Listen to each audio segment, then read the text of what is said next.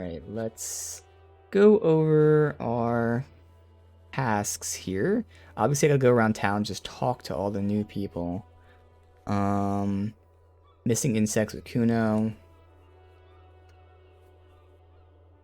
Coast with him.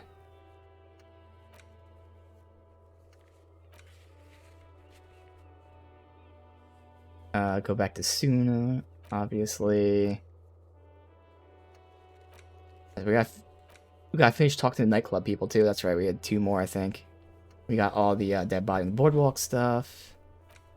Lots of stuff that we can actually do right now. I'm obviously not saying we can finish it, as opposed to these broader ones like prove your authority. Although this one as well, we have to go back to Union Boss.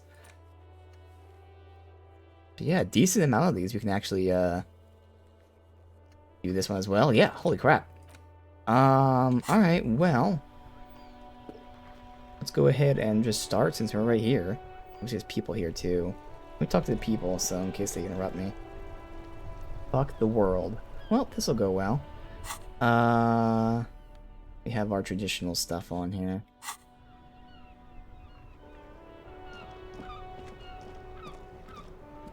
That's one brutal motor carriage. If I were a real skull now, I'd jack it, paint it in palm tree livery, then bottom light it, neon style. Skull, as in Cindy the Skull, who's the artist? A snazzy shit-ripped skullmobile like this would make a fine trophy. We could, like, hang fucking shrunken heads from the side mirrors. Cops' heads. Scary tribal shit. Yeah, tribal shit. A cop carriage like this would have proper skull value. While I appreciate the interest you take in my brutal motor carriage, I have to stop you right there. The RCM takes threats directed at its property seriously. It's just theoretical work, Copper. No basis in reality. Man, if we were certified skulls right now... Who are you? I can tell you who we're not, cop. We're not snitches or skulls. Which is not to say that the skulls are bitches and... On the contrary. The part of this presentation you want to take home with you, cop man, is we're not part of the skulls yet. Who are the Skulls? You don't know? What kind of cop are you? No, I really don't. The skulls are the most vicious gang of the Besmertne. Besmatine, or the Besmati, the Immortals, are West River Sholian crime syndicates. The nastiest bunch of psychos ever. Jacking carriages and getting into high-speed chases. Possessing an infinite amount of fuck-all swagger, infamous for their non-verbal modus operandi. Non-verbal. You know what? Let's not say anything. They usually occupy the burnt-out quarter in Jamrock, or you can find them loitering around their brightly painted bottom-lighted vehicles. They tried to rob Kim's car. They wanted to paint it with skulls and stuff. I can't wait to become a skull. Bottom lights are wretched aggressive. You guys know Cindy the Skull? Oh yeah, Cindy's a right proper skull. Yeah, a true artist of the future. Just like Arno van Eyck. By the way, if you see Cindy, give her our regards. Odd. There isn't a hint of hate in them. It's like they're piss and fuck the world out of some kind of moral obligation. Yeah. The lieutenant on your left is unusually lenient toward them.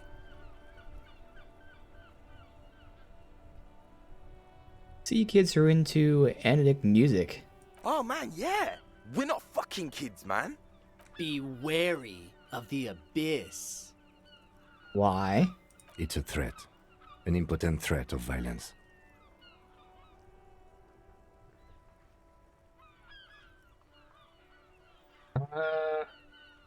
A threat? Good, I like those. But I don't. In fact, I dislike them so much I'm willing to drag you boys back to the station just to calm myself down. I was gonna say that. That's kind of why I was saying I like those, because I can drag you to the station to try and scare them like that. Hey, That was the point. there's no need for that.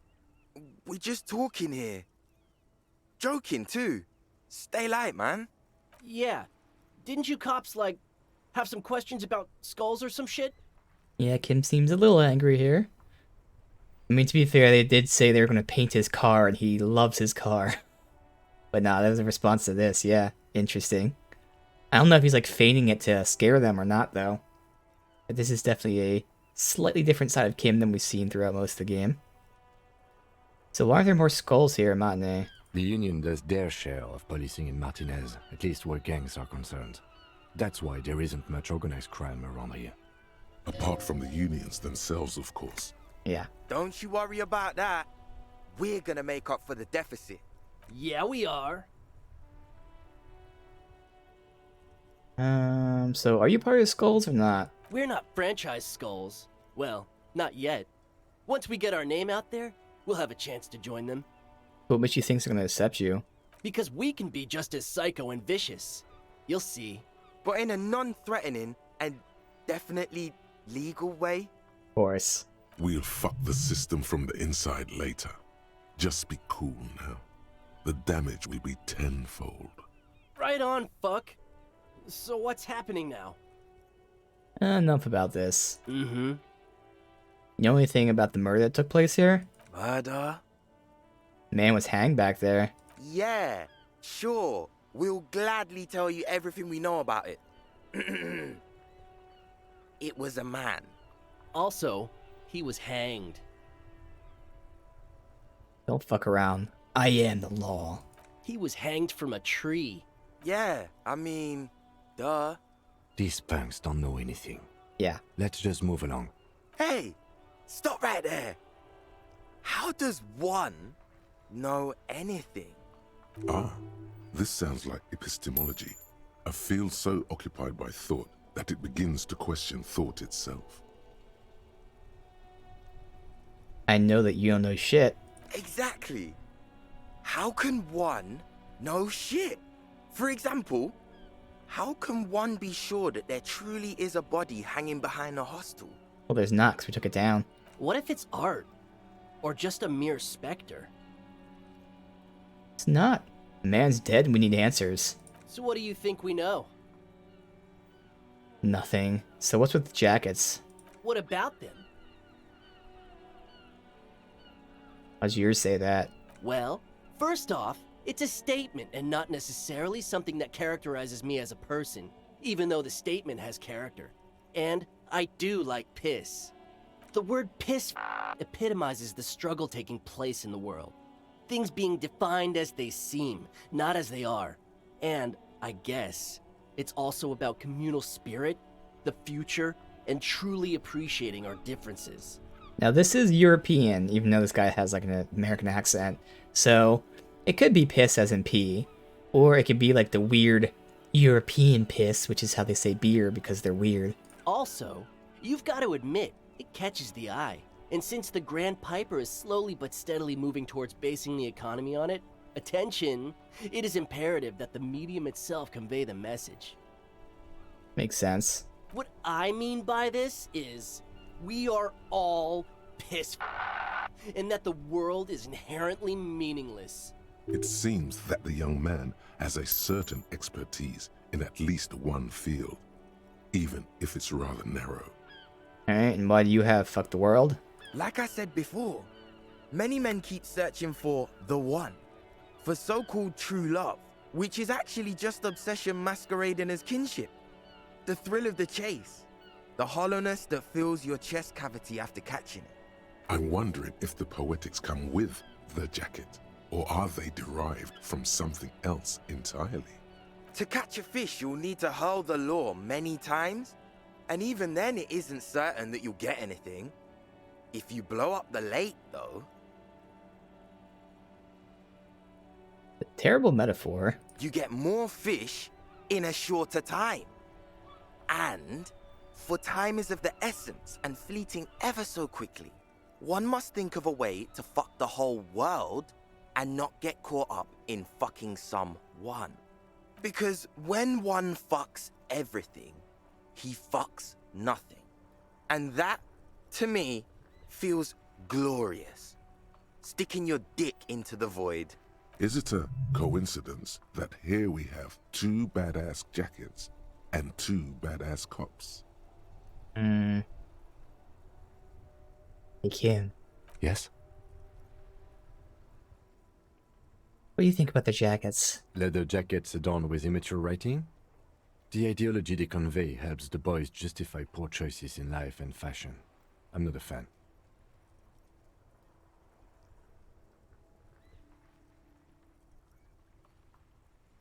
Ooh, the jackets are scaring you. That's cool. What are you implying? Which one would you wear? I'm not sure I understand you, detective. Nothing. You wanted to know which jacket I'd wear, right?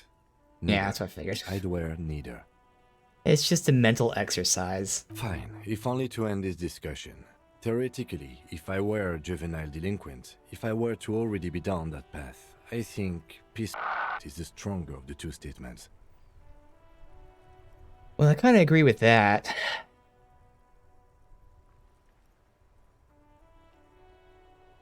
I guess that works because my character would be more of a fuck the world kind of guy. Seems about right, especially considering your heroic exit attempts. That's an origin story for a dynamic duo right there. So are we done here? Or you don't need us around for your secret whisper party, do you? Half-Light here. Ask for the jackets. Oh yeah, Half-Light's something I don't care about. It's threaten. We're not gonna do that.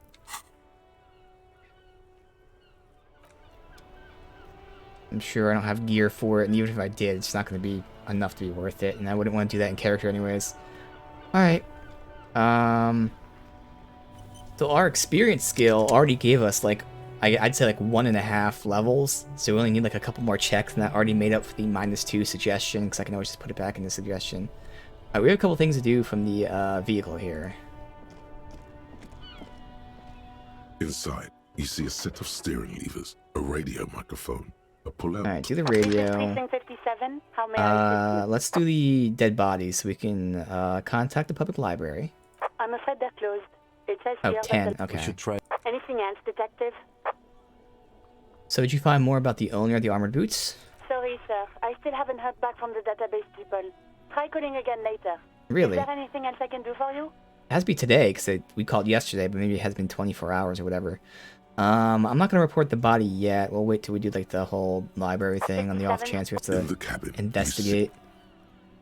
Okay. We'll explore what's here. We can go talk to Kuno, I know that, but in the... Other than that, let's see like other stuff we can get done.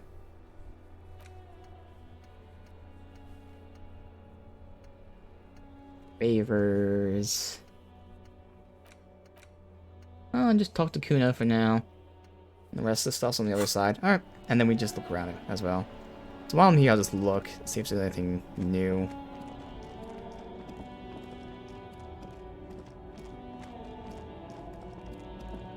I think we ran here at the end of the stream, but it's alright.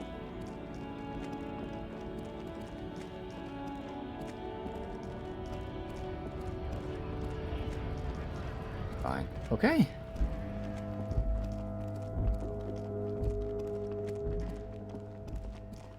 Alright, so with the Kuno stuff, we're trying to see if he's the one who messed with those insects for the cryptozoologists.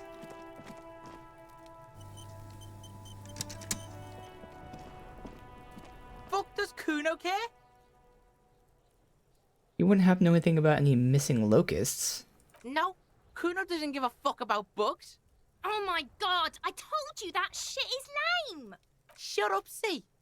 Now they're gonna take you to lame prison! She sounds like she's about to cry, out of disappointment at Kuno's newfound lameness. Hold on, no one's lame here. Just tell me what happened. Deny everything, Kuno. You need to lawyer up. Kuno's not gonna say anything without his lawyer present. There's definitely something going on here. Remember his pig's head shack? You should check it out. Kuno Alright. doesn't fucking care. Thanks, reaction speed. I never would have thought to check out the pig's head. Oh, ah, damn. Oh well, we can get that on the way out, hopefully.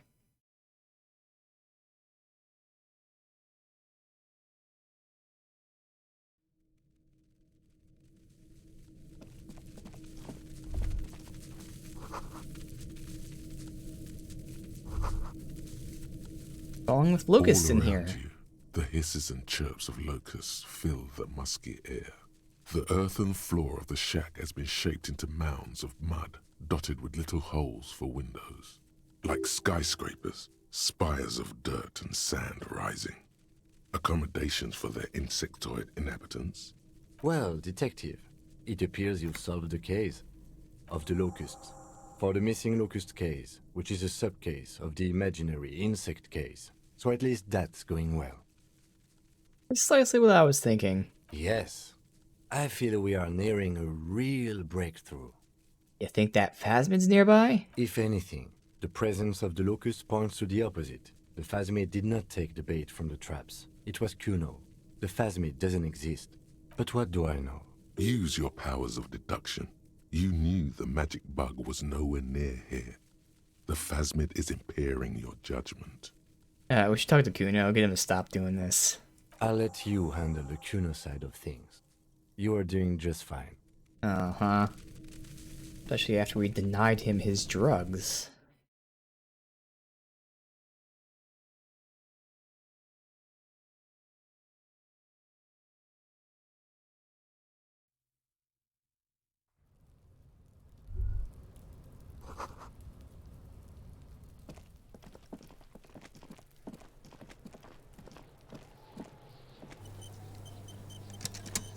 Fuck does Kuno care?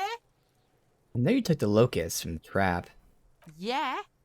Kuno took the bugs. So what? So it wasn't the Phasmid. A wave of disappointment washes over you. You say you don't give a fuck about the bugs, but then you go and build a whole bug town. It's not Bugtown. It's the city of locusts. Locusts aren't just bug shit. They come out of the sky like a fucking shadow. Shit descends. Stop! You stop. It's like their fucking night. Locust City, Night City, City of Rage. There's a tug of war over the name of his fantastical city. It's almost too big for his imagination. The girl forces herself to watch again, the corners of her eyes twitching from discomfort. City of Rage sounds like a cool place. Kuno, the pig wants to help you. Oh, that's how lame it is. Please just don't say you're... An artist. Maybe I am an artist. You hear that, everyone? I'm a fucking artist now. Making art's a worthy calling. Something I've noticed myself. Oh my god, Kuno! He's gonna make you totally lame in, like, 3 seconds. Don't let him, Kuno. Yo, fuck you, see? Kuno can be what Kuno wants to be. Kuno's his own man. Kuno's free. He tears at the buttons of his shirt, trying to rip them open. They don't. Kuno made himself into Kuno. Kuno can make himself into anything. Kuno can make himself into a pig if he wants. Kuno can make himself into a... Kuno doesn't give a shit. Oh, don't make yourself into a pig, Kuno. You'll have to take me away. In it, you hear snow melting, dripping from the eaves. Someone closing a window. So that's what this is about.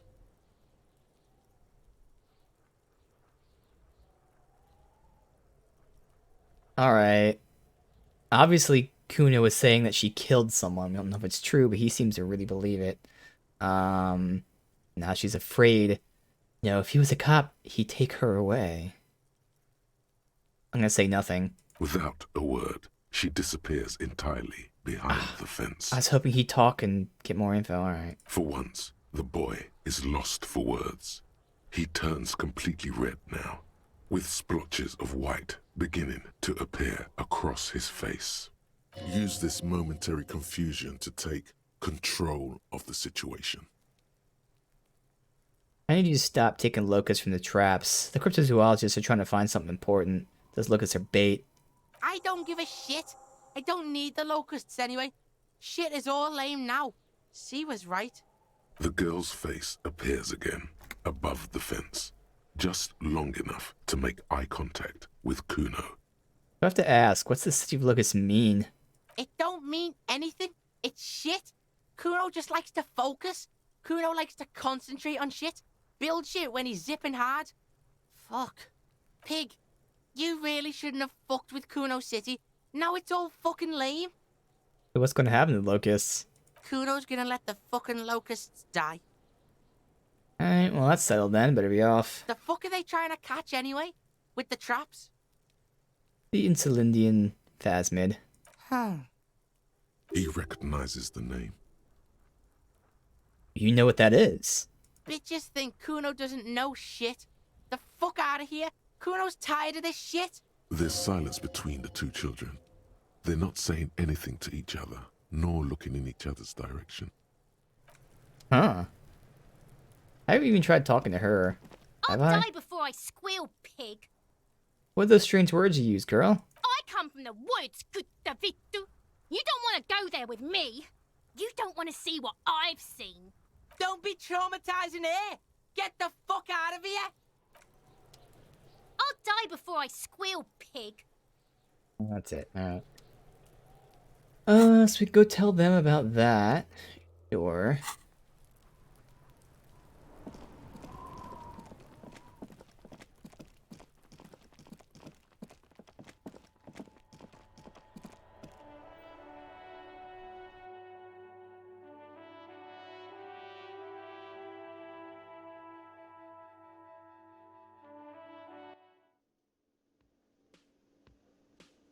Guys, I have to go to him.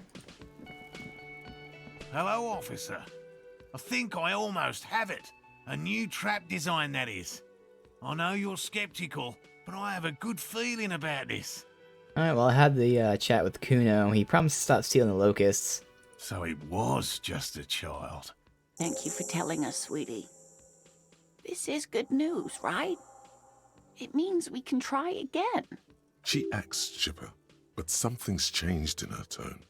A hidden worry. Something is secretly gnawing at her confidence. It's not this Kuno kid or the missing locusts. It's something else. Yeah, you're right. We just need to restock the empty trap. Then we'll need to inspect the traps one more time. And then maybe we can.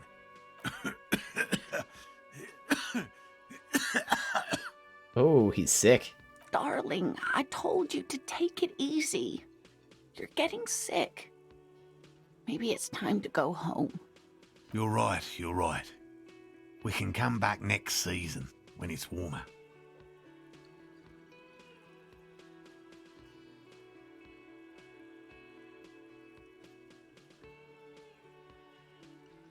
Well, maybe I can restock the trap for you. You can? Fine. It's better than having these people get pneumonia on the coast. But after this... He wants to see this tale through as much as you. Oh. Otherwise, he'd have stopped this already. Really? But he cannot let it drag out after this. Really? It's too much, officer. What Morel means is we're grateful for your help. Here's a fresh batch of locusts. They should slide right down the funnel.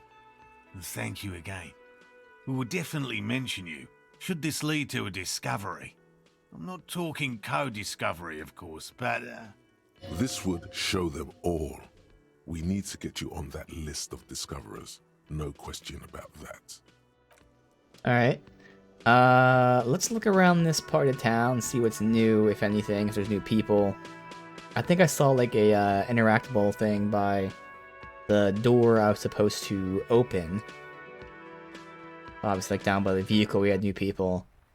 I could go back to, what's this? The, union boss, too. Everard. Something down there. The clown? Musty smell of a potato cellar.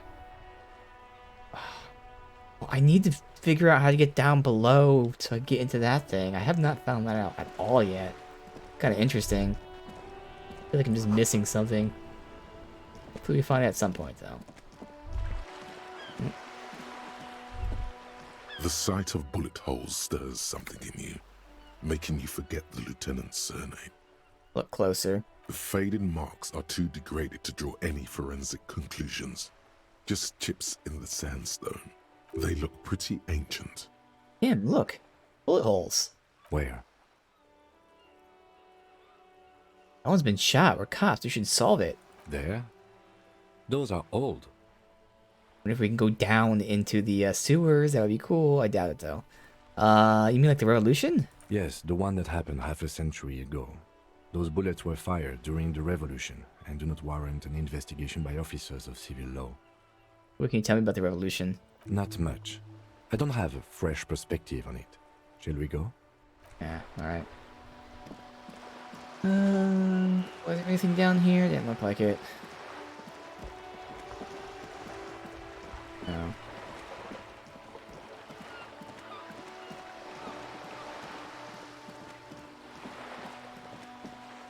Oh, you know what? We never returned to her to tell her that we talked to the union boss guy.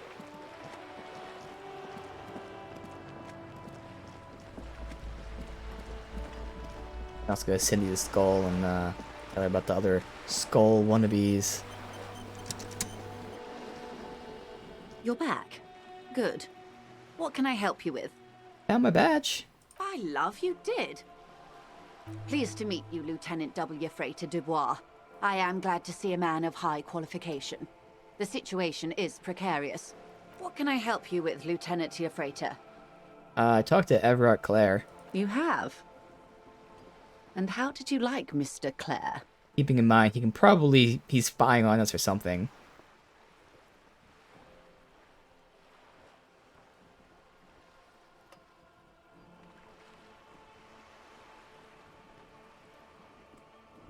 I have a feeling the international community does not approve of him. Oh, come on now. He has his uses. How else would he have stayed in power all these years? Or wait, actually, corruption. That's how he's done it. Fantastic, Verm-like corruption, reaching into the bowels of the earth. The position of my unusual colleague does not reflect official policy. I hope you understand. The RCM does not pick sides. Of course. And I don't expect you to share anything he told you with me. I'm not a corrupt Verm myself. However, if you felt like discussing something, how could I stop you? Are we not human? Are we not curious to hear another person's take? It's only natural. We would only be gossiping. Intellectually speaking, it would be quite interesting to hear what she has to say about these things. Now again, this is where he actually, like, you know, told us, oh, you can tell her everything, but, you know, he's playing us and all that. And I'm gonna assume he told us that because he knows that we know that he's hearing everything. I mean, he told us he's hearing all this stuff. He hasn't told us how.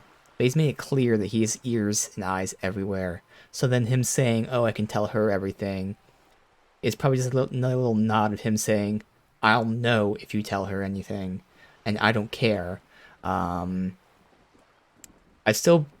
She can also be playing us as well, because, like, that's her job as a negotiator. She's trying to get info out of people and whatnot. So I'm not going to tell her about the gun, but seeing as this is irrelevant, I helped him turn up the heat on the borscht. Did you now? What sort of borscht is he making? Cook makes it to keep the strikers drunk. Helps them strike. The strike brew. That's a classic. And by turn up the heat, I presume you mean put more alcohol in it? I can't remember what I did. Didn't I say no more alcohol? So no, you misunderstand. I turned the knob down. Beyond curious. I will choose to interpret that as you turning the alcohol in the strike brew down. For the sake of our professional relationship. And because I don't like the idea of them any more drunk than they already are. What else? That's it. Of course, Detective. Should something come up later down the road, don't be afraid to drop by for a chat. Until then, is there anything I can help you with? Alright, we're not going to talk about the gun. Alright, let's just go to Cindy. Can we talk to her from below still? Hello again, officers. Have you come to admire my mural? Yeah, these two guys I met send their regards. I don't believe it. I've never known those boys to have manners. The bemusement in her voice doesn't fully mask genuine tenderness. Mm. They seem to hold you in high esteem. There'll never be skulls, but their hearts are in the right place.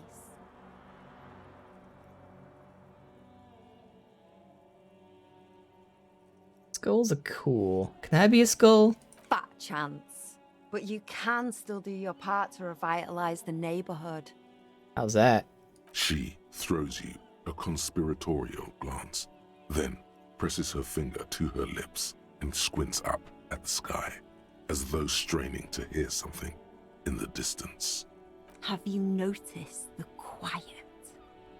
Every so often, you might hear a gunshot pierce the air somewhere in Jamrock. But in Martinez, no gunshots, no sirens. The people are languishing in boredom and complacency. This place is a sepulchre. We'll paint it red. We bring the raucous. You bring the sirens. Hoping that might actually help me with this check, but alright. Okay, Cindy.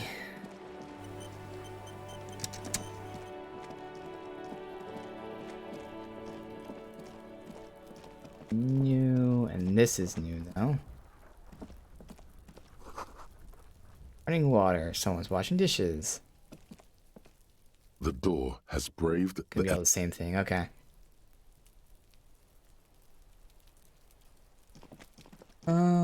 Alright, so we have options here. Do we go back to the Union guy?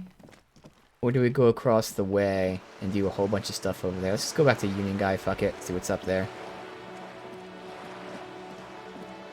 We did get some info. Obviously, we know about his alcohol soup. But more importantly, the body was shot. And we're not going to mention it to him yet.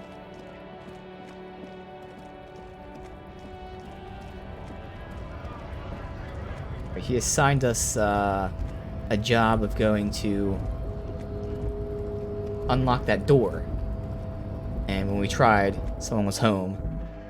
But it actually works out, because that means I didn't have to unlock the door, and I can say, oh, they were home, oh no. But he's really trying to play us, so I gotta play him back. I do have a phone here, but I don't know what the purpose right now of making a phone call would be. I only have a phone number.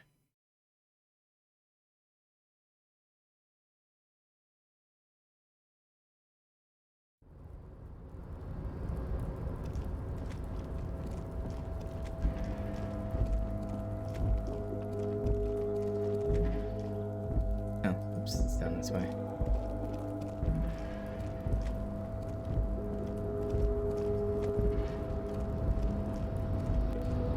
Nothing new here.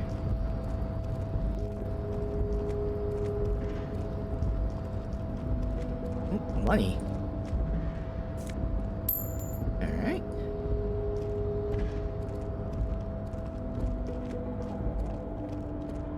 Up there. Okay. You.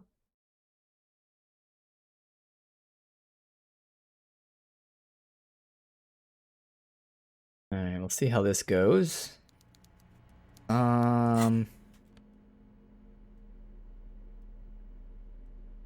Could take out the encyclopedia glasses for one more perception. I think we're fine here, honestly.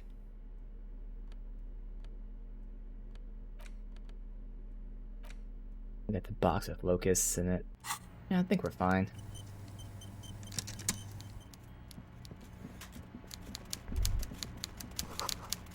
Fishing rod. That's not a fishing rod, is it? It's... Looking at this thing? I have no idea what it is. Like a pitchfork with a reel on it? I don't know.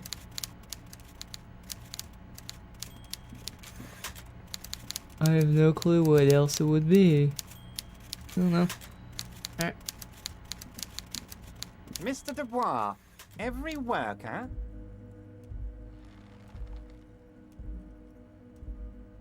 A member of the board. That's right, Mr. Dubois. I see the socialist democratic fervor now burns in your Part of the heart, too. demands How he can I help wants. you today? Again, we're not going to mention the drug trade right now. I'm not even going to mention the alcohol brew. Alright, so about that weasel job. You fucked up. You waited too long, the weasel came back, Ah, and now 'cause I you waited too can't long, open okay. the door I asked you to open. Everard forgives, Harry. Don't cry, my boy. It's gonna be all right. I'm still gonna tell you about the murder. That's just the way I am. Benevolent. Thought I had more time, which I did. Now let's get down to brass tacks. It's time for men like me and you to figure out who's killed who and why. Real police work is gonna start happening now. I promise you, Harry, this is gonna be good. So I heard about a connection between the lynching and the strike. I'd like to hear what you know. By now, I'm sure you've figured out who the dead man was working for. The bad guys. Wild Pines. Sent to scare us. Another violent measure of the top hats against us flatcaps. Listening? Harry, this strike is the culmination of many, many mistakes made by the Wild Pines group. They tried to shut the strike down by sending in armed mercenaries. You mean our victim? A security contractor? Can you imagine that? Workers standing in peaceful protest, united in the spirit of fellowship, and they send hired killers to mow us down with machine gun fire? I'm talking beasts, hardened killers from proxy wars in Yisut, Semenine, Saramaritsa, you name it, they've done it. Raping, killing, burning villages, killing little children for the Senorita Pineapple Company, Harry. Everything they did there, they brought over here. They want to turn Revachol into a third world slum. Honestly, the only thing they didn't do is kill the village elephant. Alright, go on. Now, I haven't personally witnessed the brutalities out there. I have the luxury of staying in my container, you see. If I need to go somewhere, they just move my container. Wait, they moved the container? Yes, I'm an old man, Harry. My legs aren't what they used to be. They lift my office with that big crane. It's actually very fun. You should try it. But enough about me and my fun container. The killers the company hired, I think there were 3 of them, all hardened commando types. This is what's interesting. We haven't met the woman yet, although I'm pretty positive who the woman is. It's the it's the first chick I talked to out of my hotel room, the smoker, and she's now on the rooftop because she has the view over everything. It's just that, as far as I know, there's no way for me to get up there and talk to her again. I have not found a way up. You know, there's 2 doors there. One of them got downright suicidal, getting drunk, violent, a little rapey. Even their own negotiator couldn't control him. That's your boy, the one who likes hanging out and trees. By negotiator, you mean Joyce? Harry, what you need to realize is, we dock workers are not pushovers. We got grit, Harry. This whole neighborhood does. Push us hard enough and we push back. And when we do, we push to kill. Exactly the pushing. There's a militant wing inside the Union. A group of people whose duties don't involve manual labor, but peacekeeping in the neighborhood. Making sure everything runs smoothly. That sounds a bit like organized crime. Uh-huh. They're like you guys. Idealistic people who want to make sure bad things don't happen. And if they already have, well, punishment must follow. Again, that sounds like organized crime. So these idealists killed our victim? One day Titus Hardy, leader of this peacekeeping faction, comes up to me and says, "Boss, socialist democratic fervor drove us to take it upon ourselves to kill this beast that was burdening the land." He probably worded it differently, but that was the idea. Sure sounded to me like they killed him. I gave them 2 weeks paid leave and told them to lay low to avoid retaliation. Aren't you worried we might arrest them for this? Oh, I'm not at all worried about that. These are not the kind of men who get arrested. They're Martinez boys, tough and gritty. I'd like to see the man who takes them in. Besides, I sent my lawyer girl to look after them. If he's just boasting, then it sure doesn't feel like that to you. He's not worried.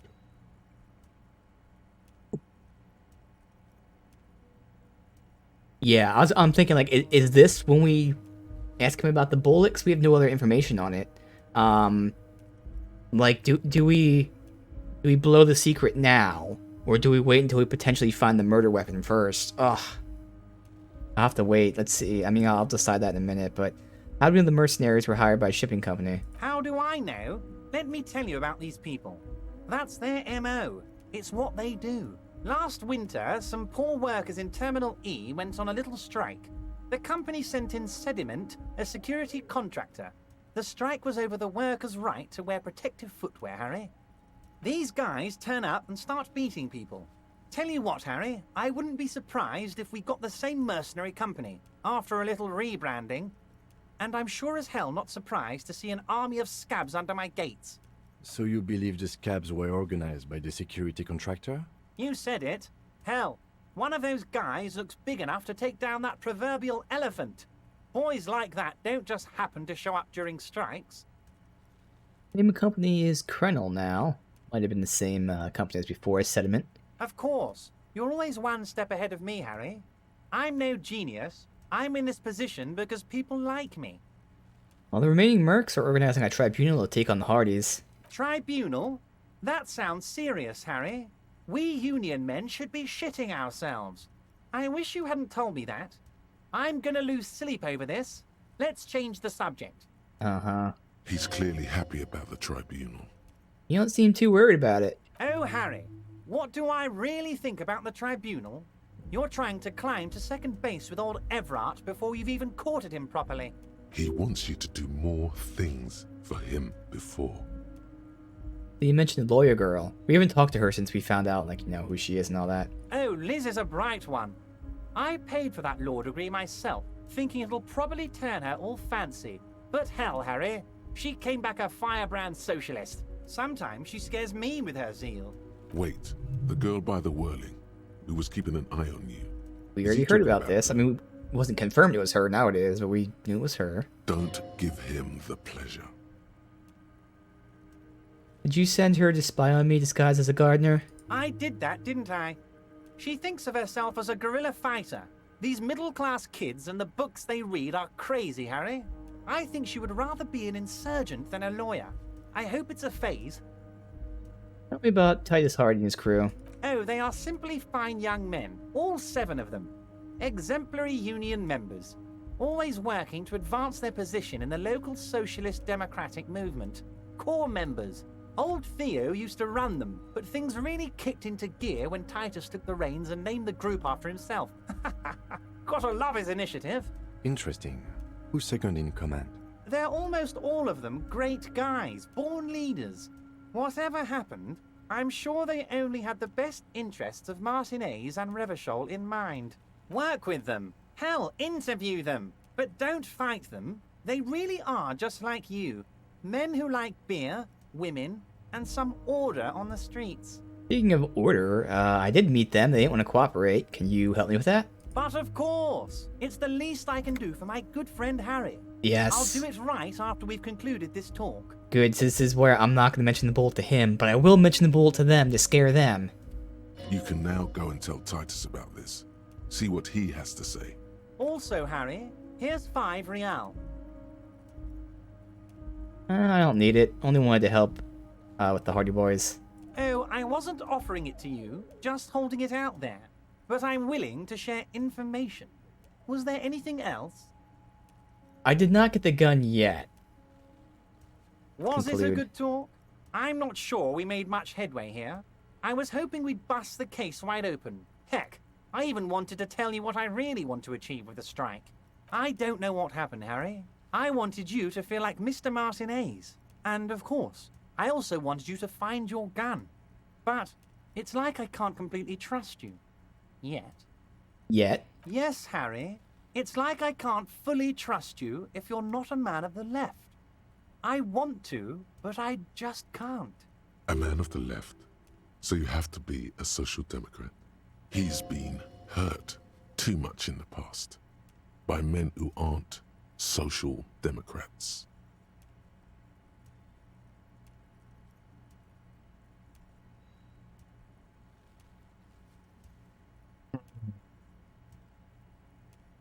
I'm not going to say I'm more left than him. I'm not going to say I'm a patriot. So my options are, and I can like both of these options, honestly. You're right not to trust me. I take care of me. I'm a hustler. I'm a money engineer. Or, this is another corrupt scheme, isn't it? I'm neither left nor right. Do what my heart tells me. Interesting. Yeah, I know. I print money. From thin air. I mean, I like the first sentence here. You're right not to trust me. I take care of me. I like those two. After that, it's not that I dislike it. It's just like these two definitely resonate more than the rest of the sentences. If I can combine them, you know, you're right not to trust me. I take care of me. I do what my heart tells me. Fuck it. You're right not to trust me. Take care of me. I'm a hustler. I grind. I'm a money engineer. Perfect, Harry. That's perfect. My version of the left is not against the company. The reason I said that was also It's because I with the thought he'd like companies. that. Again, we're trying to play him as what well. I have in mind is a business proposal. A left-wing business proposal, but still... And what would this entail? Once again, I require nothing unethical or illegal of you. You just need to get 2 little signatures on this piece of paper, and then mail it to my accountant in La Delta. What are the signatures for? I'm glad you asked, Harry. The Union is going to build a modern youth centre in Martinez. Of course. It will be righteous. We're gonna get those teenagers off drugs and on roller skates. There's a nameless little street on the coast with some old houses around it. Most people have already signed. I just need 2 more signatures to get this mission off the ground, Harry. What do you mean the fishing village? Yes, the little cul-de-sac on the coast, where all the men have drowned, in either the sea or the bottle. A gloomy place, doesn't have that Union attitude. You're already pretty deep into this. What's a little more? No one can see you here in Martinez. What's going to happen to the current occupants? They are just gonna have to deal with the construction noise for 6 months, and then they'll be living like kings. Right next to a fancy new youth centre, designed by the best architects from Stella Marie. What do you think, Kim? It depends. I don't think what we just got from Mr. Clare was very useful. Uh-huh. But, he thinks, it's your call. As I said, it weighs on me heavily. But once we get really talking, well, I'm gonna hand you the keys to Martinez, and maybe even help you figure out who's behind this killing.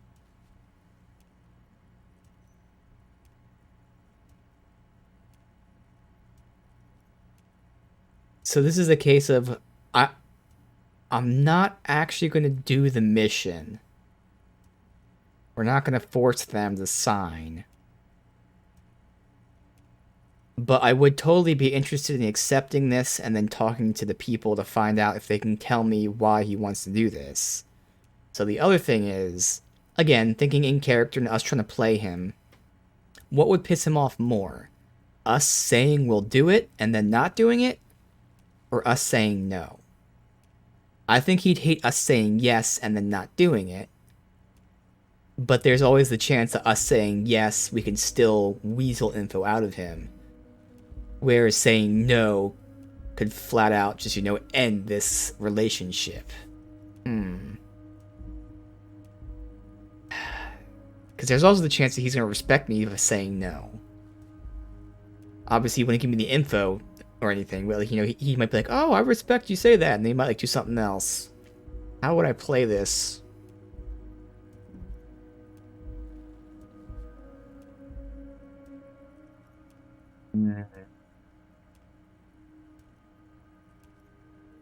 I agree with Kim, where the info he's given us so far has been too useful. Now, yes, he does have some stuff, especially stuff that I didn't know, but that's mainly because I lost my memory. So while that was a decent amount of information, it's actually relatively easy to get, especially because, you know, he bribed officials to get my thing, my file on me. Not saying he doesn't know anything, but, like, the information that I want, I think he's a phony. Again, like, he has eyes and ears places, but, like, he doesn't know everything. He's not a real fucking kingpin. In the sense that he's running, like, again, this is, like, a criminal organization. Yes, but, like, I don't think it's as advanced, I guess we'll say, as he makes it seem. Just because it's probably pretty easy to gain power in this area. So So I don't think he's going to give us much information, to be honest. It really comes down to the gun. Could he get info on the gun? Probably. But there's also a good chance he can't, because again, it's just as easy. Just like I went to the pawn shop and got that info immediately. The dude just gave it up. He's like, oh, you sold me your gun, sorry. He could have got the same shit. And even if he finds out where my gun is, would he give it to me? Not without, like, you know, this whole blackmail situation, and even then he might not. So guess what? I'm not doing this. Perfectly acceptable. No one's gonna force you into anything, but I don't know about that gun of yours. You see, I'm a vengeful man, Harry. Part of how I got where I am is that, well, I can be quite nasty sometimes. But the good news is, the moment you change your mind and want to look into this matter... That's good, I just can always tell come me, back. And we'll be buddies again. The lieutenant's eyes meet yours, and he shrugs. Okay, fine.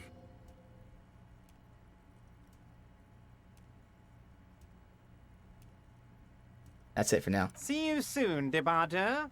Just kidding, but not too much. Alright, so good news is we can come back. Alright.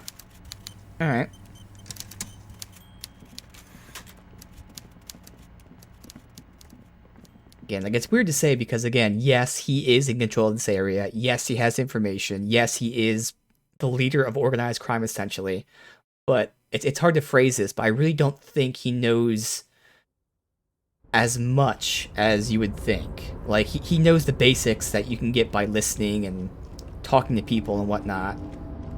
But I don't think he knows quite as much. I saw some glow over here now. Alright, guess not. Oh, it's just like random things flashing. What the hell? Is that... That might be like... Is that VSync? No, it's happening on OBS too. What the hell is that? First time we're seeing that happen in game. I thought it was like a frame rate issue, like screen tearing or something, but...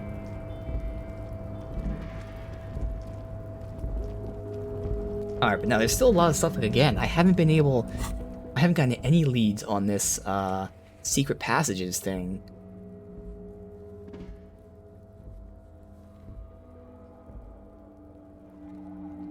Find a way into the secret passage. I haven't gotten anything on that. Reality's bending to your will.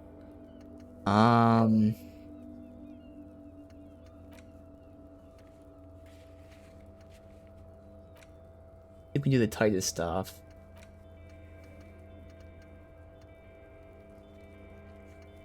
We'll also decide how we want to do this, because again, I could totally talk to Titus. Well, we're going to talk to Titus right now, but the question is, do we mention the bullet? Because I totally want to mention the bullet right now to throw him off, but at the same time, it would be nice to have the gun when we mention it.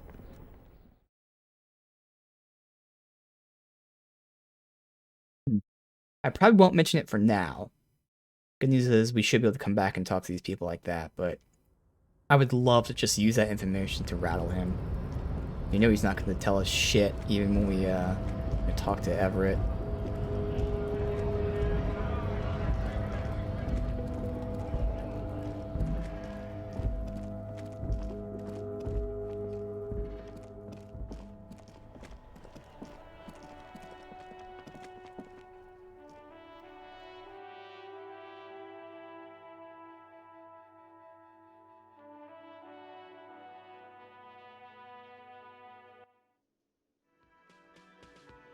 Talk to her first. I've got nothing to say to you. Why are you wasting your time? You Lizzie? Elizabeth? Miss Buford? I suggest not wasting time on trivial pleasantries and focusing on why you are actually here. Titus Hardy. You caught her off guard. Push her some more. Easy. Oh no, Easy Leo told me about you. He likes to talk a lot. You are not here to chat up the legal counsel. You are here to question these men. You set the pace and the topic of these conversations here. Establish that. A man like Easy Leo could have said anything. Do not be restrained, sire.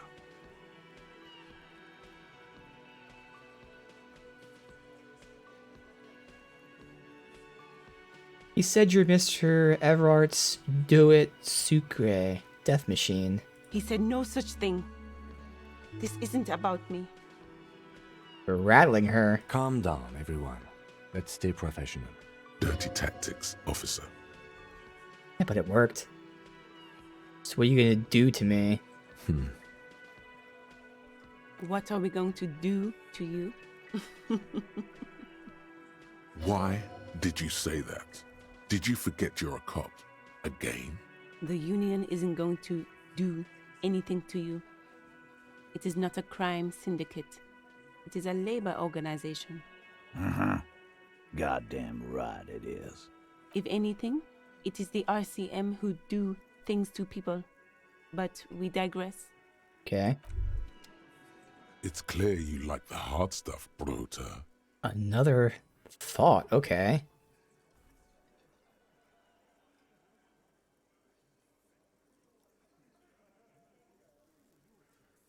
What? Sounds like my stomach's growling. Evening falls. The time has come to take the vow. Vows. The vows of blood and flesh. What the hell? What is my lower intestine going on about? Lower intestine? The term is metabolic and circulatory system. Okay, but what's the hard stuff? Fascism, Brota. Fascism. What is fascism, though? Many things, but it's mostly about trusting your gut. Who does your I gut love how they're tell now you using is the O's source with like of the umlaut and Revishal's stuff. problems?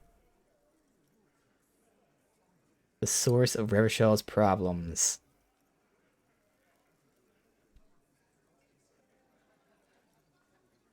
Thought you were my circulatory system. Quit stalling, Bruta. We're talking about the weakest, worst, most insane thing. The weak link. Guy from the club, yeah. Let's see. Since these are my only options.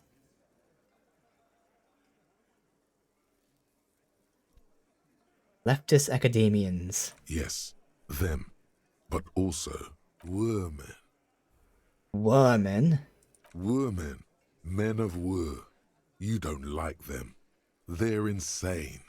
Their idiocy needs to be scrubbed off this world with rubbing alcohol. Woo men need to go back to the fucking kitchen. That's what fascism boils down to. The rest is also important. But the main thing is that woo men need to know their place. Am I having some kind of stomach seizure? Stomach truth. You're having a stomach truth. Why am I getting this? Because you've said the hard things that others won't say. The good things, you've said them many times. Fascism sounds so bad, though. What if we call it something else, like traditionalism? Okay, yes, let's call it that. Good thinking. Alright, I made up my mind. You're going to keep your views, right? Keep your views, Brota.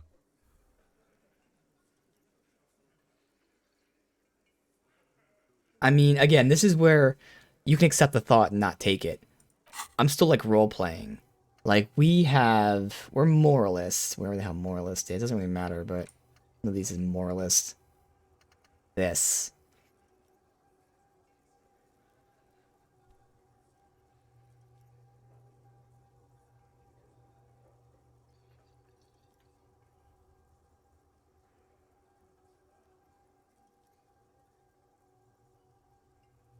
Read this again. Democracy is subtle. Ideals of humanism are reinstate themselves. I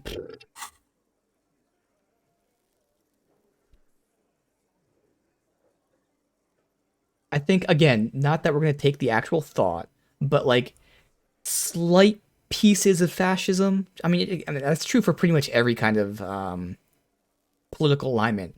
A piece of everyone is right. Now, obviously, you have your opinions, which one's better, etc., etc. But this isn't so outright outlandish, I'd say no. Like say, communism, which, again, speaking, like, literally, like, yeah, there's parts of communism that are good, obviously. Parts that are very bad, and then how corrupt it gets and all that. But we still said no to communism. But I think it's so hard, like, with the conversation that he's having with himself. But in that conversation, I think it's enough that my character would then think about, am I a fascist? Which is what we're doing here, where we opt in, and then we can actually decide if we are or not. So sure, I'll keep my vows for the glory of the Rochelian nation. For the nation, smart. Best not to mention the woo men too often. That's why you're the head, and I am the stomach.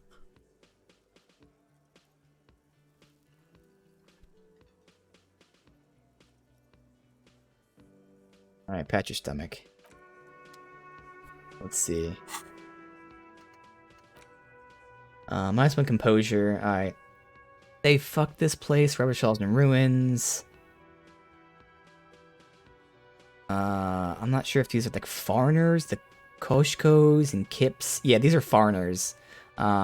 Liberals and moneylenders too. They're socialists, especially women and Kips. Only a vague idea what this means. Yeah, so this is a no. We're not gonna do that. Alright.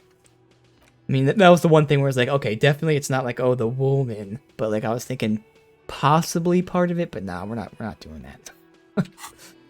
Okay. Save. Talk to everyone else here. I'm still fucking curious about that goddamn door. Alright. We're not gonna mention everything. How many? We have 3 skill points. That's nice. We'll give it a shot here. It's you again. What is it?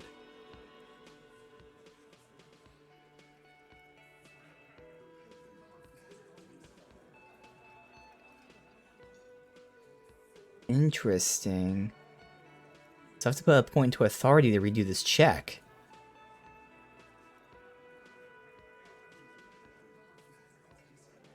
Maybe I can... Okay, maybe I have to tell him this. It'll let me redo it. Okay. Me and Everett talked. He promised he'd cooperate. Oh, so you went and talked to my mommy, and now she's making me play with you. Is that it, lawman? And what's gonna happen if we don't? You're gonna go and tell on us? Why don't you push me some more and find out, Gimp? You gonna let him talk to me like that, Titus? Let's see. Yeah, I guess I am, you big pussy. The old man sent word you'd be around again. Bam. That's the reason I'm being so forthcoming with you. Don't wear it out. Good. Alright, let's get some authority gear on. So we can mention the bullet and then the witness. Obviously I'm gonna talk to him first, but like, do I save that for later? Let's see. I don't think I have authority stuff, and if I did, I'm wearing it. I know I have negative authority stuff. Like that. Clipboard. I mean, 72% is already good, obviously. But RNG. Alright, well. Give the check a shot. It's you again. What is it?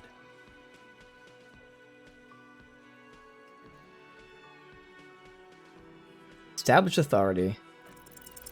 As you look around this room full of sweaty men, swearing, drinking, spitting out tobacco, does this look familiar? Everybody's seen this before. You believe the place was called Precinct 41. Yep. It was also filled with, almost exclusively, men, sitting on desks, talking shit and wasting time. I get it, Titus. You guys really are the authority around here. Huh? It must be. You're like real cops, drinking beer, sitting around with your dicks in your hand. You got a problem with beer now? Not quite there yet. Push on.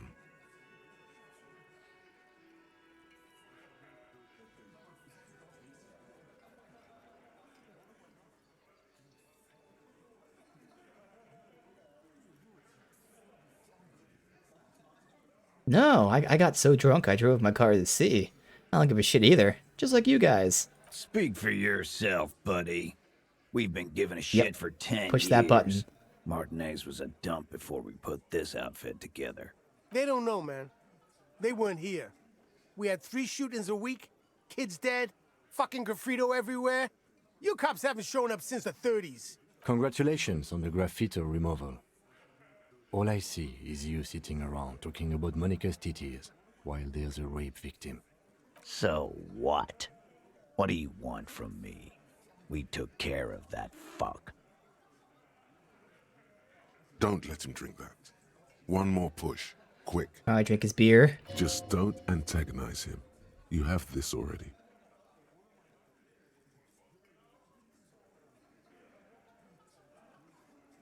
Not about who did it, it's about the victim. He needs help. Titus? She stops mid-sentence. That's it. You got him. He's going to give it up, but on his terms. You wanna help her, cop?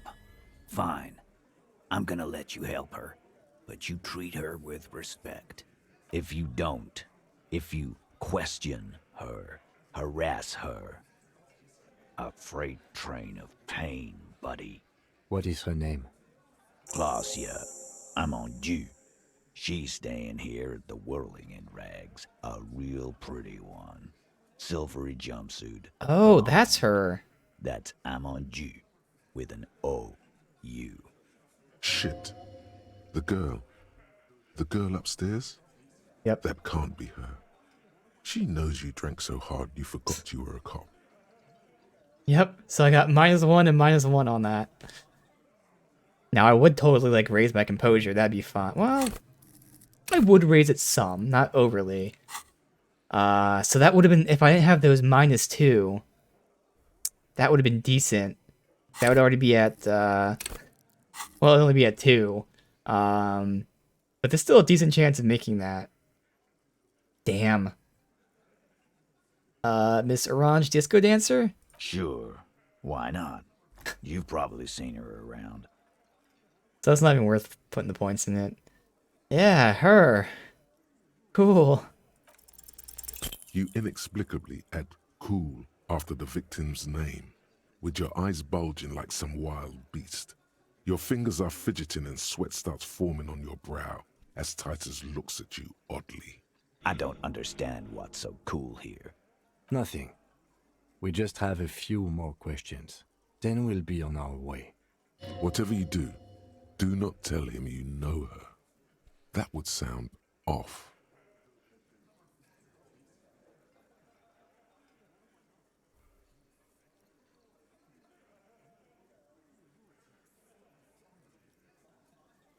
So what was her relationship with the Merc? Relationship? There was no fucking relationship. He raped her. That's their relationship. Something is off here. His anger is possessive. Was like that karaoke incident all over again. Or like some of the other girls he was harassing. Okay, enough. All of this is irrelevant to your stated investigation. So, what's your relationship with her? I know her. How well do you know her? A small twitch in the corner of Kim's mouth. He has a hunch about what knowing means. Well enough, Copper. We partied. She's been here for a few months. So she's not from around here. You mean Revachol? Nah. Our Miss Aranye disco dancer is an immigrant, or a drifter of some sort. Been staying over here over the winter. Don't you give her any more trouble. She's just had some bad luck, that's all. Shut up, Angie. She doesn't need your help. Titus gives them both a look. They fall silent. What's with all the silences? It's like these guys don't know how to feel about this. You should keep picking at it. Did you party? Cool, that's cool. I don't like saying that part. What'd you mean? What do you think I meant?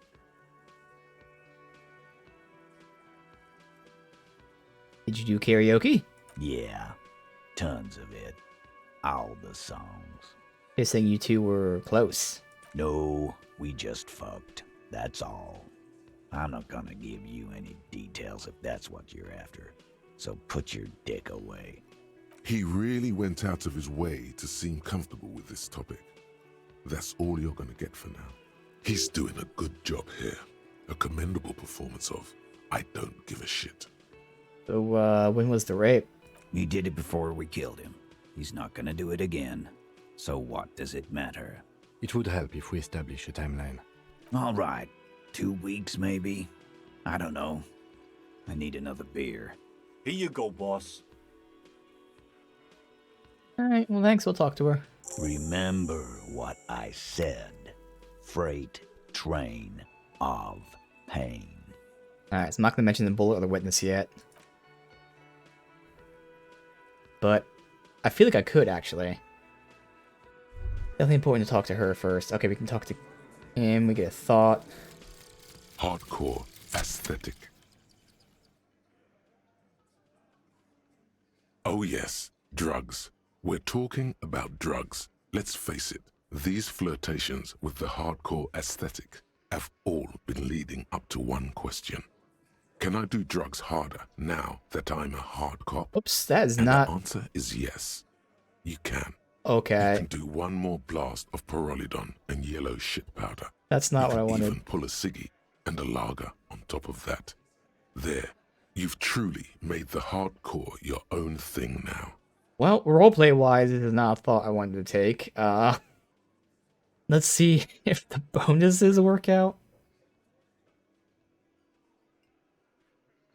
They actually do. Oh, shit. Endurance and Volition, which is morale.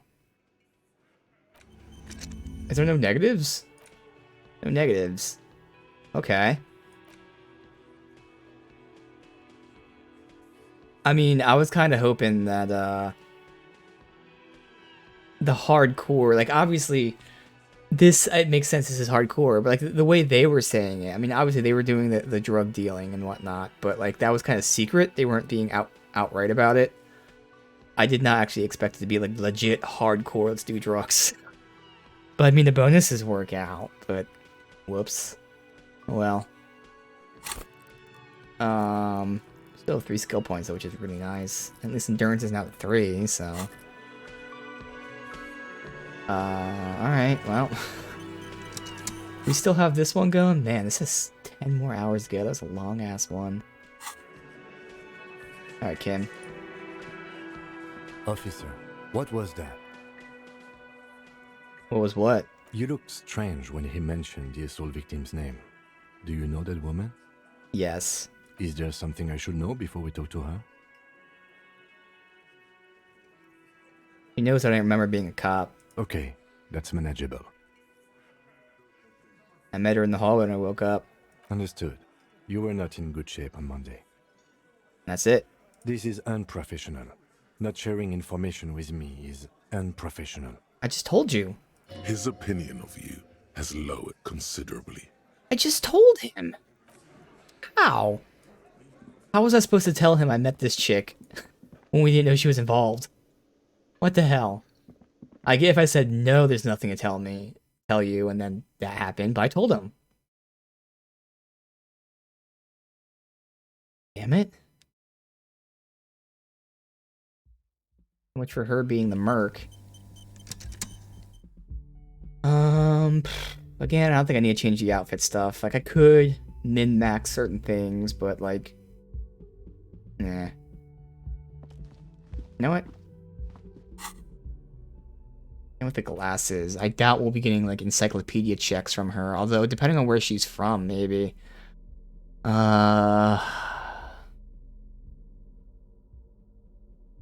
I could take that out just to get the perception. Might be useful.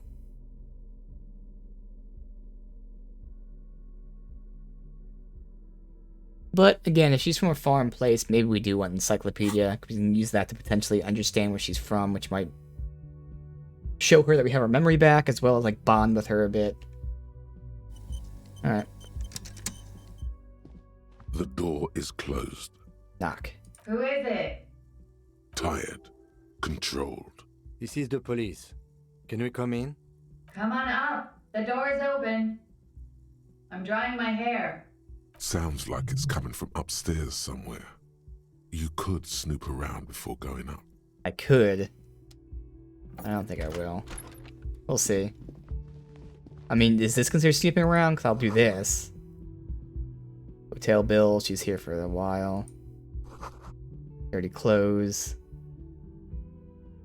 Wait, is she gonna yell at us if we open her door? I feel like she would. We're not gonna do that.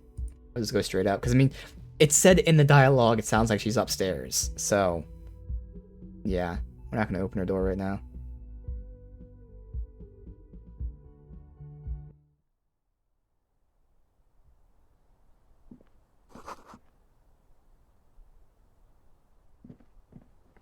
This window is pristine on the inside, unlike the one next to it. Light from the desk lamp reflects off the glass in an untarnished golden halo. Your finger across the surface. Smooth as ice. There are spots of mud and rain on the outside, even smudges. But the surface of the window is clear from the inside. No chips, no hairline fractures.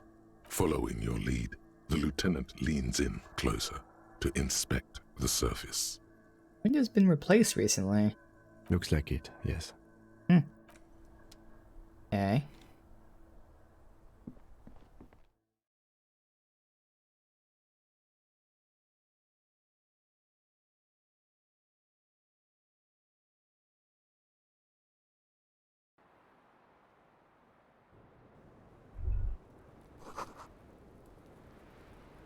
Cigarette.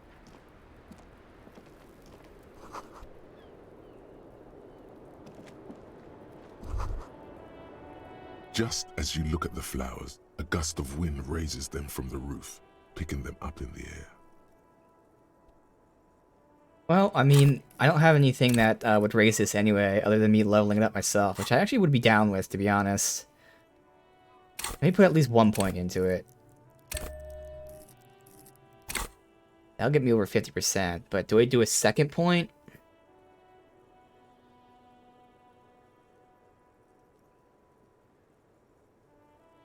I could potentially see this being important enough that she might like that I got the flower for her. Fuck it, 1 more point. Again, hand-eye hasn't been used too much, but again, as we get closer to the end, we're dealing with guns and shit. I can see potentially needing this. That's all. Come on now, RNG, 72%. You catch a single white flower between your fingers. The rest fly off into the wind. It's a Maybell. The young woman looks at the Maybell in your hand.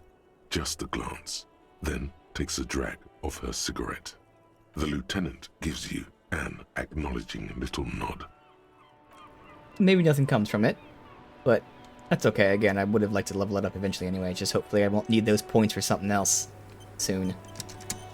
So I know we have no clothes for that, which we couldn't do anyways, but you know, just saying. The flower right there. I can interact with it, really. 6 crumbling petals rest on your palm. They're white, a bell-shaped crown. What is this, Kim? This is the Insulindian lily, called Maybells or Lucille's tears during the Revolution. Girls used to pin these on soldiers before sending them off to battle.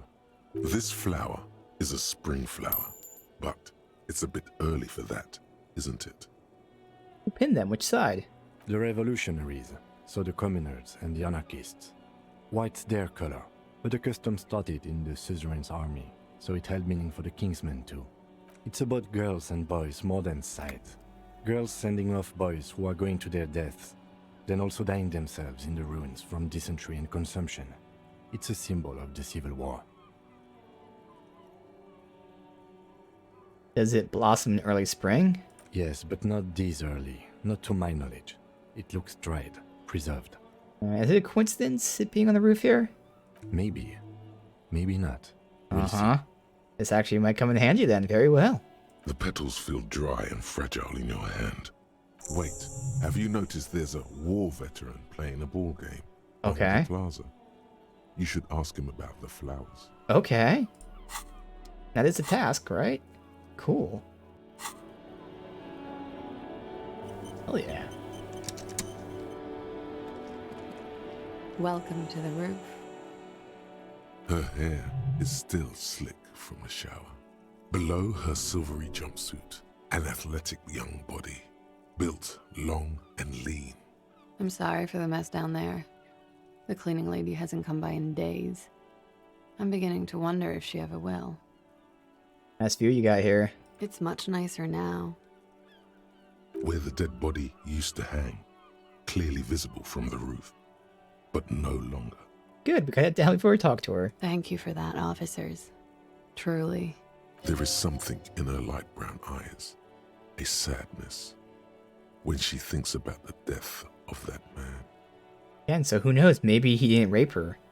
Maybe they were in a relationship and the guy got jealous, or even if he did rape her, you know, she could still feel guilty about it, even though it's not her fault. There's options. Alright, so you mentioned a cleaning lady. I think I need one. Oh, yes. Legends of room number 1 have made their way around the building. They say a portal to hell has opened in there.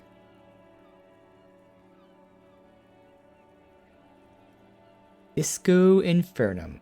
They also say that's why the cleaning lady quit. Because of the infernum. I am Kim Kitsuragi. I am a detective from Precinct 57. I see you've already met my colleague. This does not come as good news to him. Have I ever? Have you grown accustomed to your role as a police officer? Interesting, I don't have an option like to mention how I've actually learned a lot about myself, but alright. Once a cop, always a cop. Like riding a cop-a-cycle. Miss, we are investigating the murder of the man down there.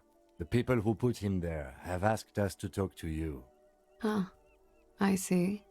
Be careful. Ask something else first. When you go there, use words like, I hear you have been through something difficult. Nice room you got here. Yeah. It's pretty deluxe. What are you doing here, anyway? I'm wintering. How long have you been staying here? About 4 months. I came in November. Why here? Here in the Whirling, here in Martinez, or here in Revachol. Martinez. I heard this is where the washed-up disco has-beens go. You're too young to call yourself a disco has-been. I'm really not. Huh. Well, that window's new there. It is. The lieutenant makes a note in his notebook. He finds the answer unsatisfying. Alright. Okay. Watching herself reflected in the bedroom window, tall and sparkling and draped in smoke. What's your name, for the record? Clausier Amandou. Same name that Titus gave you. It sounds Oranese, as does her accent. Her birthmarks also signal Oranje. You don't know why, but Oranese girls tend to come speckled with them. You from Oranje? Right, sir. Vredefort, Republic of Oranje. I guess you could say I am an Oranese expatriate. Wasn't the tattoo on the hanged man an Oranese map of the waterways? The thought begins to form in your head, then dissipates. Something for later. Again, they could have been together, could be his sister, could be many things. You know, this could be the other Merc. Although she's been here all winter, doubtful. But, you know. What is Oranje? A bad memory, officer. The Republic of Oranje is a democratic nation on the Muindi Isola, north of here, over the sea and across the Pale. It is one of the 6 major Occidental nations to hold stake in the continued occupation of Revachol, the coalition. People consider it a reasonable superpower. Reasonable? They will make you into a fiscal colony, divert your natural resources, hold patents and shares, but they won't threaten to wipe you out anytime, like Revachol did in its prime. Alright, so this is interesting here. I want this information from her. I don't want to push her too hard. She has been forthcoming already, but she said that Oranje is a bad memory. And he had tattoos of Oranje, so I'd like to get more, see if I can connect them. But at the same time, I could be pushing her a little hard here. If I ask her a bad memory of what?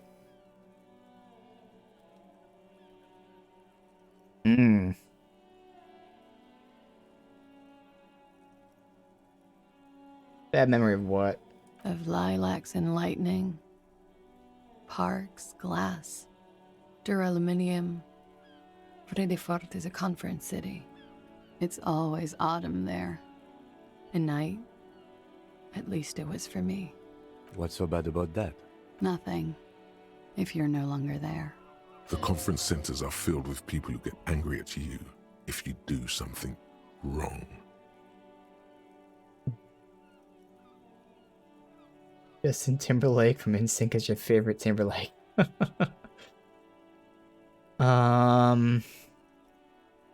Ooh.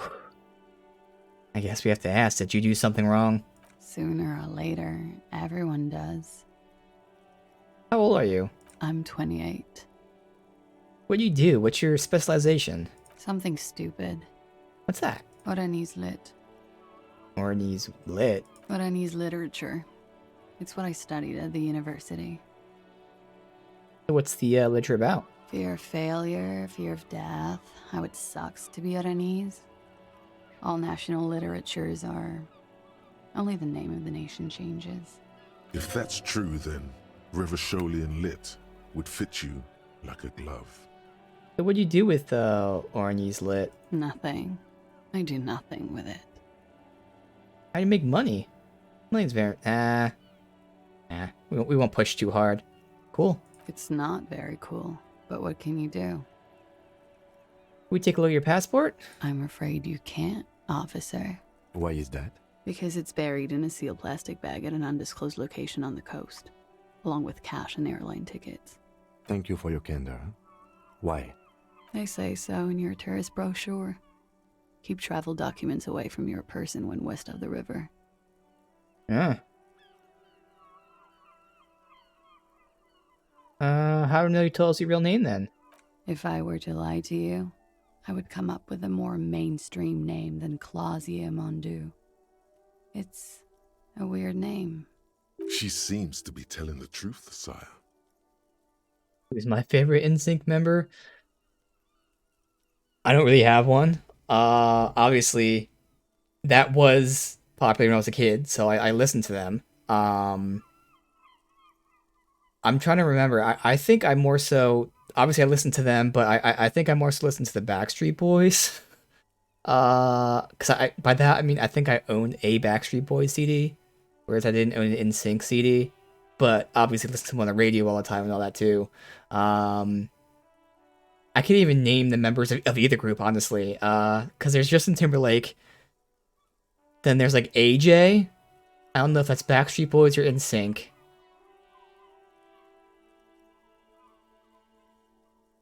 Is Nick Lachey one of them as well? But yeah, I don't have one. I have no clue. Alright, it's fine. Okie dokie. Well, thank you. That's it for the record. The record. So official. What's this wildflower? She looks at the dried petals in your palm, then lightly touches one with her fingernail. Nick Lachey is 98 degrees? Yeah, I mean, Okay, there you go. Backstreet Boys, NSYNC, 98 degrees. I know like one from each, maybe. Now hosting Love is Blind on Netflix. Chipped white polish covers the nail. It's long and sharp, like a mini dagger. The petal crumbles on contact. Pretty. Looks like a dried maybell. Is that the one you caught? Sambo style? What's Sambo? A martial art, sir. Yeah. Is that it? Samurai boxing, or Sambo, graceful martial arts stuff. Sambo style implies stealth and cool. Oh, why? Yes, why is it there? Why was there a flower on the roof? I don't know, officer. Because of the wind? Or an admirer? Any admirers, miss? Admirers? I'm too old to be a debutante. And this place is no fashionable society. Your room's close to mine. I have a personal question. Yes, you're just one room away. Very personal. Good, yes. This means she could have heard something. Like what you were doing before you blacked out.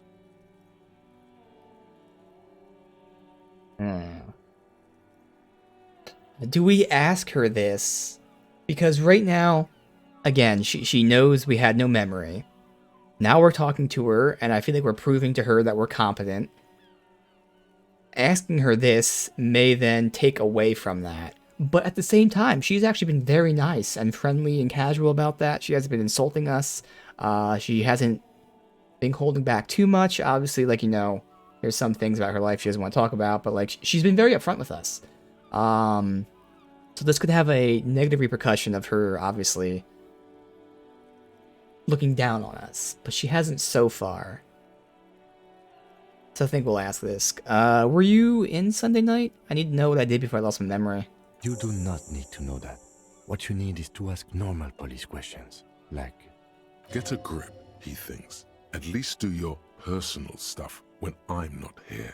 Oh. Quick, say something professional. Interesting. I don't even have the option to ask again. Obviously, I can try to come here at night. I don't even know if I can, but if I can, I'll talk to her at night again. Let me write that down. Oh, actually, it's a task. Perfect. I don't have to write it down. Awesome. Alright. Well, they tell us you've been through something difficult. Something difficult? I've been through at least half a dozen difficult things. Which one do you mean? Were you sexually assaulted, miss? By sexually assaulted, you mean raped? Yes. It's a bit early in the morning for raped, isn't it? She sounds positively buoyant, vivacious, totally unbothered. Not that early. She looks around. The sun has risen over the sea. People are rushing to work below. It is. It's murderously early. I'm amazed I'm awake. Why am I even awake? Interesting choice of words here. Were you? Yeah. I'm gonna go with not raped. I don't want to say that shit about him.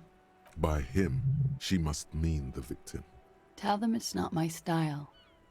They'll have to, you know, if they want to jazz up the charges, they'll have to get someone more, rapeable. Are you saying that you were asked to tell us you were assaulted? Not explicitly, but I understood what they meant. It wouldn't hurt to spice things up a bit. Some assault and battery. Sexual assault, maybe.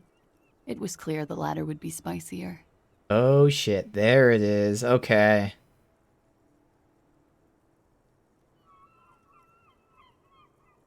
So Titus asked you to spice things up for us. Pretty much. Warming them. Okay. What did happen between you and the victim? We partied.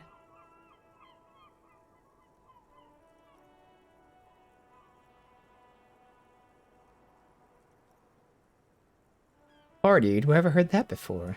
A lot of partying going on. From Titus. About her and Titus's relationship. That's where you heard it. Yep. What do you mean, partied? We drank, sir. A lot. For weeks, basically. We had that effect on each other. We made each other drink harder. That's why I liked him. What else? Stimulants. Speed also has that effect, making you drink harder. And then drinking harder makes you do more speed. It's quite the combination. We also had sex. Okay. Were you lovers? I guess you can say that, yes. A bit. Lovers is such an emotional word. But there was something there. We did enough drugs for there to be.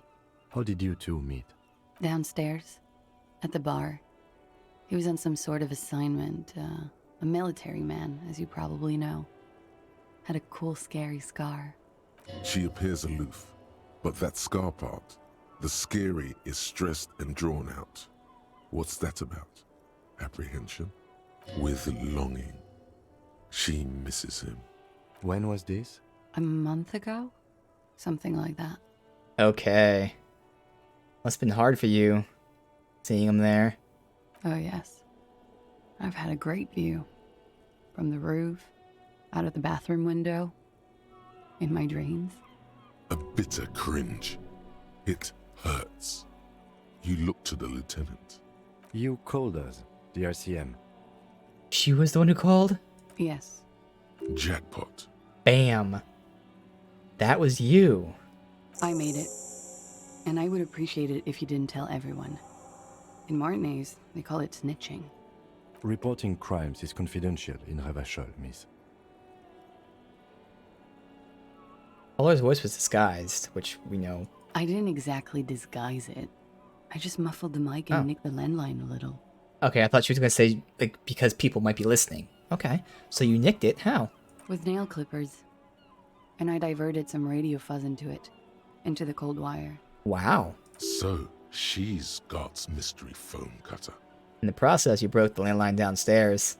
Did I? Fuck. I didn't mean to. I had no idea what I was doing. Still, that's pretty clever tampering. Simple and clever. Crossing the lines like that. Seems like you had some idea. That was nifty. Thanks.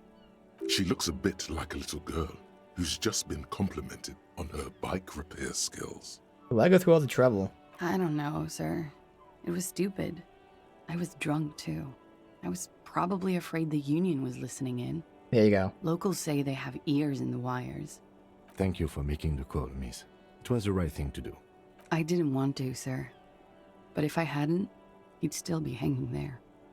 What can you tell me about him? Name, eyes, age? I'm sorry, I can't do it. Not right now.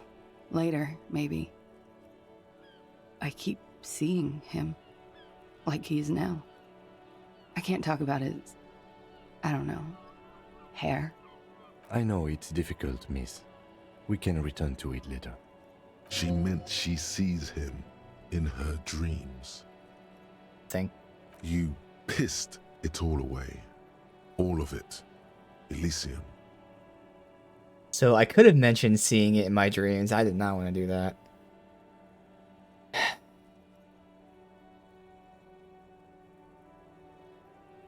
So why'd they hang him? Not for rape. He had something to do with the strike. One has been roiling since I got here. Rotten timing. But you probably know all about it. And his role in this strike was... what? I think he was in a security detail. He was ex-military, worked for Wild Pines, and against the Union. We didn't discuss work much, if you know what I mean. But I understood it was dangerous. And they lynched him for it? She nods. Why was there a bullet in his head? Bullet? They shot him too? I'm not picking up on any theatre craft here, sir. The pause is sincere. They stripped his clothes and they shot him? You mean after they hanged him? I'm confused, sorry. So am I. Were you aware that he had also been shot, miss? Things are starting to go a little over my head here. I thought he was hanged. I was not present when they did it. I don't know what happened. I just know what they told me. And Sylvie, the bartender. This is beginning to get confusing for you too, and we don't like that. No, it's Where not. was she last Sunday night? I mean, this is what we need to know, but we do know that he was shot before he was hanged, or at least we can assume that. I mean, I guess when we looked at the autopsy, that kind of confirmed it too. So that part's not confusing. But yeah, where were you when this happened? Cowering. I was cowering downstairs with Sylvie. Okay. How do the Hardy Boys know you? They're frequent guests. Downstairs, they have a booth for union members. They're probably down there now. How'd you meet? Over drinks. It's been a long, boring winter. Did you party? A little, yeah. Like you partied with the deceased? No, not as hard. I'm sorry to have to ask this, but have you had a physical relationship with any of the Hardy Boys? I have. One. Which ones, sir? I don't remember precisely. Titus, obviously. But as I said, it's been a long winter. Could that have been part of the reason they hanged him? That have been a part of the reason? Jealousy? I hope not. Actually, I know that's not the reason. I'm careful about that kind of thing. Not crossing the wires, you know? But that's probably where they got the rape idea. You mean? Men like that? I don't know. It's the way their imaginations work. I suspect it's what they'd like to do to me. Hey, well, thank you for telling me all this, miss. She breathes a silvery sigh of relief and weariness. The air on the roof feels humid. Should we head back downstairs, officer? We may have things to discuss there. Well, let's see if we have any other options here. I had something else, a little thing. She nods. Silvery cigarette fumes disappear into her mouth. Let's see if we have any volition gear. I feel like we might, but it might be negative volition. Let's return later. Why not? I'll be here until 11 p.m. drinking coffee, most likely. Alright. Kim. Looks like we have more to discuss with those so-called Hardy boys. Half their reasoning just went out the window. Think this will make them cooperate? Nothing will make them respect the RCM, but it will disrupt the game they prepared for us. We just stripped off one layer of whatever it is. Her decision to not corroborate their story was definitely not part of the plan. But why did she tell us? What else could she have done? Lie? She saw there was no way to lie and get away with it. I'm not sure she had to lie. I wouldn't have known. If not you, then me. It was a smart move from her. She seems candid. You think so? Being candid is the best way to lie. The appearance of candor with some facts thrown in draws attention away from whatever one chooses to omit. She may be trying to control the pace of the investigation. Anyway, we should move. I suspect our inquiries will bring us back here soon enough. Interesting. So he's implying that she's also manipulating us in some way. Very interesting. Alright.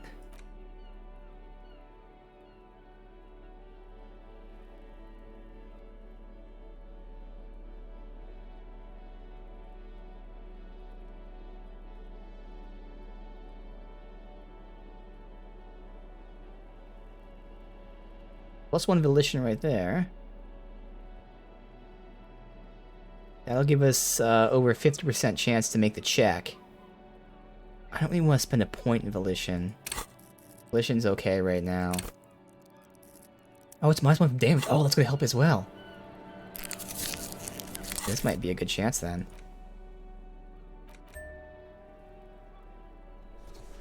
An RNG, don't fuck me.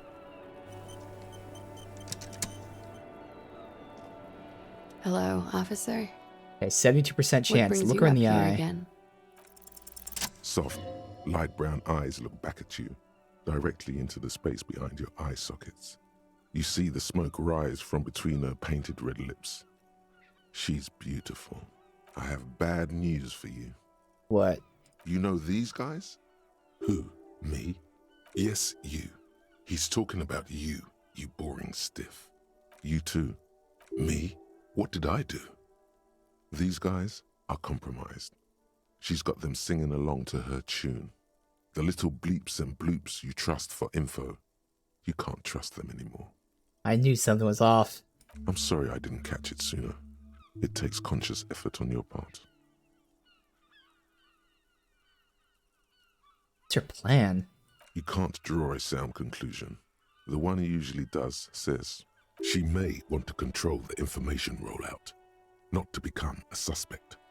She may have a past she's escaping, unrelated to this case. That was one idea I was Without thinking of. It's something truly insidious. See? It's oddly moderate, probably compromised. Which ones are affected? There's no way of knowing. At the moment, I'm afraid it's best to assume all of them. Bullshit, man. I ain't compromised. Especially that guy. That guy's the most compromised one in here. No fucking way, man. I just want a drag of that sweet menthol Ziggy. Really? Quick. Tell me what's under her jumpsuit. Glory. Truth. Softness. Protect her. She wants you. I take it back. He's got it pretty bad. But this next guy's on another level entirely. She likes you. The crown head is a boring condom. He's jealous. This is human nature. This is a great conversation here. How'd this happen? How it always does. Through subtlety. What can I do? There's nothing you can do about it. You are how you are, and she is how she is. Things will go as they do. Can't you turn them normal again? No. What use is this then? It's better to know you're being played than to be played without knowing it, is it not? So this means you've been lying to me? Yes. Mr. Thespian here has been singing paeans to how truthful she is. She is a lady, most fair and just. In his defense, to reduce him to such inadequacy, she probably had to employ half-truths more often than outright lies. Yeah. That is correct. And omissions too. I trust that guy. A little. They're all still of limited use, interpreting things to the best of their ability. Maybe they add flair or something. I wouldn't know. I don't add flair. But when it comes to assessments of character and factual accuracy, they are not to be trusted. Not with her. I trust him ever again? Don't be melodramatic. You can trust them. Yeah. Just not with her. A light green speck and imperfection on the outer rim of her right iris. It's even my perception. Alright, I've been talking to myself long enough. Don't worry. It's only been 4 or 5 seconds. You've got this. Do I say it out loud? Are you manipulating me? I think I will.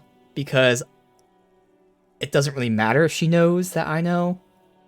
Yeah. Miss, are you manipulating me? The silence broken. She exhales a little cloud of smoke and says, God, no. Of course not. That was so out of character for everything else she said, by the way.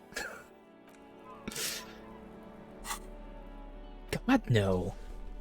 Since when did she talk like that? Alright. Well, that's all extremely important now, goddamn.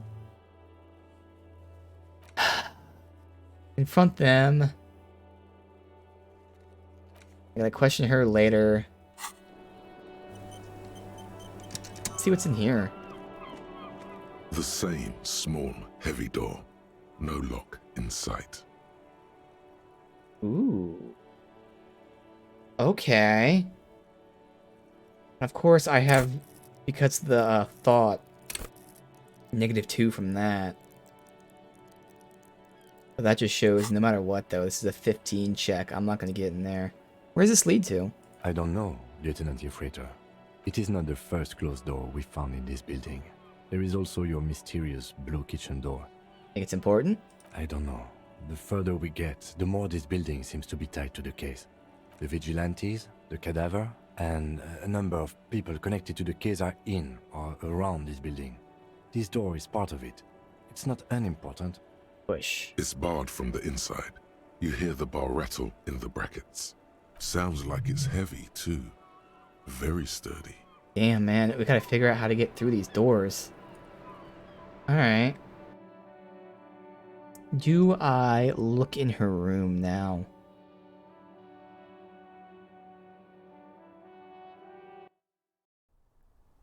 She's gonna call us out on it. Guaranteed. But now we have incentive to do so is the thing. Fuck it, we look through her room. I have to. We have incentive now.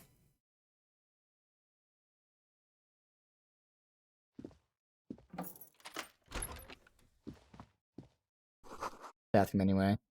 This medicine cabinet is full of wares. Sheets of pills, haphazardly stacked, one on top of the other. There's also a toothbrush somewhere in there. Look at the toothbrush. It's been used quite a lot, but not for scrubbing blood off towels, or anything else interesting, it seems. This toothbrush belongs to someone who doesn't give a damn about her teeth. And the medications? Pharmaceuticals line the shelves, sheet upon sheet of pill bottle next to pill bottle. Acetylic acid, APAP, eye drops, blood thinners. Damn, that's quite the collection. Anything of note? Search the bottles. Pill bottles rattle like bones as you search the cabinet. Paracetamol, histoperidol, something in a foreign language you can't read. Behind them, an unusually shaped nasal spray. Its label reads, Nacra. The drugs from the, hardcore kids. Nacra, This is used to treat opioid overdoses. Or not. Always handy to have around. I don't know, maybe it is, maybe it isn't, but okay. Opioid. Interesting. That's used for diamorphine overdoses. You could say he's on the lookout. Alright, search the pill sheets. Among some foreign, probably Messinian or Gottwaldian, marked red blister packs you find. What do you find? This is going to take a little know-how. Alright, well we know she's into drugs. Let's see, electrochemistry. Gloves.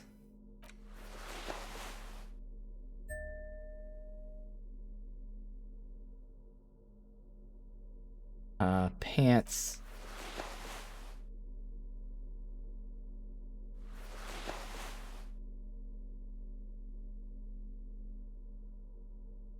Also pants, we don't need. Yeah, they're both +1.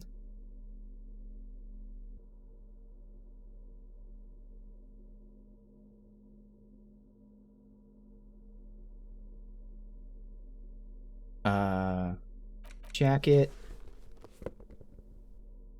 Alright. It looks so crazy, but this should be a pretty high chance. This medicine cabinet is stocked with drugs. Alright, come on. I've failed so many 92% chances recently. Is there something more interesting here? Nothing of note. See, what the fuck is this, dude? At this point, arcane it gets. I don't even know, you don't man. know what the rest of this stuff does. I almost want to reload. I've failed so many 92% chances, it kind of feels ridiculous at this point. It feels really fucking stupid, man. My 92% chance is like a 50-50 at best.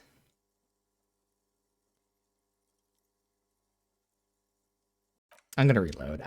God damn it. I'm not gonna do this much. Obviously we're closer to the end, but I failed too many of these, man. I failed way too many 92% chances. This might be the only time I reload, but I'm kind of pissed off about this. It happens way too often.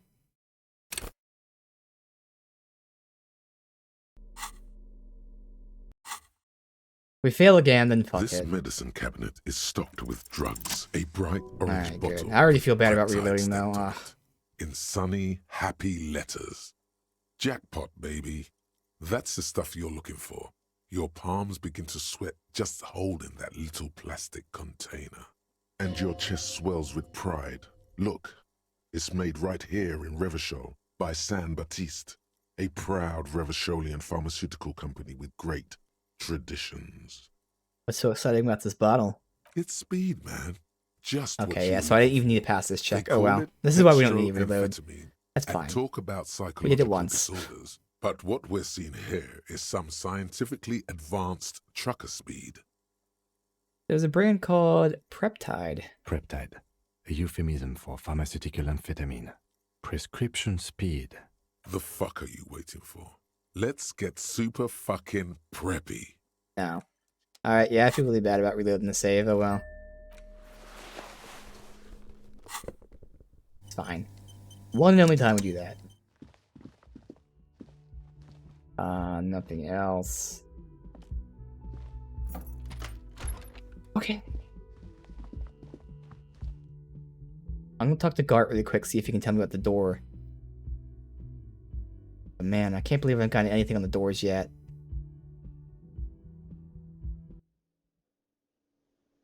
That would make sense if the Merc is hiding in there or something. Because that's the rooftop is the perfect view of everything that the Merc should be looking at. Unless the Merc is up top with the Machine Head, or whatever his name is.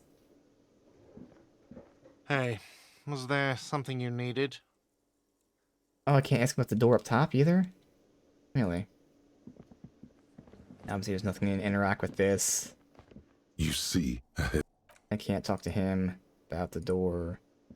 And we already talked to him about the this man door. ponders his cooking utensils and gives you a little nod, acknowledging your presence. Ooh.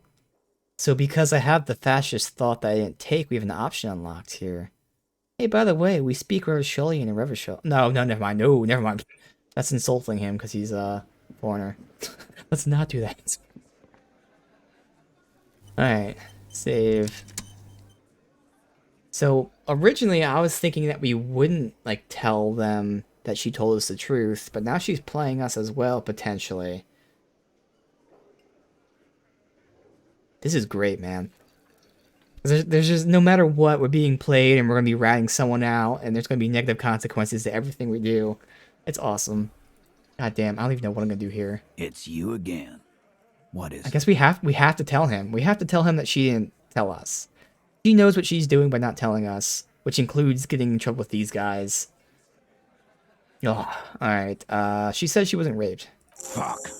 I knew that fucking whore couldn't be trusted. You've hit a nerve. Titus is furious. No, more than that. The loyal Titus feels betrayed. For the record, Titus Hardy did not explicitly specify the victim as a whore, nor did he say anything about trusting her. He just did. Oh, shut up and stay out of this, Liz. He raped her. He was out of his fucking mind. You have no idea. She's just in denial, asshole. You don't understand the traumatic experience. She's shutting down, and she doesn't fucking trust you. Yeah, she's crazy, you know. A crazy bitch. You know the type. She's fucked up. Not the bullshit. She told me the truth. Lawman, I'm at the end of my goddamn rope with you. I fucking told you not to push her. And you went and pushed her. I am gonna fucking hit you. Duck. Titus Hardy. Success. Titus backs off. Fists down, everybody. Everett personally sent me to take care of this. If this goes south, we'll all be in the shit. But you, Titus Hardy, are going to be buried. Am I understood? Okay, now this is important. I am super tempted to mention the fact that we know about the bullet now, but I still kind of want to hold out on that. To be fair, we don't have any leads on the gun, though, so by, at this point, telling them about the bullet, they might give us something. I don't know. I don't think so, though. Let's see. The room is so quiet you could hear a pin drop. The rest of the cafeteria has gone quiet, too. Someone has to rush in to break the tension. The second in command. Look, Copper. We know that that fuck was a rapist and a killer. We got him confessing to it on tape. So there's definitely a chance he's the second in command. We know he is definitely the first, though. He's the commander here. Show it to him, T. What's the harm, right? Here, jerkwad. Listen to this shit. And then come back and tell me the soldier of the apocalypse was an innocent man. They recorded a confession. This is their last play, this tape. Their story is in tatters. A mess. It might be nice to listen to, but at this point, you don't need to. What's on the tape? What's on it? We call it the door gun a mega mix. You'll know why, won't you listen to it? A door gun is a gun mounted to the door of a transport airship. They have a habit of mowing down civilians. Farmers mostly. Where'd you get it? You think we go into this shit deaf and dumb? You RCM aren't the only ones who know how to bug people. There's no university degree for that. So you bugged them. How? We have machines. We're in logistics. How do you think a harbor works? It's advanced stuff. Understood? You've listened in on their communications. How long? Since way before their chief started taking swing lessons. Things got nice and quiet after that. Which one of you is doing this advanced radio work, then? It's not advanced. You just hold up in a coop all day, writing down what they say. It gets hot as hell in there. Is that what that door is? Is that where they hide, possibly? Don't put yourself down, Angus. It's important work. Yeah, man. You're like a radio genius or something. Those notes are some in-depth stuff. Indexes and shit. Why should I care about this tape anyway? You lied to me. You don't care about evidence. The fuck are you a cop for, then? Pigs, T. They don't care about getting the truth. They care about getting convictions. They are fucking keeping a score on their bulletin boards. I won't be on your bulletin board. If you don't listen to the tape, we got nothing to talk about. Alright, well, we already had the tape players. That's good. I'll get back to you. Don't forget your tape, lawman. Compliments of Titus Hardy. Fine, I'll take it. You do that. Oh, and keep it. Maybe you'll need a reminder of human ugliness someday. We talked to her about what she just said. I've got nothing to say to you. No, alright. Save the game, actually. Keep saving. All the time.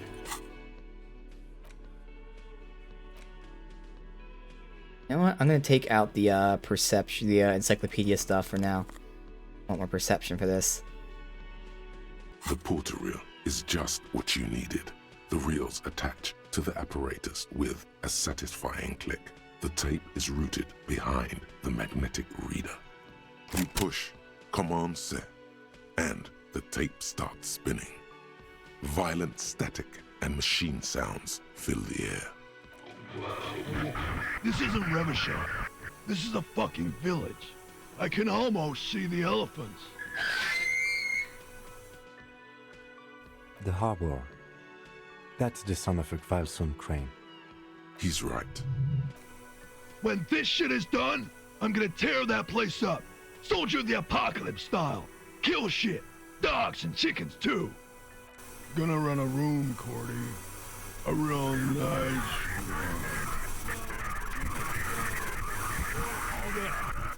I don't give a shit. I'm fucking done. I'm done mentally. We gotta find a way to potentially repair this and listen to the ineligible part. I'll fucking do them all in. Rape that disco cunt on the counter. You know, the dance a whore upstairs. Do it Kohoi style. Never did get that taste out of my mouth. The lieutenant presses the button marked Arrete on your porter reel. The tape stops spinning. What was at the very end? Silence? End of recording. What do you think? It seemed authentic enough.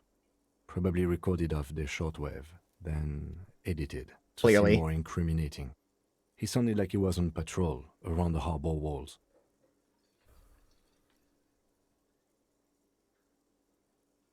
Yeah, sounded inebriated. Still. Looks at the tape, you're familiar with this. It's his look of suspicion. There's more going on here than we know. Yeah, it was clearly edited. So here's this. Who is this Cordy? Corty could be short for Cortenard, one of the other mercenaries, the one he was talking to. Probably the mountain at the harbor gates. Mr. Right to Work. What's Kohoi? A village on the Samaran Isola, in South Safre. Grad committed war crimes there, the kind of thing he talks about. You think he was there? Who knows? This might have Maybe been the story that detectives the will other have guy an told answer. us. We would need to know the story of this man's service. Alright, what now? I think we've got a few more questions for class here, don't you? This seems to contradict her testimony, at least to some degree. A little bit. Let me talk to the merc first. Let's see. 'Cause he did give us a rundown of this dude's service history, but there was no dialogue option there for us to mention it, so I don't know if he actually mentioned this place or not. Alright, so this is really advancing the main plot. I might go do side stuff. Potentially. We'll see.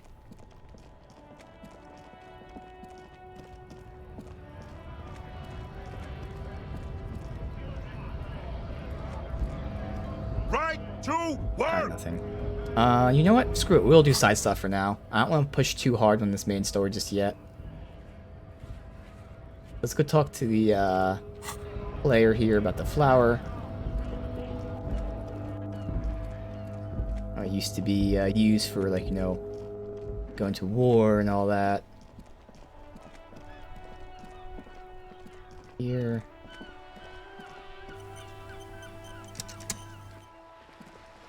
The purity of snow always reminds me of the purity of a man's soul, if he's got principles. Okay, this is a composure check. Legendary. Oh, we're not going to get that for shit unless I actually have composure gear. But even then, I doubt it. Composure only at 2. Plus 1, so that'd be 3.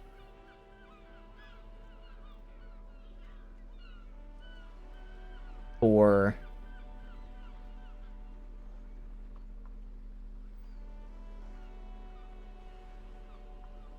I'd have 4 composure. There's no way we can make that check, so it's not worth putting a point in composure right now. I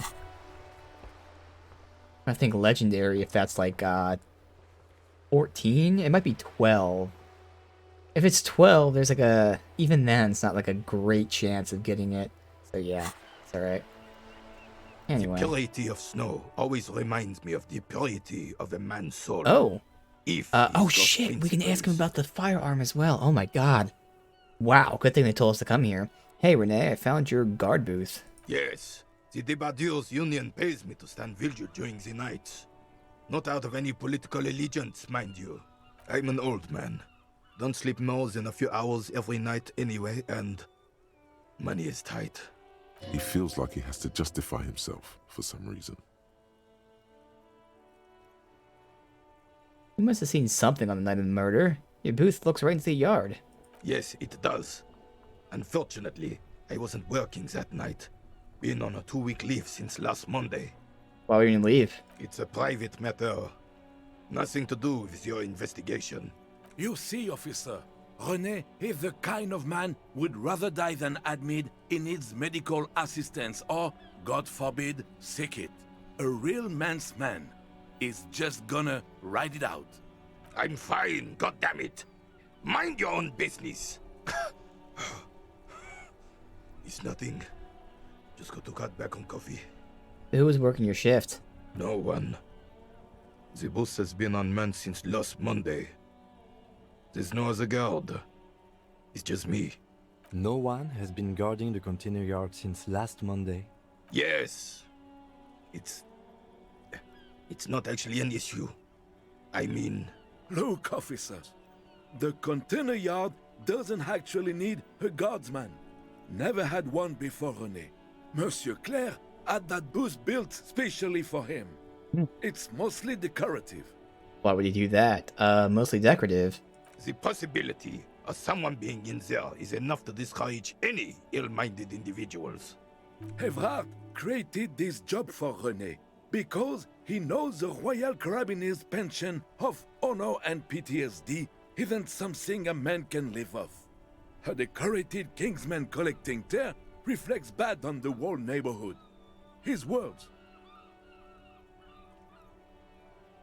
I have to offer my opinion on this matter here.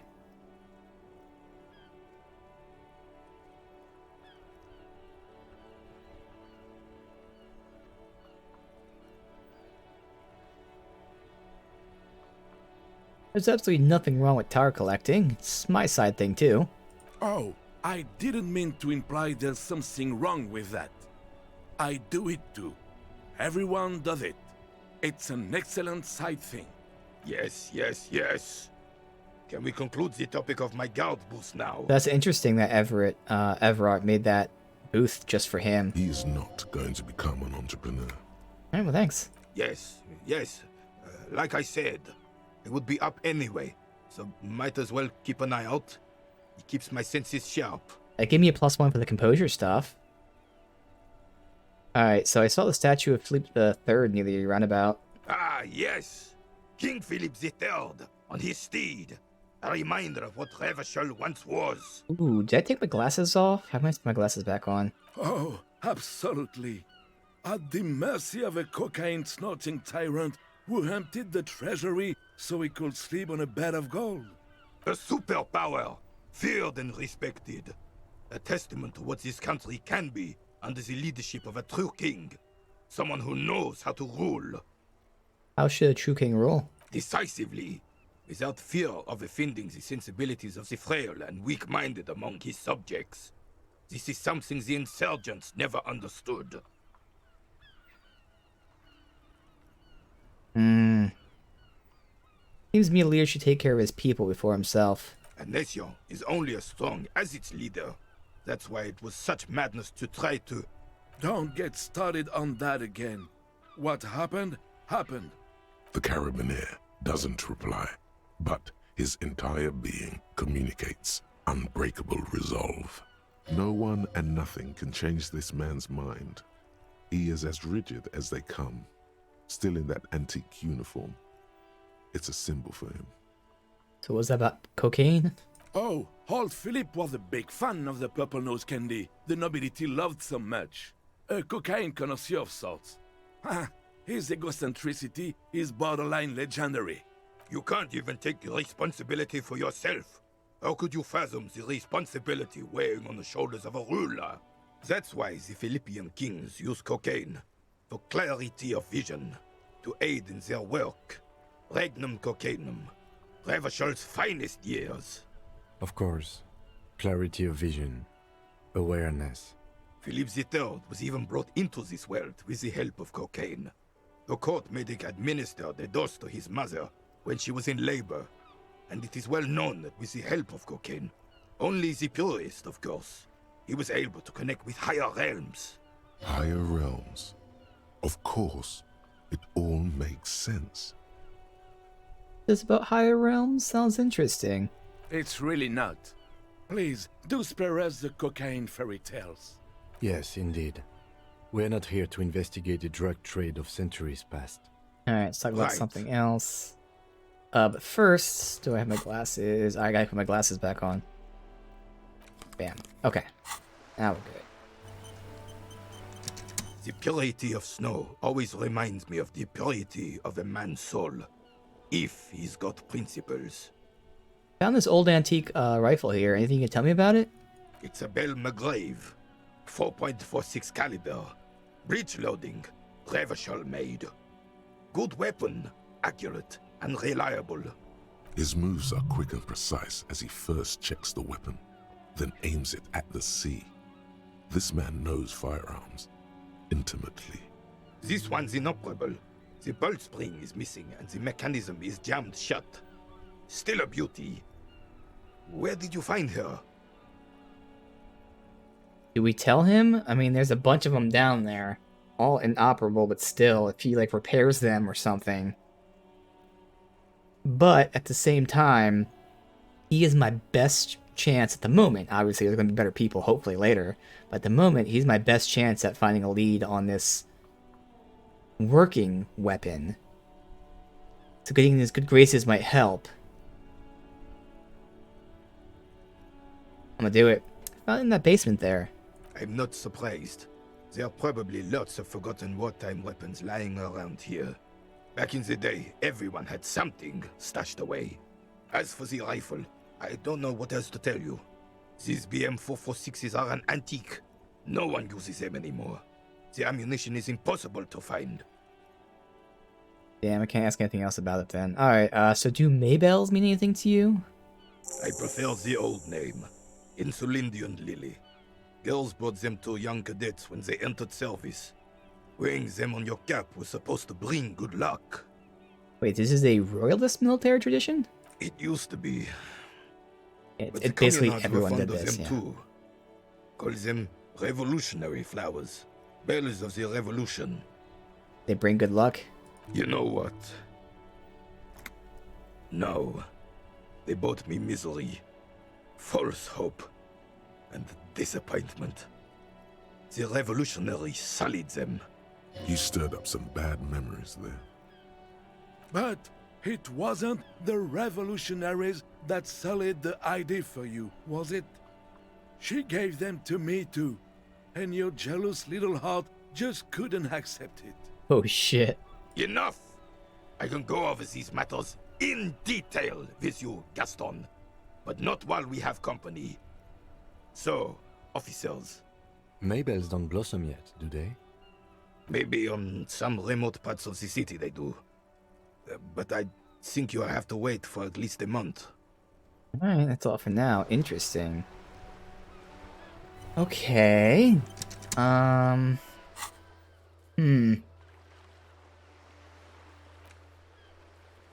I'll return to her, but again, I'm gonna hold out on the main quest for now.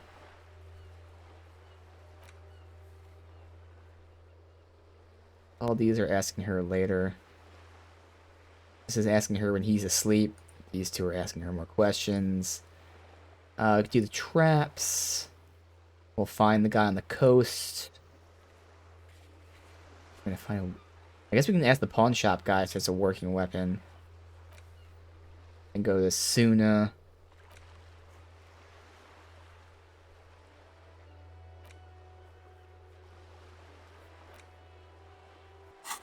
Try now if we know the library's open. See if we can get the intel and the armor. Find the owner. Inside, you see a set of steering levers, a radio microphone. This is Precinct 57. How may I assist? Still no word, I'm afraid, sir. The hell? I know it must be frustrating. Was there anything else you wanted to ask? Damn. So there's still no info on the owner of the boots. Alright, fine. Jamrock Public Library. Hold on, officer.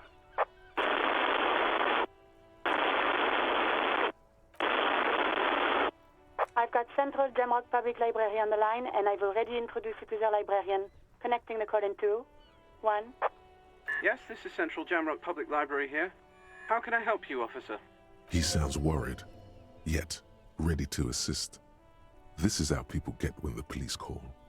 I'm looking for any information you can provide on Billy Majan, our reader. Billy Majan, you said. Give me a moment, I'll have to check our database. Yes, hello, are you still there?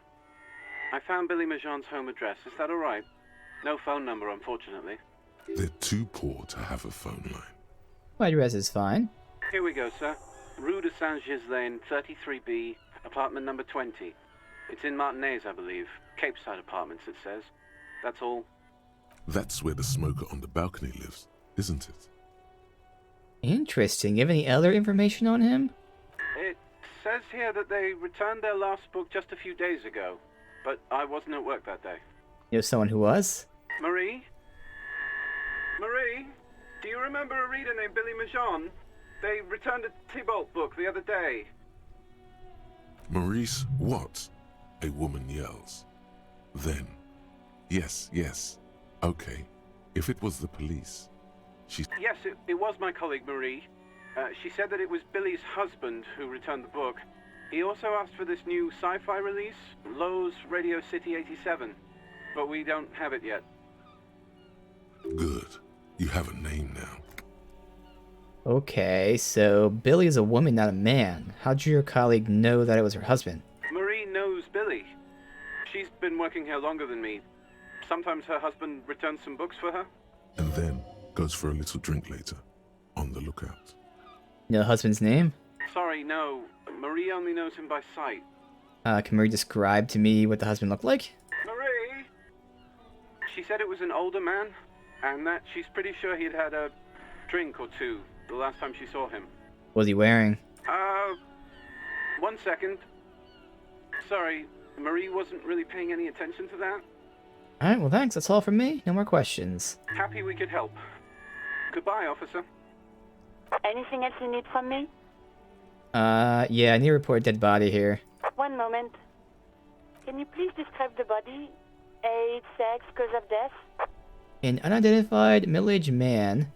Height 170, 175 centimeter. Dark hair, medium build, looks like he slipped. Fell through a hole in the boardwalk, his head against a bench. We suspect he might have been inebriated when he fell. There were bottles all around him, and traces of vomit on his shirt. Any signs of violence? No, seems like an accident. No field autopsy necessary. You can hear her quickly typing in the background. What about his belongings? Did you examine his clothes? He was wearing boots, trousers, and an old leather jacket with a bright blue lining. Found a library card from his pockets. Any information on the library card? Yes, it's Central Jamrock Public Library. Belongs to someone named Billy Majan. Good. You have a lead. Do you and Lieutenant Kitsuragi want to take the case, or should I assign it to someone else? We're taking it. I have assigned the case to Lieutenant Kitsuragi. Please follow up on this library lead to identify the man. I did. We sent someone to take the body to the morgue. That's all for now. Thank you for reporting in. Is there anything else I can do for you? So when we were talking to the chick upstairs, the victim, the assault victim, she said she was hiding with Sylvie when this happened. So I'm gonna call Sylvie back. Just a second, officer. Sylvie Malaika on the line for you, officer. Yes, hello? The police again. Oh, great. What else do you need, detective? Okay, we can't question her on that, but I can ask her if she's seen my gun. Please, no. Not this again. Everyone saw your cool gun, detective. Showed you my gun? When did it happen?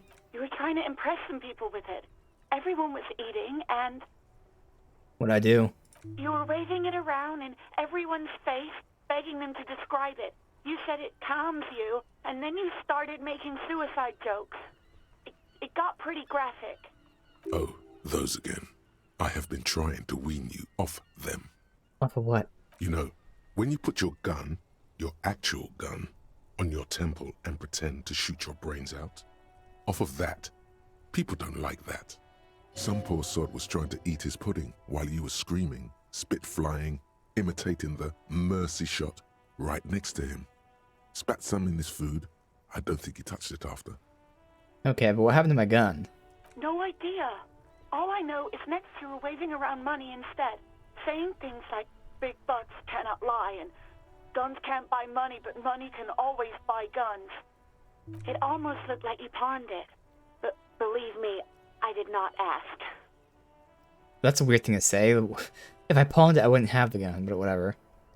You hear the call breaking up on the other end of the radio, and then the already familiar voice. Anything else I can help you with, officer? Nope. 57's over and out. In the cabin, you see... Alright. Okay, well... Go to the apartment and deliver the bad news. Number 20. Let's go do that right now.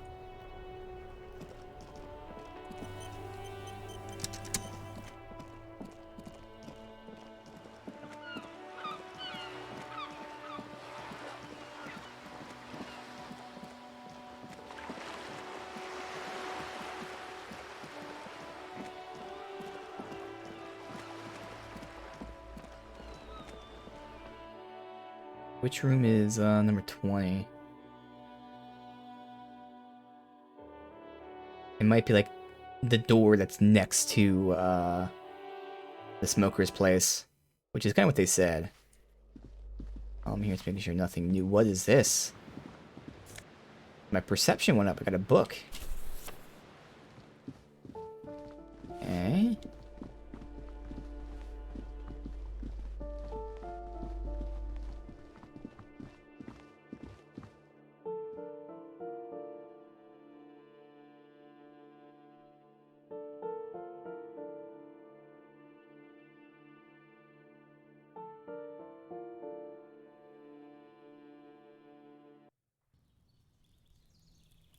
This one here. A weathered brown door. The number reads 20. Something smells good. Soup allons yo. The lieutenant motions to you to go ahead and knock. This is the door. You already know it's the right door. This is going to be so hard. Get yourself together. It's just police work. Hold on, Kim. We should discuss this before we move on. What should we expect? You're right. Let's talk this through. You hear light footsteps passing by the door and some folk music playing on the radio. We have our first preliminary identification.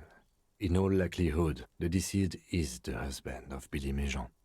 We need to confirm this, as well as deliver the death notification to Billy herself. Now, delivering a death notification is never an easy task. There's a reason why it's often called the most stressful part of our job. This is why it's usually done in pairs. You got this. I'll be monitoring reactions, ready to act if necessary. Have any advice on how to tell her he's... dead? Just don't say that you know how they feel. You don't. Good advice.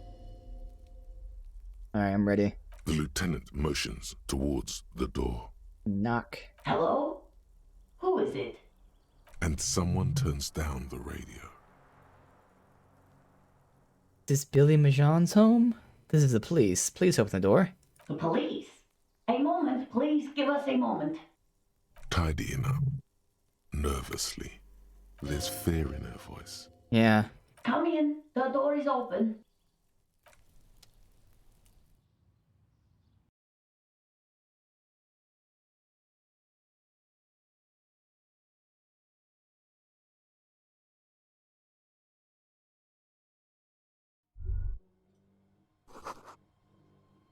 Don't run, okay? Take it slow and exploring. Be respectful.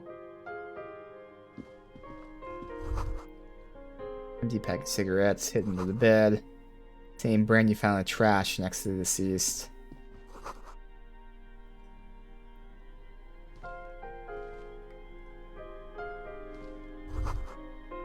Leftovers. Buckwheat and onion.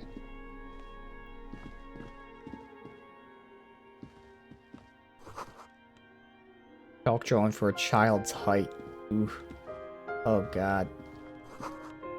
High school math. Clock ticking away. Too anxious. Alright. Well. Newspaper clippings. Can't they afford curtains?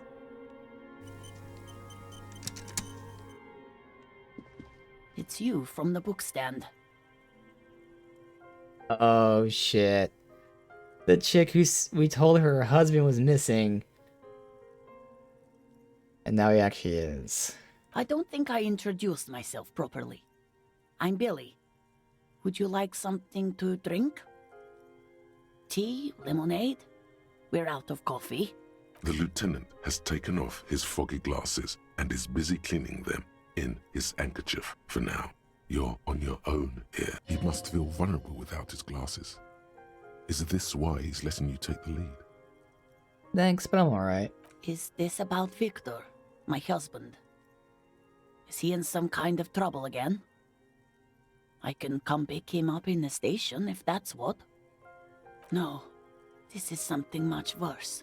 Is he in a hospital? How bad is it? Alright, we already have a good chance of empathy. Do I have empathy gear?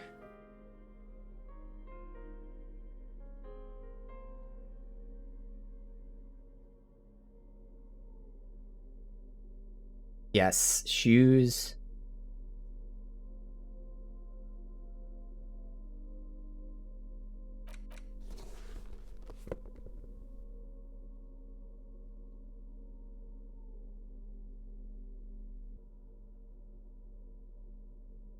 Alright. And we've been fucked over by RNG a lot with these high checks. She looks up, too anxious to say anything. And it's the exact number that we've been failing on all the fucking time. Let's talk to her first, see if we can get some pluses. Not that's gonna make it, you can never get 100, but you know. Notice you're cooking something. People got to eat? What is this about? Why are you suddenly asking me about my cooking? Yeah. Oh god, and that fucked me. Alright, I just gotta do the check. Tell her about the body. You've done this before. Thank god. Okay. Just keep your focus. Ma'am, I'm very sorry to say, but your husband, Victor, was found dead on the boardwalk. What did you say? Your husband, he's dead. I'm very sorry for your loss, ma'am. Oh. Oh. But he was just... He looks at the kitchen table. But he was just here. Alive. We understand this comes as a huge shock. I want you to know that me and my partner are here for you if you have any questions. Take your time, ma'am. What happened to him?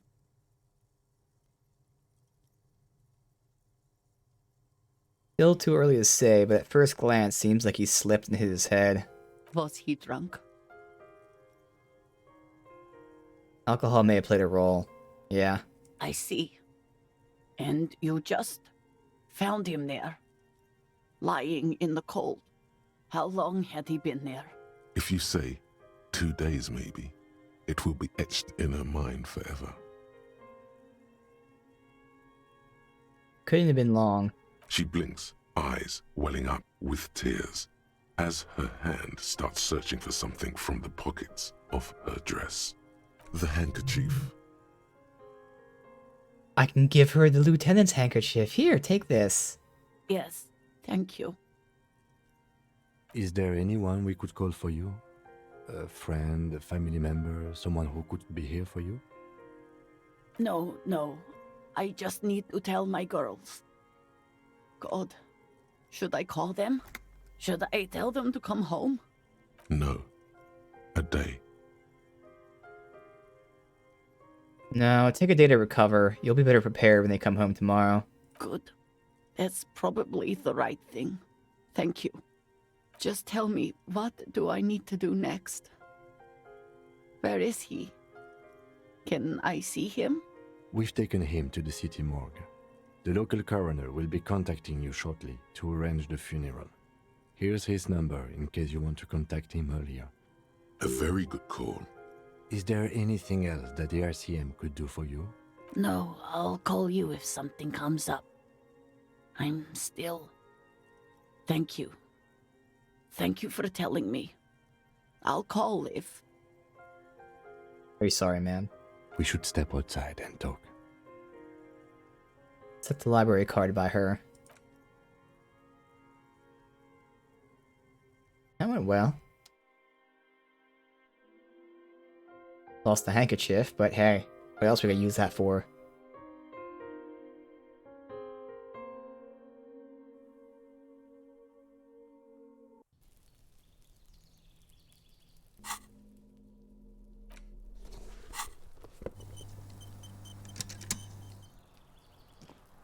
You did well. Now what? I'll call the station when we're finished with the day, and let them know the name of the deceased. What about Billy and her kids? They'll manage. They have to. It's not your place to live their lives. That's it? That's it. We should get back to our case now that our duty here is done. Alright, case closed. Let's go. Okay, banging these out. I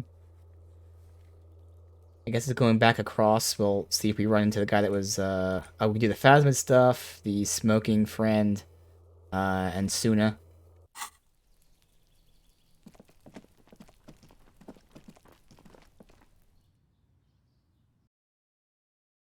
As of right now, we still oh, I want to talk to the, pawn shop guy, but as of right now, we still have no leads on the gun. And those locked doors in the hostel there, still nothing.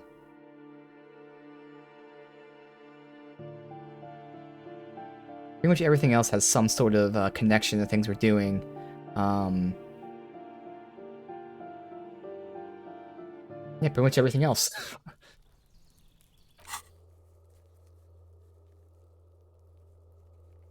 Yeah, alright.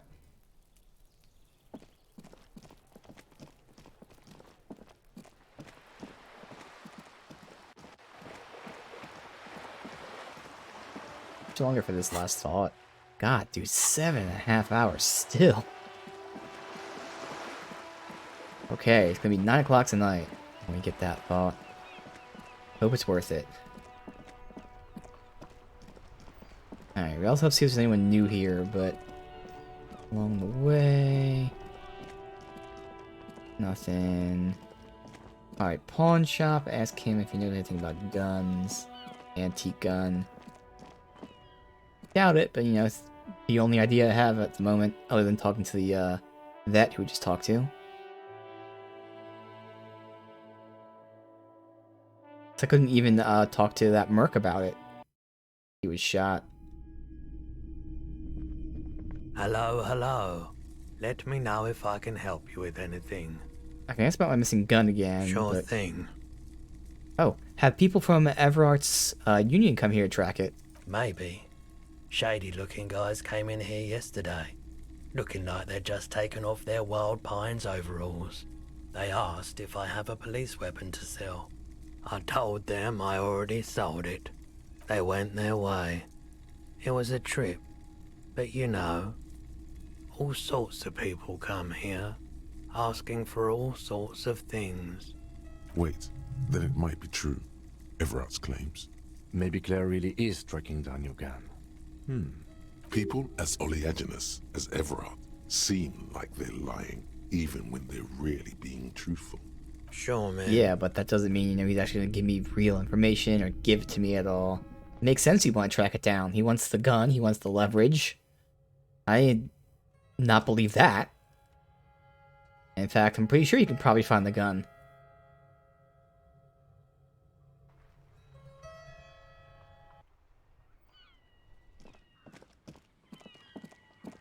Alright, so this is the thing right here.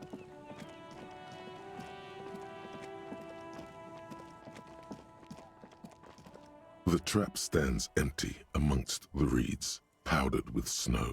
No insect sounds or movement around. Only the reeds melancholy rustling. This was the one. Fantastic. Alright, put the locust in the trap.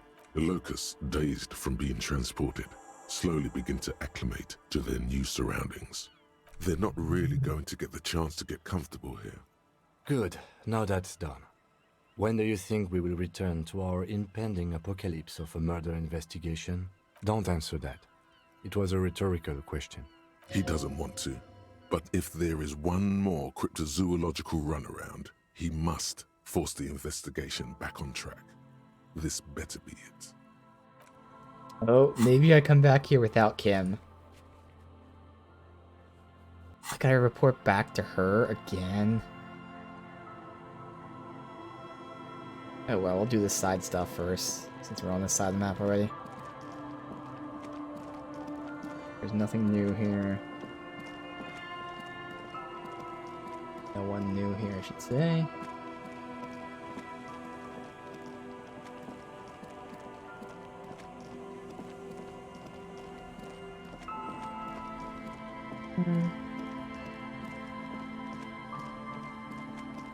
Oh, what's this? Hey, new thing from perception. Okay, stop moving that.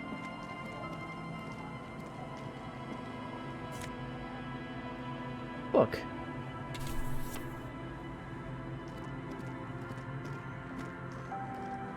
So again, all the stuff over here. I gotta find the guy walking on the coast, and then all the Suna stuff.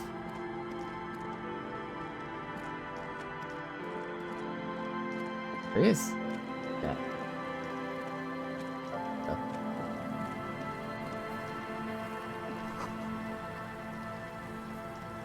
Artillery broke the bridge.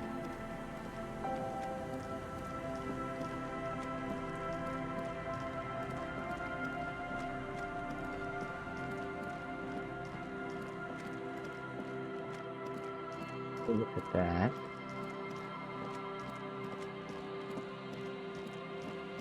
Alright, so this is about finding La Responsabilité.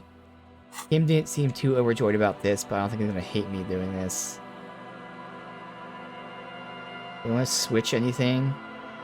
Nah. As you approach, the man turns and greets you with a polite wave. He appears completely at ease, like a common holidaymaker. Ah, super. It's the officer. I was not expecting to run into you again, but things have a funny way of turning out, no? What brings you down to the scenic Martinez coast? Actually, I was wondering what you're doing here. Well, that's très simple. I was visiting the fishing village just north of here. They have applied for a series of microloans to revitalize the old market. And well, I wished to see the situation firsthand. And then, well, I had some extra time on my hands, so I decided to stroll down here. It's quite peaceful, isn't it? It's lovely. Yes. There's nothing like a stroll along the coast to lift one's spirits. You know the bullet holes in that wall over there? Ah? Is that what those pockmarks are? I might have guessed. Fascinating how much history is contained right here, if only one knows where to look for it. You feel like there's something you could say here, if only you really knew what was going on. Damn, rhetoric challenge, because rhetoric is something I do kind of like. It's just, again, I haven't really been leveling skills that I think are for me. I've been leveling skills for check purposes. Oh well. There was something else I want to talk about. Ah bon? I'm all ears, officer. I need your help forming a committee. I'm trying to assign La Responsabilité. My friend, if it's La Responsabilité you're after, I have good news for you. There's no need to form such a committee, because it already exists. God, of course it does. These moral intern types. The Comité de Responsabilité de Revachol. It acts as a sort of clearinghouse for coalition activities. To put it simply, they are the ultimate arbiters of la responsabilité in this part of the world. Yes, this is just the sort of reasonable authority you're looking for. I would offer to connect you with the committee myself, but alas, I am not actually in Martinez. What? Where is he then? So, where are you then? Why, officially, I am still in La Delta, preparing for an upcoming conference on fuel oil derivatives. I'm only in Martinez in an unofficial capacity. Yeah. That's why it would be extremely irregular, or potentially even inappropriate for me to intercede with the committee concerning a district I'm not officially in. How am I supposed to contact them then? Well, under ordinary circumstances, the committee contacts you. But if you have information of a vital interest, they might be willing to entertain an exception. In which case, I would advise you to contact them via Coalition Warship Archer. Why don't you go through Archer to speak to them? You see, in addition to being an airborne artillery platform, Coalition Warship Archer is also the linchpin of the Coalition's surveillance and communications infrastructure in Revachol. So it's watching us, too. And listening. It has the most objective vantage point in the entire city. Not to mention a vast array of radio, photographic, and meteorological monitoring instruments. I find it a great comfort to know there are benevolent powers watching over all, in strict accordance with the Wayfarer Act and the Bristol-Mune Conventions. Well, I can use this for the murder. The Bristol-Mune Conventions are a series of international agreements governing the treatment of military personnel and civilians in theaters of war, as well as occupied territories.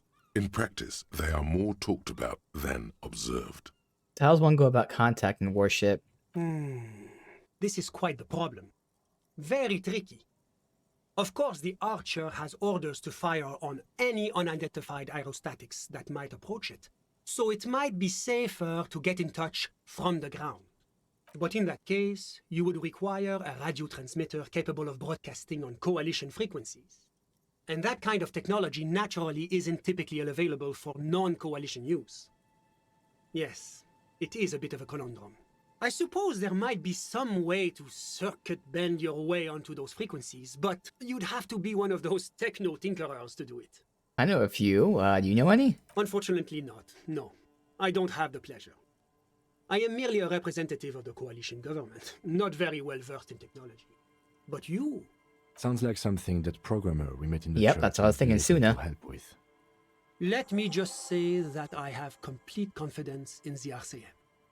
I'm sure you'll figure something out. Well, thanks for your time. Always my pleasure to be of assistance to the RCM. Godspeed, and if we don't meet again, bonne chance.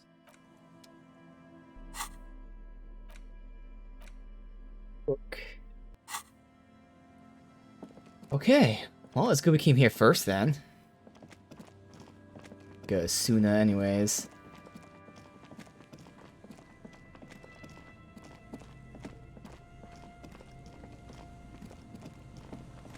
This way, I don't think there's any reason to go behind.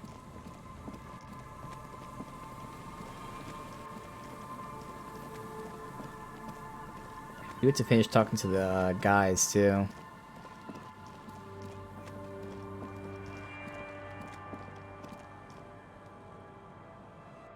Right.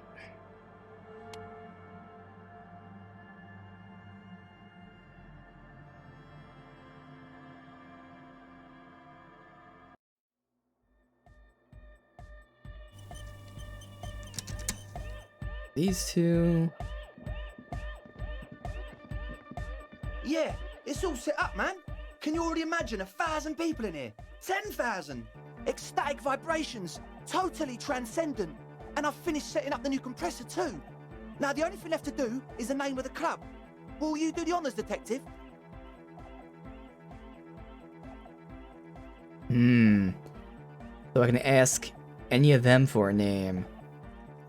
And then come up with a name myself. I don't know if this is asking them and that's the only option. No, it says proceed, so I can ask all their opinions. Alright, Andre? The name. Everything I managed to come up with sounds just wrong. Andre's overthinking it. Yes, you should do it, detective. It would be good for the signs. Noid's right. You've helped us so much. It's the right thing to do. What you, Estelle? How about something simple? Like the club? Too modern and too ironic. We don't want ironic. We want real. Real and true and beautiful. Like a morning after the rave. Egghead?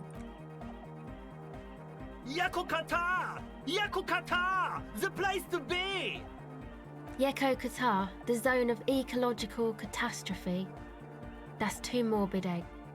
Got anything else? Hardcore! Yeah. Hardcore to the mega! No, it has to be bigger than hardcore. Yes, it has to be even bigger than hardcore to the mega. It has to be bigger than the scene. Noid? The amnesia. Like the... I can't remember the name of the club, Amnesia. Amnesia! It's not amnesia, guys. Suna? I don't. Good. We have too many opinions anyway. Uh-huh. Kim? I wouldn't build a club, and I wouldn't name it either. An underground place with no name? Sounds like something the Crabman would say. We're not going with anything the Crabman would say. Why not? The Crabman has ideas, Estelle. Ideas from another level of consciousness. I don't care. I don't like the Crabman, and I don't like his ideas. His ideas are spooky. Next, please. Alright, I came up with a name. You have? I figured that'd be a choice here. Disco Elysium. Like that DeLorean word for the world, you mean? Elysium. But Disco Elysium? Isn't it wacky? Disco's kind of gone, isn't it? Forgotten. The past is the future, but the future is dead. No, it's beautiful. Beautiful and brave. Like we want it to be. And short. And memorable. It's settled then. Everyone welcome to Disco Elysium. Andre breaks into frenzied dance-like motion to celebrate the name. Someone turns up the beat. You should go with the flow. Join in on the experience. Should I now? Alright, start tapping my foot. It feels good. It feels right. But what is this? What is this thing that Andre is doing with his limbs? What you doing, Andre? I'm dancing. Honestly, it looks kind of lame. That soft core gyrating is supposed to be dancing? We should talk about your so-called dancing. Yes, my man. Talk? What is there to talk about if you can express yourself with moves? So there's a check to do the dance. No.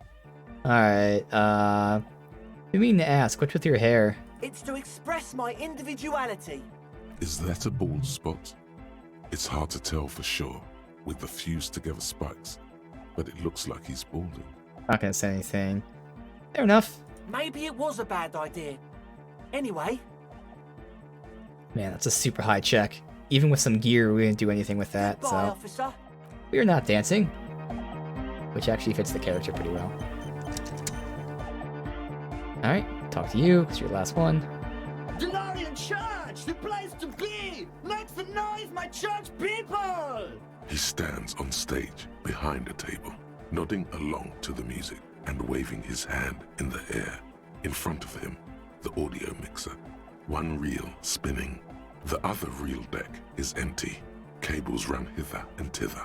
On one side, you see an auxiliary line in with the number 4.5 written next to it. I look at church. Yeah! Back on the case! No disgrace! Bring it down to party place! The first page of the second chapter! Could it be? Maybe for him.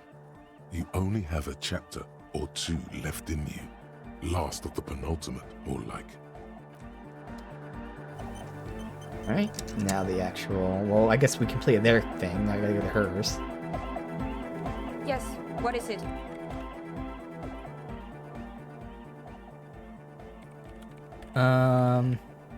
How's the project going? See, your neighbors have moved in, but all I hear is music. What? What did you say? I said, how's the project going? I can't hear you! The music is too loud! Try communicating in the nightclub. Nah, we'll try it one more time. How's it going? Oh, the project! It's not going well! Why? There's that guy. I Egghead. need him to plug a 3.5 cable into the auxiliary input so that I can route the audio signal through the mixer into the speakers. Okay, so cable, the input. Why don't you ask him? He doesn't listen to me. He only ever seems to care about hardcore and Yekukata. A place to be, apparently. I'll see what I can do. Thanks. Maybe you can get through his magic rhymes. Let me know how it goes. Alright. Good morning! Yeah! Hardcore! Can you please route the signal through your speakers? To the mega! Yeah! I can route it through auxiliary. What kind of a cable does she use? 3.5 or 4.5? 3.5, no doubt. It's on the ground. Oh, she uses 3.5. Yeah. The auxiliary lining is 4.5 millimeter. Oh, great. These two don't mix. Oh no, we're going to be in this church forever. Don't worry, I have an adapter for it right here. Hang on, this is a 4.5. We're all good people. Oh. Whoa, thank God. Adapters noticeably degrade the sound quality. Interesting. Great! Someone got through to him. Okay, let's get it all set up. Can we turn the music off, please? Egg?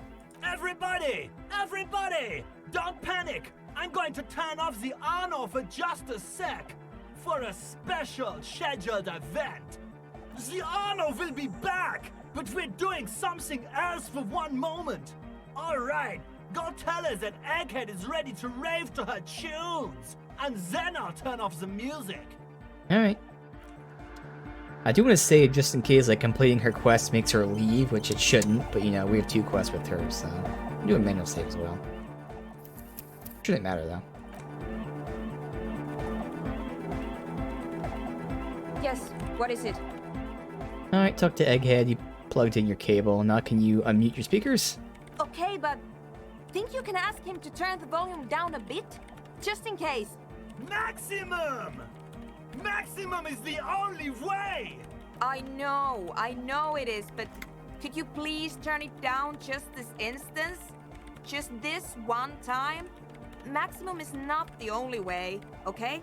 Pump it to the brick! Pump it to the hard master! There's no other way! Glue style! Glue style?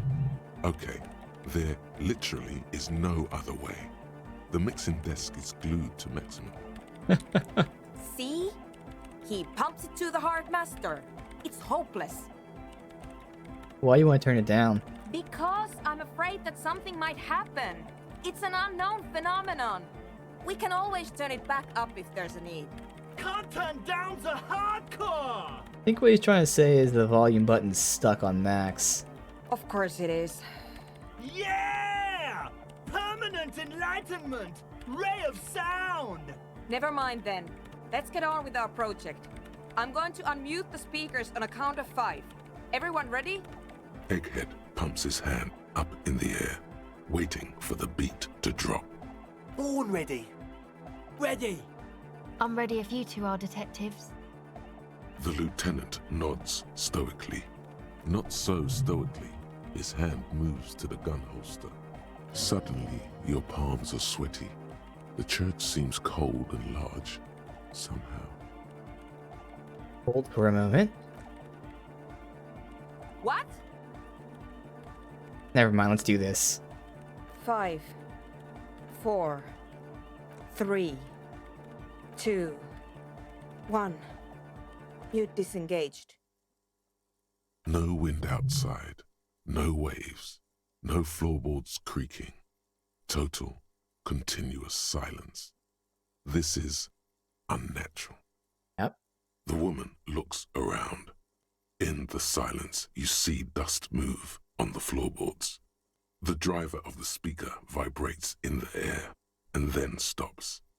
Plasterwork begins to crumble down the walls. So there is a sound that we can't hear. In the silence, a low hum starts creeping up your spine. It's a song inside you, not in the speakers. Uh-oh. Not in the room. A great bass sigh in the basement of your mind. Slowly, it builds until the air around you starts to vibrate. It will devour everything. The floorboards, the glass, the streets and the people. Nothing will remain. Guys, what's going on? There's alarm in his voice. Rattling like crystal in the cupboard fills the air. This fragile world is about to break. It's getting louder. In the basins, the water looks like it's boiling. Hosiana! Mother of Mega! In his mind, a tidal wave approaching from afar, swallowing entire coastlines on its way. Salvation. So what's that weird rattling sound? The beauty and the beat! The future of dance! Planetary! No, Egg! It's the window! Glass shards around the vacant heart appear to be vibrating from the sound. Looks like she's alive. In the corner of your eye, the lieutenant steps aside, cautiously, his eyes searching for a possible evacuation route. The window is going to come down! No, the roof! It looks up, screech fills the air, scream of wood nails. Cracks appear on the stained glass window. Cracks run up the wooden pillars in the dark. Come down to us! Love! It's shaking the building's foundation. The floor twists. That's it. I'm muting it. Yeah, we should stop. Suna, mute it. Shit! It doesn't stop. Asil, have you? You can just pull out the cable, by the way, but okay. Yes, I've turned it off. Andre, pull the compressor! The place is gonna come down! Fuck! I can't shut it up. The signal's passed. It's not in here. It's... In the mixing desk now, building into a positive feedback loop. This is it. A great roar. The vault of the roof twists above you. Glass shatters somewhere near the door. It's coming down. The desk, Egghead. And then it stops. Totally and utterly. As if there never was a sound. Only your ears still ring from the shock. Everybody is staring at Egghead, holding a dangling cable in his hand. Like I said, unplug it. Duh. A black 3-pin connector. Egg. I pulled the plug. It was getting too hardcore. You did good, Egg. Most of the place seems to be intact. Fucking hell. Programmer lady, tell me you were recording that. 4 years. 22 people. Millions of reals. All that time? This is what we were up against. Just erased it. Suliswolf isn't gonna believe this. Yeah, but did you record it though? It was dope. I think we can use it. Yes, Andre. I recorded it. Damn, I need to send some letters now. Thank you all for doing this. Eggman, you too. And you, officer. I don't know what we've discovered, but I know what it sounds like now. That's a start. You hear that, Kim? It was very hard not to. I think you're right. There is something going on here. And you need to be very careful with it. I promise, officer. We will not play it again. What was that? Never heard anything like that. It was mathematical information from the anomaly, presented as a waveform. That's what it was technically. Theoretically, I have no idea. I've never even heard of anything like this. A voice seems muffled in the silent church. It's your ears adjusting after the exposure. You're gonna write Soul Slaw. Yes, our lead designer. And maybe some of the producers too. And some of the writers. If they're sober enough to open a transmission. They need to hear. That it wasn't her fault. Or theirs. They need to hear about this. Don't worry, I won't send the recording. Although I doubt they have the speakers to produce the frequency anyway. What happens now? We're going, Stay here. I'm going to stay here with these lunatics. Send letters, maybe meet Suliswolf. Also devise further measurements. I want you to know that's totally chill with us. I don't care, but thank you anyway. That's the best she can manage for Andre. It's quite a lot in truth. For her, at least. Now, I have a theory to come up with. Some kind of preliminary explanation to all this. Or the letter will sound like I've lost my mind. Yes, and we have to get back to stabilizing Martinez. Instead of demolishing it with loud bass noise of unknown origins. You have an explanation for all this. Somewhere deep in you. You just don't have the pieces yet. You don't know enough about the world. But that Joyce, what? If you knew all she knows, could put it together. What is this? Because this is a check I should be able to make, but Pale Unknown. Okay, I gotta find out about Pale. Not sure how, but okay. Alright. Well, it's not a paying job. Could you help me with the Coalition warship, Archer? You're asking me to circuit bend onto a Coalition radio frequencies. You want to know is it possible? Probably. But is it a good idea? I'm not sure. The main difficulty will be finding an antenna powerful enough to reach those frequencies. Unfortunately, you can't exactly buy mega long-wave antennas off the shelf. She's not joking. Even the RCM has to receive special approval from the Coalition to access that kind of equipment. The radio relay tower at Len's End. Could that work? I highly doubt it. That tower is barely able to transmit shortwave signals right across the bay. To generate megalow frequencies, or to the we're ones going near to the need bridge. a much larger antenna. She has an idea, though. You can see the tiny signal lights firing inside her brain. I don't see any alternative. We're just going to have to build the antenna ourselves. Why don't we just use an AR-1? Because it's a completely different class of antenna. It would be like using a high-end racing carriage where a long-distance lorry is required. Yeah. We need metal, a lot of it. The taller the structure, the better. Something that is both prominent and easily accessible. If it's near a power source, even better. Conceptualization check. I know I have gear for that, but again, it might be minus. No, plus, right there. Bam, plus. Okay.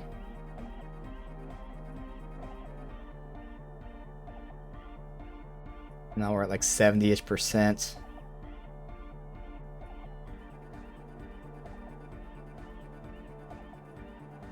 I wouldn't be against leveling up 1 point in conceptualization to redo that as well.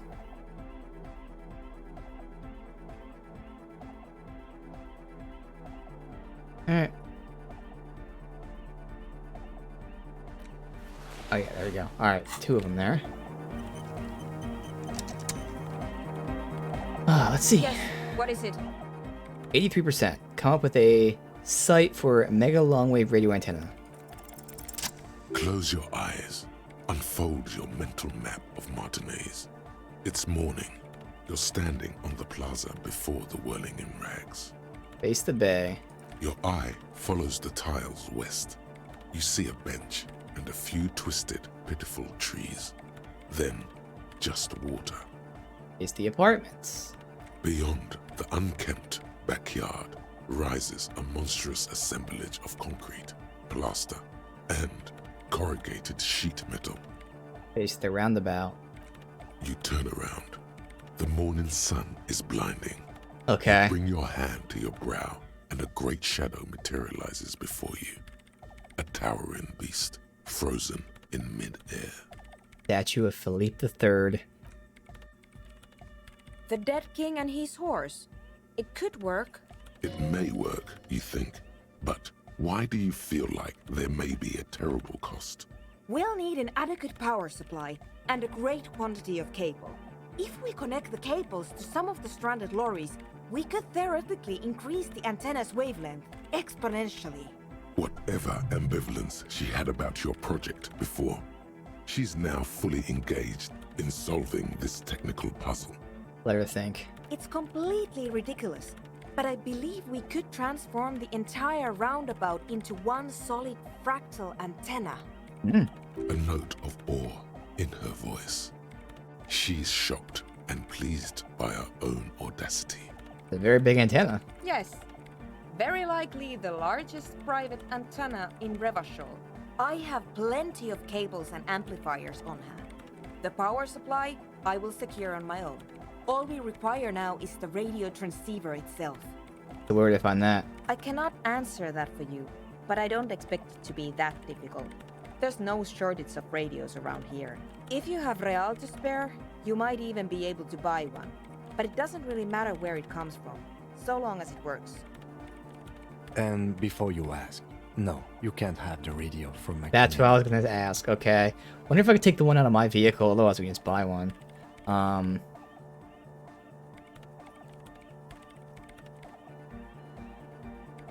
Do radio computers have receivers in them? Certainly, though it requires a fair amount of technical finesse to remove them. Frankly, it's not worth the bother. Just find a regular radio.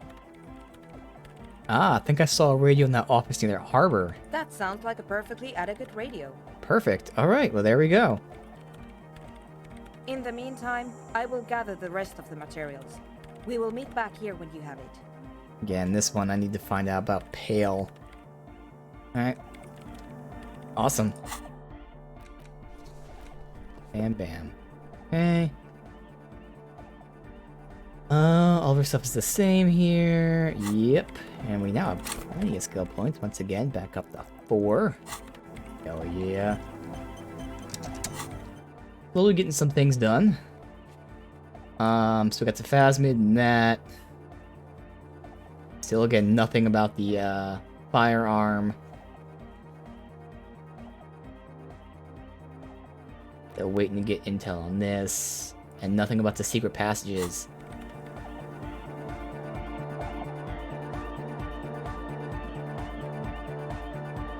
Okay.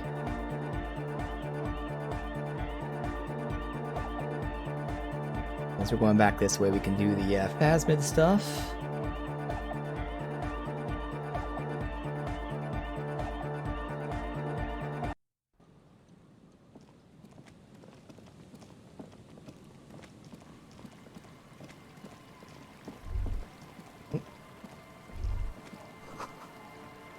Not yours didn't crash every MC in Revachol. Hopefully.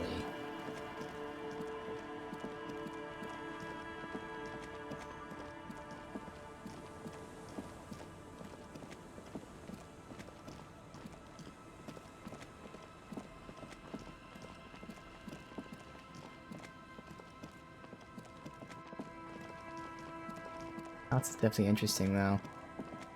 Single chair in there.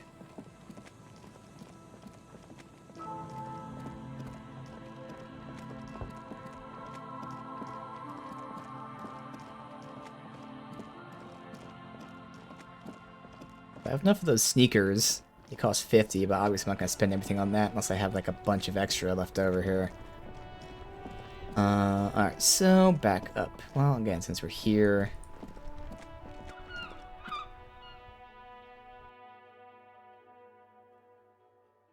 We have filled those traps again.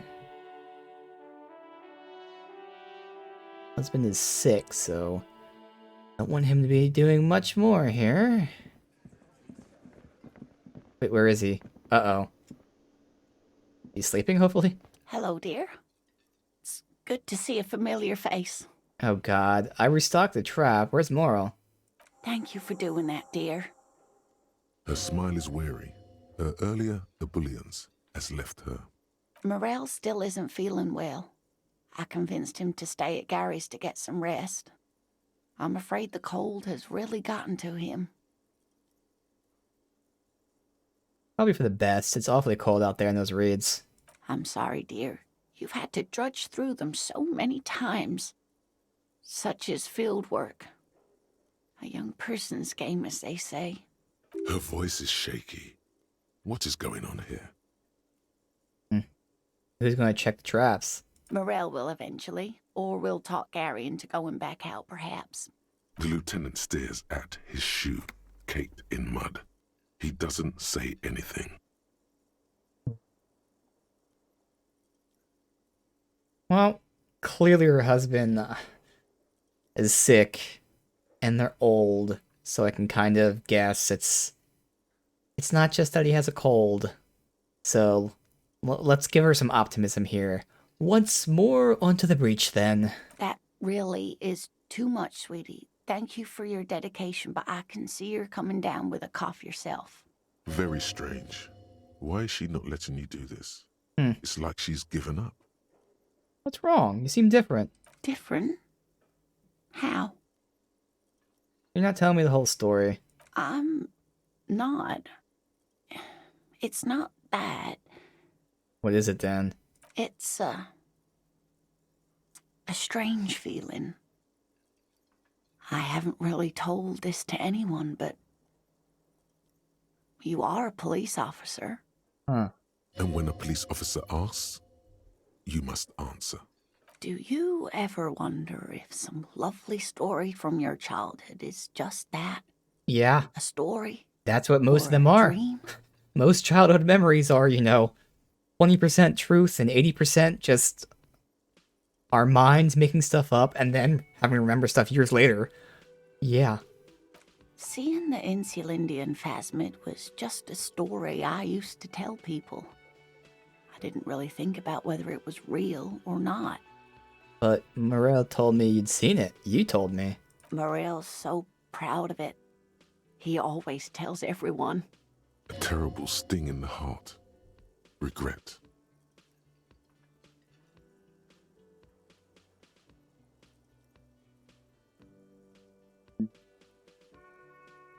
You seem to really believe it happened. Doesn't that count for something?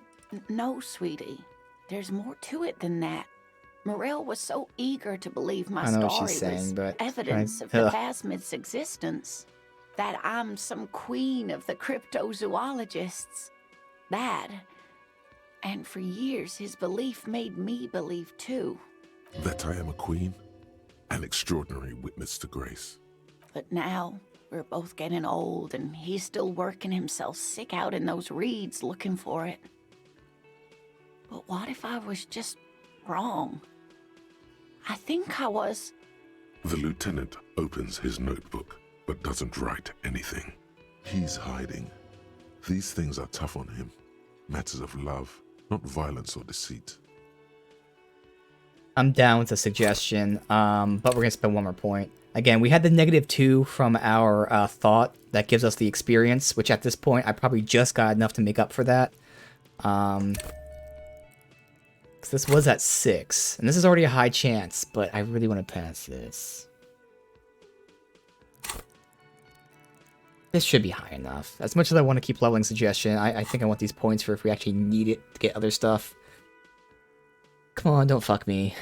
Tell her that her marriage hasn't been a lie. An acorn is not the same as the tree.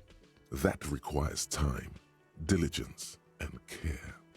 And I need something good here. All qualities these two seem to share in abundance. Wrong or not, your relationship with Morel isn't just about the phasmid. But it is. We've spent years searching for the phasmid, hunting it together. Without it, what are we? Just another pathetic old couple. If I hadn't led him down this path, he could have a steady job lecturing at a university. You know, this reminds you of the Pericarnassian theory of love. In essence, love is a relay out of death. Generation by generation, our love remains in our progeny. Lay some of that on her.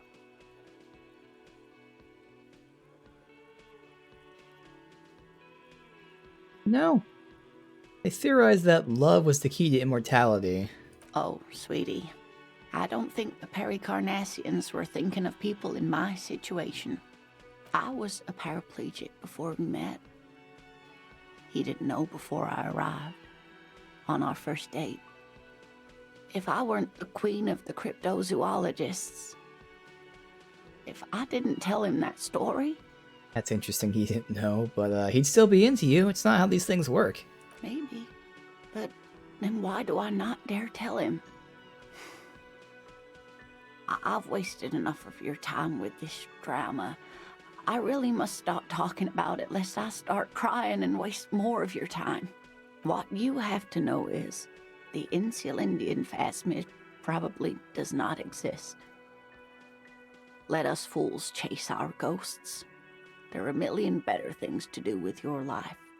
Are there? Some of the other things are pretty bad.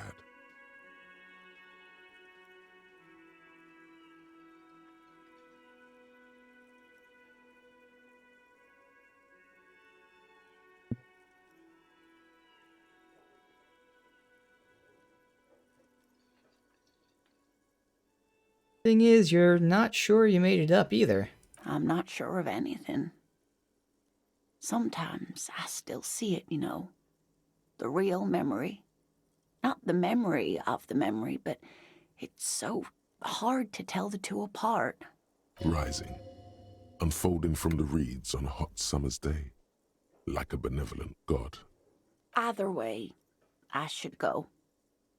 Poor Morel is running a fever, and I need to get him home to Jamrock before we overstay our welcome with Gary. You sure you don't need help getting to Gary's? Oh no, thank you, but I can get there on my own. This old thing is gas-powered. And then a taxi home. It's not so bad. Oh, well, you do that. I'll check the traps once more. Really? Oh, sweetie. Kim. Please don't get stuck on a dream. Take it from me and Morel. No one can stop you from finding the phasmid. Can I have your address, just in case there's news? Okay. It's 1113 Tabernacle Road. Jamrock, but... A sigh. She doesn't think you'll need it.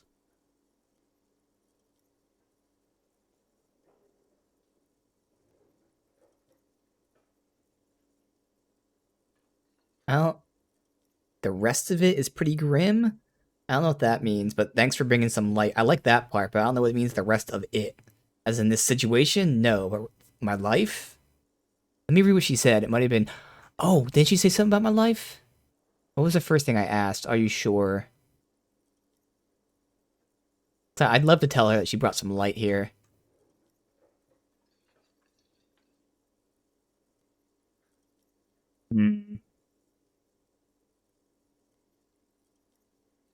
I don't want to say that in the off chance, but this is probably what I would actually want to say. That, you know, she brought some light to my life.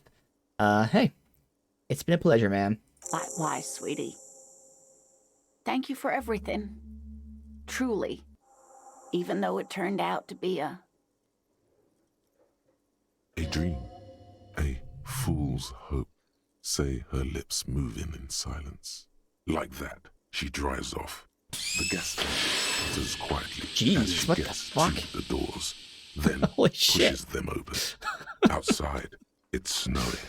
Okay. We should go too. But damn, dude, she was like the first person that was nice to us. She's the one that gave my character confidence, and oh my god, dude, she was awesome. Holy shit, she was just such an awesome character. Again, for like my roleplay character, like she made such an impact on him. Oh my god, I'm gonna miss her. Interesting, we can check them again, but there's no quest for it. We're gonna do it. We are going to do it. We're doing it right now. Screw it. We'll check those traps one more time.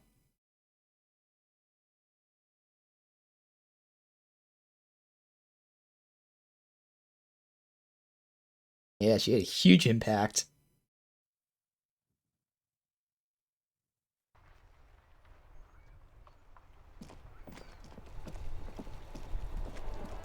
Alright, let's see, down this way. Shut up, Kim. I don't want to hear anything from you.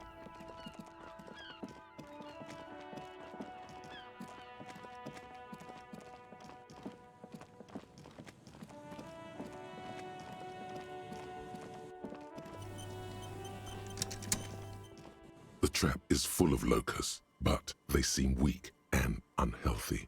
A few lie on their backs with their legs twitching. Still, no phasmid. Poor things. I know he's a bro, but not a cryptozoologist. For some reason he cares about this murder. Whatever.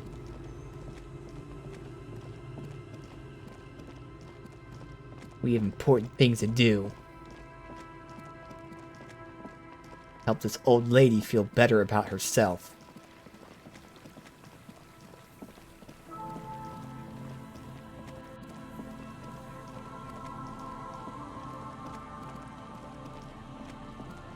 few locusts trudge along the wall of the trap. The rest are piled in a heap in the corner, dead. No phasmid anywhere. Poor things. Come on, phasmid. The trap is filled with dead and dying locusts. Most of them aren't moving anymore. You still can't see a phasmid anywhere. Poor things. Last one.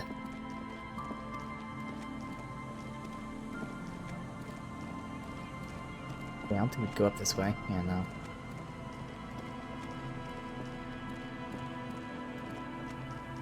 I don't know how to get to those stairs behind this building.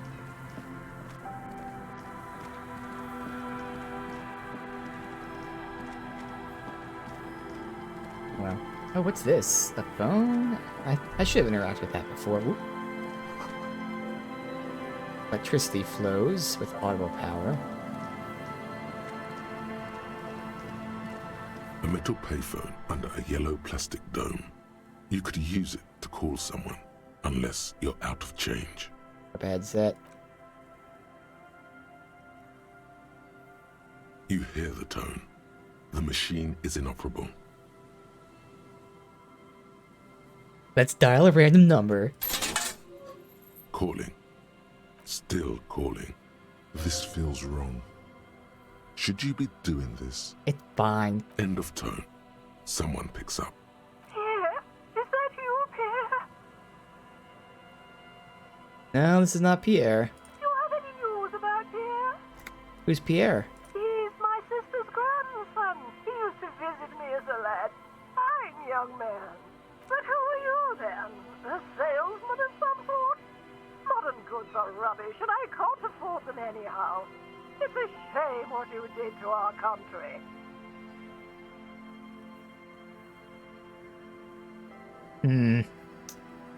Why not? I mean, if you tell her from a police officer, she's gonna freak out.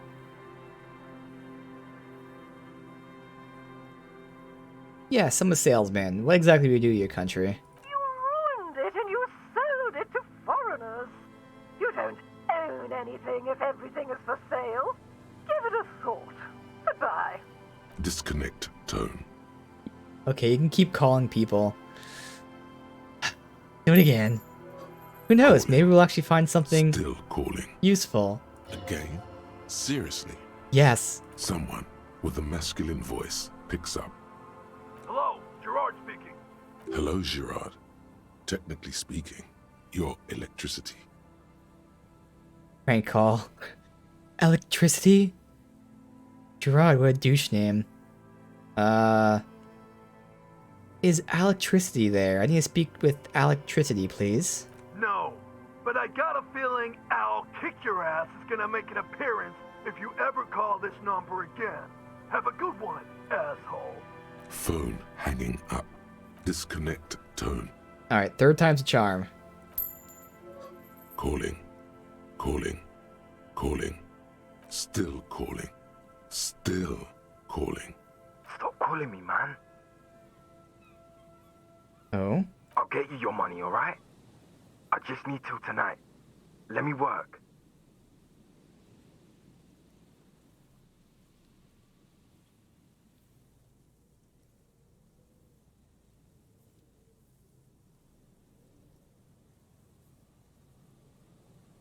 Slight change of plans. I want this delivered to the Whirling Gags. Tethys. Hey! You're not Tethys. Screw you, and don't ever call here again. You're fucking with some serious people. I could have said I'm a cop and tried to help him, but I don't think he would have fallen for that anyway. Disconnect tone. Yes, we're done. Never know, Kim.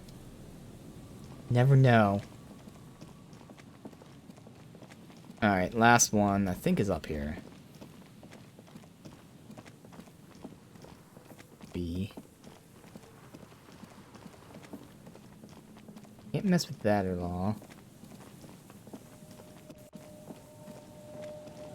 There it is. Just dead and dying locusts. and the slow swaying of surrounding reeds. Poor things. Damn. We tried. Alright. Gotta go get that radio.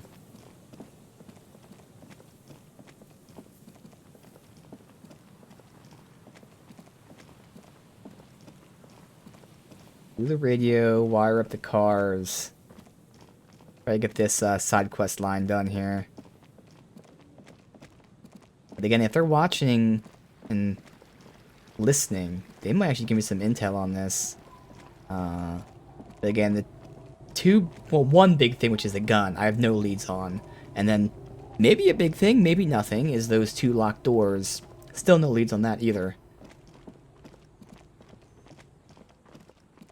There's a chance that they're using the locked doors to, like, you know, hide behind to record conversations.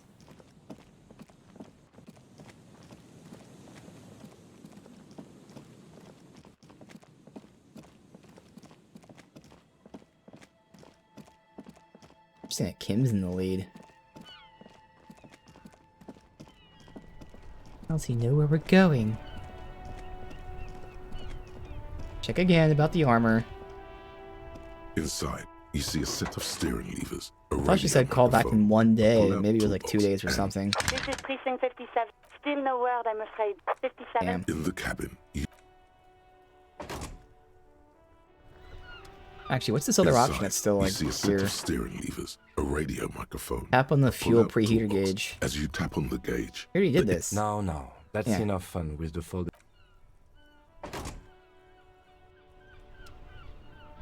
Alright. I'll see if he's not gonna like us.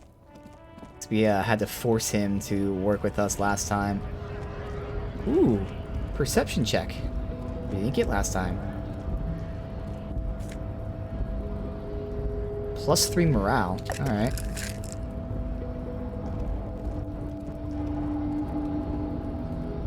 Can't talk to anything then, obviously. Him. Alright, so there's a radio in here.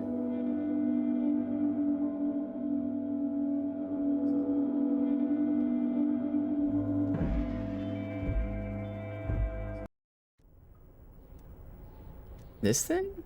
That's pretty big. a common office radio. Oh, okay. Like any of those found in countless waiting rooms, lounges, and other semi-public spaces all over the world.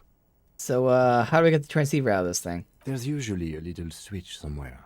Ah, yes, it's the one that says release. The lock disengages with a nice click. You may now safely remove the transceiver unit. Examine? There's nothing obviously remarkable about it.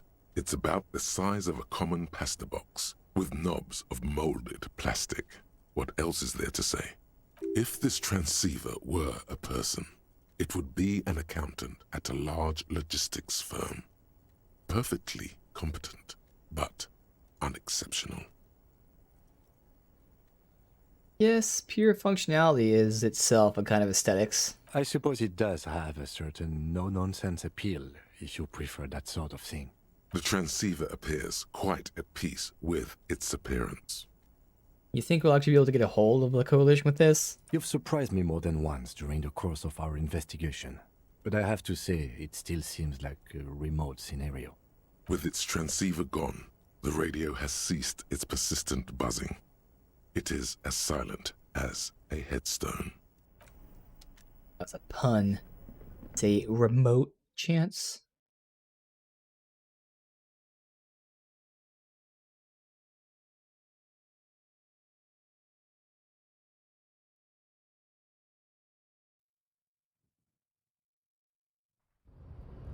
Alright, so he's returned to her, I'm assuming?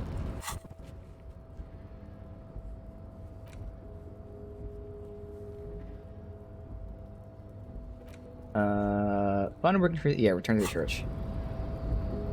So go to the church, then come back here again. The cars. Slowly but surely. I am interested in this. Oh, you can fast travel. This is how you do it. Okay. And also, why is he... Oh, because we have it like that. Oh, I gotcha. Oh, look at that. Well, that's so much better. What I know they were telling me how I unlock fast travel. Okay. That's gonna help.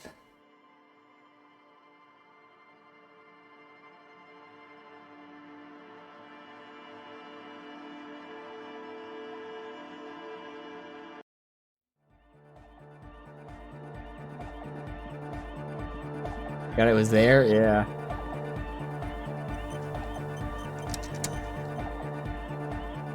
Yes, what is it? To be fair, most of the time that we were running back and forth, you were doing multiple things along the way anyways. This is one of those rare times where there was nothing for me to do.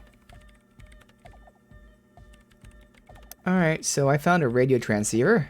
Ah, very good. Let's see what you have. Found it in this office by the harbor. Not the most advanced model, but at least everything appears to be in order. Yes, this should serve our purposes. No further comment necessary. I believe that means we're ready to get started. I should warn you, once we begin setting up this antenna, we'll need to see the whole process through. There won't be any second chances, any do-overs. Oh, you understand? shit. So if there's anything you'd like to get in order before we depart, I suggest you do it now. Did you say we need some kind of power supply? Ah, yes. I wasn't sure what to do about that, but then I discovered an abandoned power source down by the edge of the bay. It's obvious.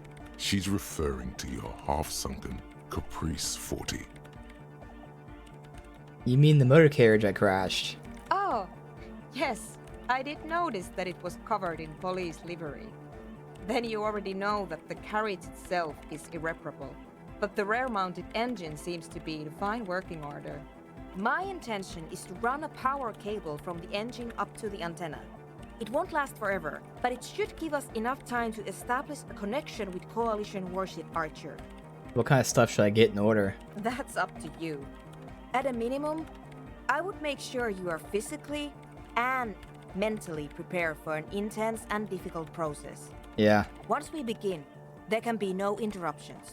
At the very least, you should make sure you're wearing a good pair of gloves. Radio engineers typically carry overpriced solvent sprays to clean the antenna connections. But in a pinch, some common ammonia works just fine. Finally, there's the question of stimulants. Some people prefer to keep legal amphetamines on hand to help with their work. I'm not one of them, but they do exist. I try to avoid drugs now. Abusing them is highly irresponsible. I don't take them because they make me nauseous. But everyone has their reasons. I don't judge. I'm That's gonna fine. prepare here. Return to me when you're ready to go. Okay, she mentioned ammonia.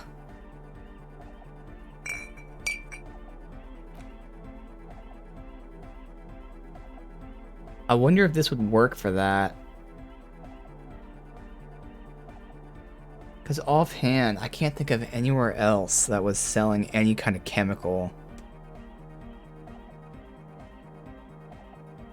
Obviously I have gloves on. We have a lot of skill points here. So I can spend one just for funsies now. Let's get endurance up. Bam. It's important. At least we're at 4 now. That's really nice. Before thinking about those skills, just again, the fact that she mentioned like ammonia for cleaning. I don't remember. I mean, there was drugs and alcohol to buy.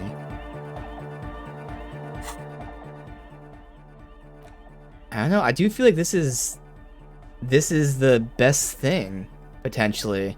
Pure alcohol. It's not going to be an open flame. So I'm going to hope that we have what we need if we have to clean some shit. Now I can think about possibly some skills. So we're contacting them. So I'm not sure if I'm going to be the one who's using the wires, but if I am, that would be interfacing, which we have at 6, which is a pretty decent number. Is there anything else that it might be as well? I don't know if it'd be this or not. Reaction speed's always nice. I could just level that up for funsies as well. Ooh, hand-eye coordination. Crap. Alright, outside of the obvious, like, physical thingies, if we're having conversation with people, most of the stuff should be fine.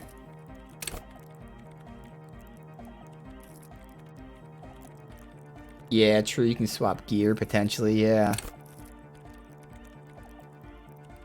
I think like what skills might be needed. I think it's more so physical because we have like the mental stuff locked down for the most part. Again, I would like a rhetoric to go up, but yeah. So in terms of these things,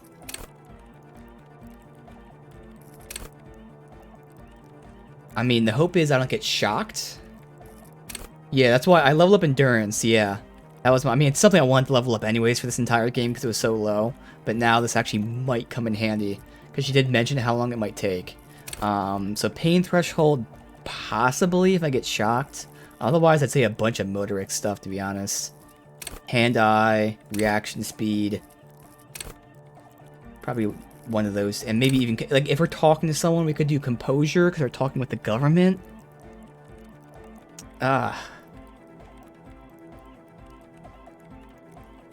know, yeah, she mentioned drugs, which is really interesting. Because, like, to me, like, if you would have said, like, oh, hey, we're going to go ahead and just do this, like, wire thing to set up, I wouldn't even think of anything of it. But she makes it sound like this is going to be a long, drawn-out, like, super, super crazy 10-hour process.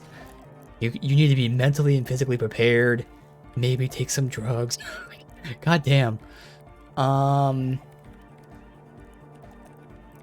tempted to go composure. At least one. Maybe even another hand-eye coordination. That'd be 2 skill points. I only have 1 left for any kind of checks that we might need. I know we have no hand-eye coordination gear. Whereas we might have composure gear. We do have composure gear. Only +1. +2. I would lose some stats, obviously, but it's better than nothing. It'd be the pants and the boot, so I'd lose perception. I'd lose a lot of the savoir-faire. I know, that's what I'm thinking too, like shocking, maybe. Yeah, that's what I was thinking, reaction speed. Like, there's plenty of potential. It's just, again, I've been saving these skill points for specific checks, but this is a rare time where I'm tempted to level it. Because she's making this sound so important, man.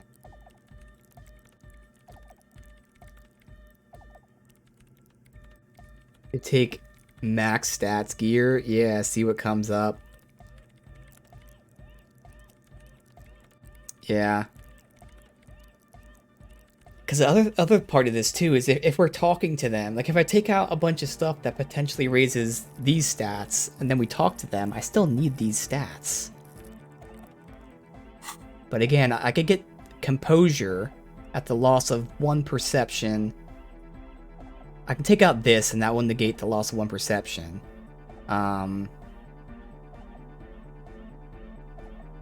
Yeah. I would be losing a lot of this. But unless I'm sneaking to hook this up, I shouldn't need this.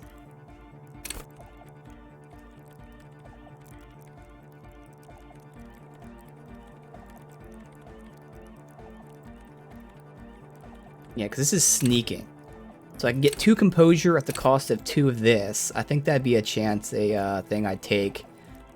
Which means I could level up reaction speed and or hand-eye.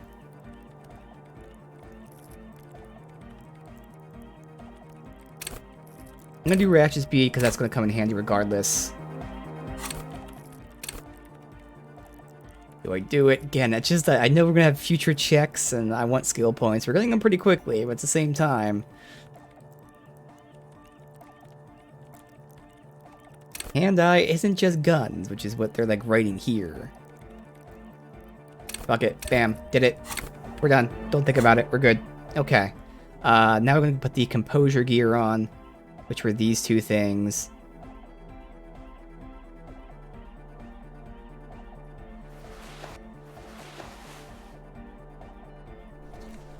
Alright, we lost physical instrument and 2 of the savoir-faire. Taking that out. We're losing 2 encyclopedia, but that negates the loss of perception, because perception is pretty useful. I would think. Visual calculus, logic at the cost of authority, maybe. Logic? I need logic for this? I mean, obviously it's logic, it'd be nice, but like, I don't think so. Analyze the living daylights out of the case. Piece evidence together, statements, impress everyone with conclusions. Solve complicated puzzles? I don't think I'm gonna need it, but what am I losing if I put the logic one on? Authority? Again, that would come in handy. No, authority might come in handy when I'm talking to the government, because they are the government. Yeah, I think I'm fine with this. Alright, screw it.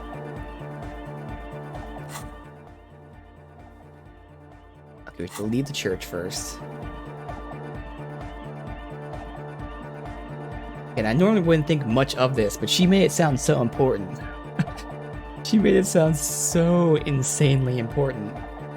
Like, oh my god, I did not think it'd be like this. And who knows, maybe it's not. Again, who knows? The way she built this up. Nuts.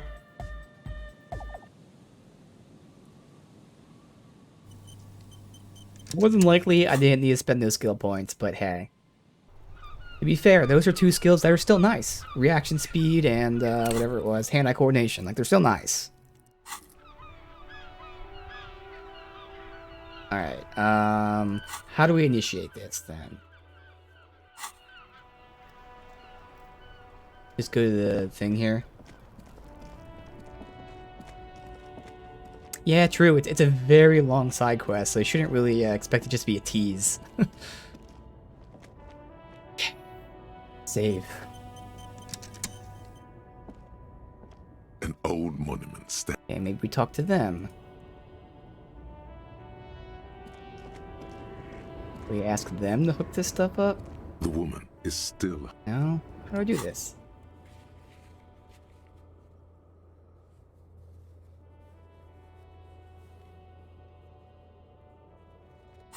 This says contact, but I don't know how. This isn't an interactable item. And save or whatever. A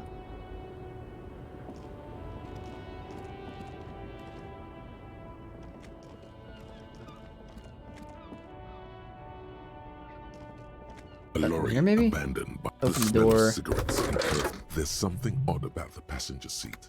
The seating fabric has been pulled tight over the This lower is side new of because the my seat perception. where the toolbox should be.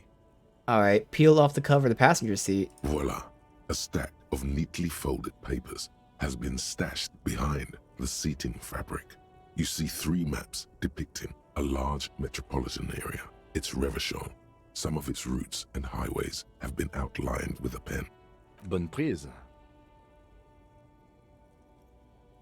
Okay, fold open the topmost map. This large map displays the elevated motorway called 881. The intake leading to Martinez is marked with a blue X. There's another X on the off-ramp at a place called the Old South. Toll booths at the intakes are marked with a circle. It looks like there are scant few ways of getting onto the elevated motorway that runs over Jamrock. And this person knows them all. There, hundreds of thousands of motor carriages roar on the 881. High above the mass of brown and red roofs, that is Jamrock. The commuters don't even look down. The world ceases to exist outside the windshield. Where's the road lead? To Couron, through the middle-income neighborhoods there, by the river, and then to Stella Maris and La Delta for work, while the men and women of Jamrock scuttle to their fates below the road. Open the second map. This municipal map from the 30s displays a complex system of storm sewers underneath a sub-district called the Pox, old military hospital, right adjacent to the 41st precinct. No storm will ever drown Revachol, the great solution to the riddle of history. Third map. The final map displays a labyrinth of service tunnels left over from the construction of Motorway 881. A few routes have been marked with a pen. where the tunnels and sewers surface near the eminent domain, and a traffic island in central Jamrock, by the lake. These service tunnels were probably used during the construction of the foundation beneath the motorway.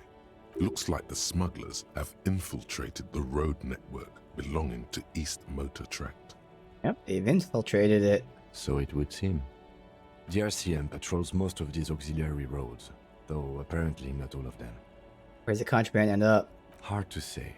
This distribution network looks certainly large, yet still vague enough. It doesn't reveal much about the Besmerti behind it. Besmerti sounds vaguely familiar. The Besmerti is a Revacholian crime syndicate. They see themselves as the inheritors of the 14 Revacholian Indo-tribes, but really they're just violent gangs vying for control on the west side of Revachol. With cool names like La Puta Madre and Aura Mazda. It's a dark parody. What do you think's behind this? It's definitely not the Union. They just do some logistics.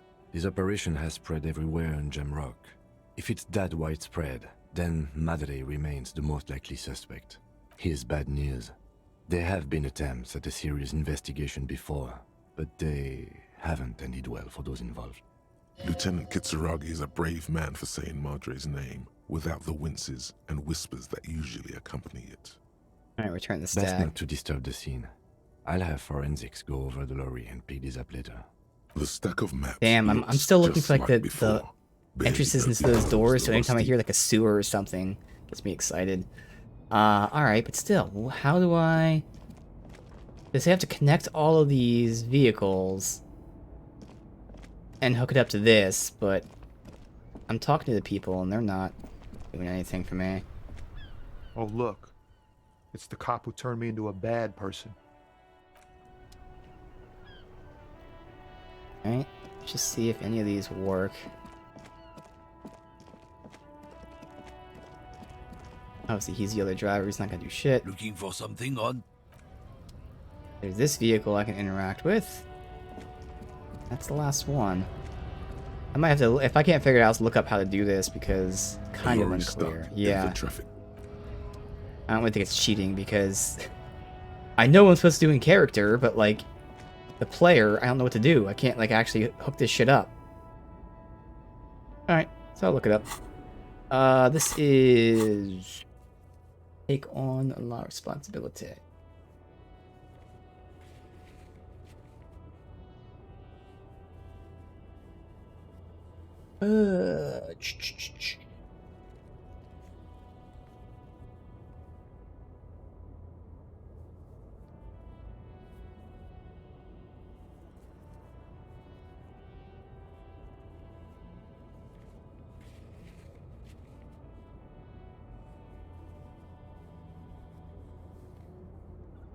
Speak to Suna and she'll move to the town square. I don't see her there.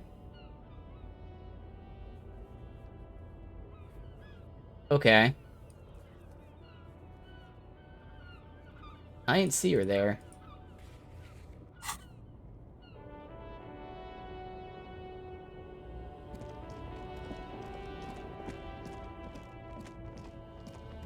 Yeah, she's not here, so...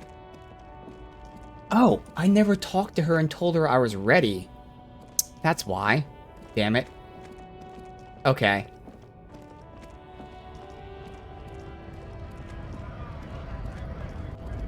Did we just buy alcohol just to play it safe? She said ammonia or alcohol.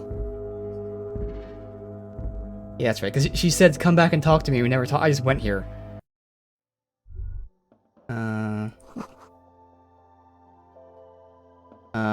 That's the bottles. I guess we can turn those in.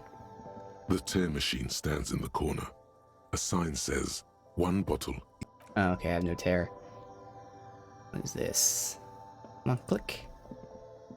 A small cabinet on the wall is filled with various medicine bottles, These are nasal drugs. sprays, and blister packs. They So all let's- bear the San Oh, do you have any ammonia? pharmaceutical- Yeah, there's like an ampule somewhere. Okay, that's easy. Well, then I'll buy that. Okay, don't like overdo it or something. Well, that helps. Alright, well, I was going to buy alcohol, but now we have the ammonia, so good.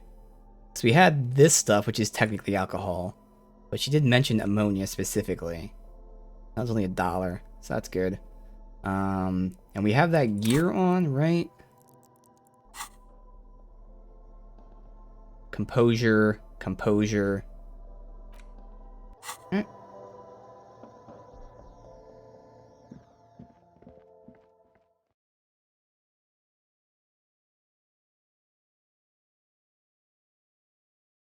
Now we can do this.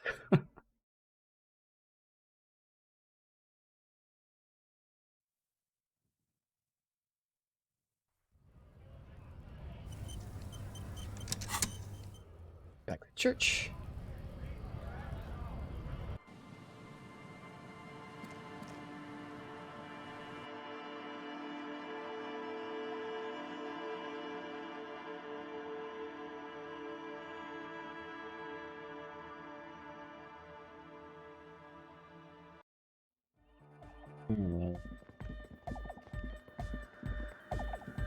Yes, what is it? I'm ready now. Very good. If you'll help me with some of this equipment then. Back across the water lap. At least we are getting our exercise in today. If you'll please carry that amplifier, officer. And if you'll take that spool of cable, we should be able to move it all in one trip.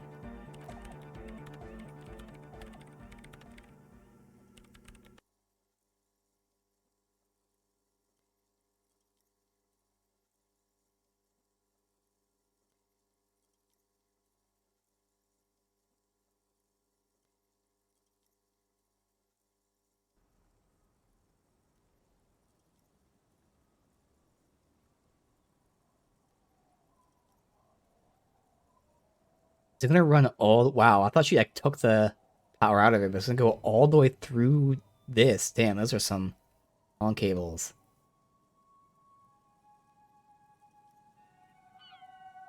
Leaving it in 2 parts would be uncool.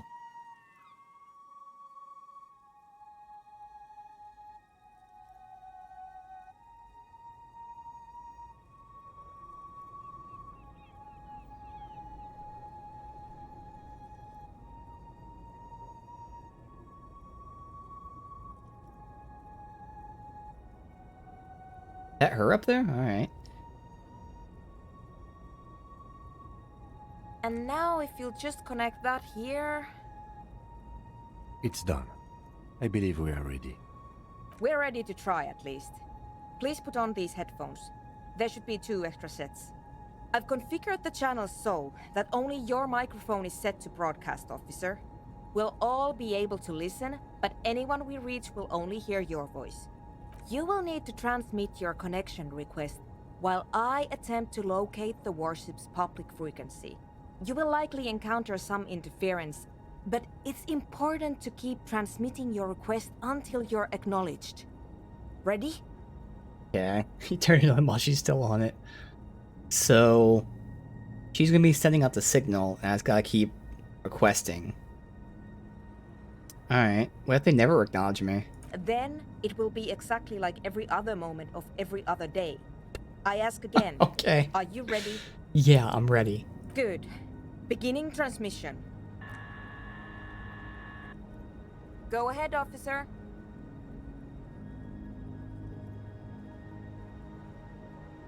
I can call myself Officer Tequila Sunset. Coalition Warship Archer, this is Lieutenant Harriet Dubois. The RCM, please acknowledge. You're all alone out there, wandering a blasted heath, calling out to the night. But there is no reply, except for the buzzing of invisible machines. The lieutenant looks up at you with a nervous glance. Nervous for who, though, you cannot say. Ooh, damn, I would have passed that. Actually, no, we didn't take off any gear for that. Damn, okay. Try again, officer. Alright, Coalition, please acknowledge. Perhaps you're simply imagining it, but it seems as though you're learning to pull apart the fibers of this auditory felt. You focus on one strand in particular, one that sounds very nearly human. Nein, Liebling, das lasse ich nicht zu. Die Vielleicht kannst du unseren Jungen bloß auf einen dieser Dinger nach Bredefort schicken. Something about chicken? Where's Sanny? One time we need Sanny. Hello, Archer? Do you acknowledge? Marianne, mir erzählt, dass Oscar nicht mehr seit er auf einem Luftschiff aus Grad zurückgekommen ist. Halten ihn die Psychologen für vollkommen normal. Aber sie hat das Gefühl, seit seiner Rückkehr mit einem Fremden zusammenzuleben. Something psychological? You can't make out a word of this gibberish. Rhetoric fail. Damn, dude. I got the -1 from the thought. I don't think I would have passed that without the -1. I would have been close, though. Now, what's this remind me of? The rustling of dry autumn leaves, waves breaking at a distance, 1,000 wings beating at once. It's just like that woman in the electronic doorbell, the circuit ghost. It's strangely comforting to think of these voices traveling through the air until you capture them, firefly-like, with your little metal antenna. Soon, I think there are ghosts in this radio. Liebling, bitte. Er ist unser einziges Kind. Er kann doch auch nächstes Jahr zur Akademie gehen. Kind? Is that like child? About child? Not ghosts, officer. Crosstalk. You have to keep trying until we get a signal through. Coalition, if you're there, please acknowledge. Again? Coalition, do you acknowledge? It's cold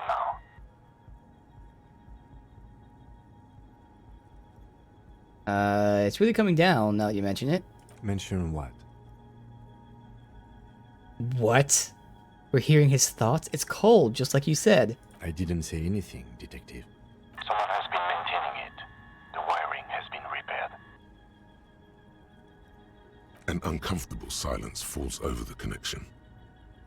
Huh. Has someone been recording us, and this is the recording that they're broadcasting? It's been a long winter. Long and cold. You gonna tell me you didn't say that either? I promise you I didn't, even though it certainly sounds like me. Huh. What's happening? I can't say with certainty, but it sounds very much like anthroponetic crosstalk. It happens sometimes when sending transmissions across long stretches of pale. Hail? Ah, yes, of course. That must be it.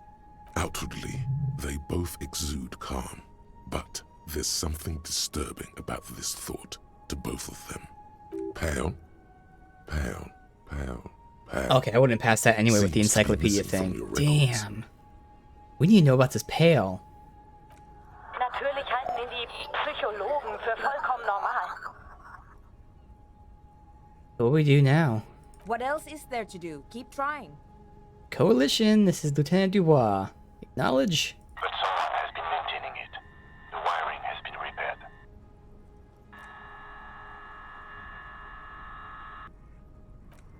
Dubois, please acknowledge. Archer, can you hear me? Liebling, bitte. Er ist unser einziges Kind. Where's Shibarta? Please identify. The signals are getting increasingly mixed. Plucking Dude, these are Archer's signal super high from this checks, will be dude. like isolating a single strand from a tangle of hair. Makes sense interfacing, but interfacing 18. Damn. It's not working. The crosstalk is simply too strong. What can we do? I did not expect simply locating the signal to be so difficult. We must consider several variables. Local anthroponetic conditions, the sophistication of our transceiver, the quality of our connections, and the physics of our antenna itself. Our transceiver is perfectly capable, so there is no problem there. And we're also unlikely to change our local anthroponetic conditions. So, the next step is to thoroughly inspect our connections. That's on me, and that's going to be interfacing, which, I mean, is decently high. Obviously, that was just an level 18 passive check, so hopefully. Save scumming quest. Alright, so how am I supposed to inspect the connections? You need to climb up there and look at them for yourself. But you don't have the technical expertise. Someone has been maintaining it.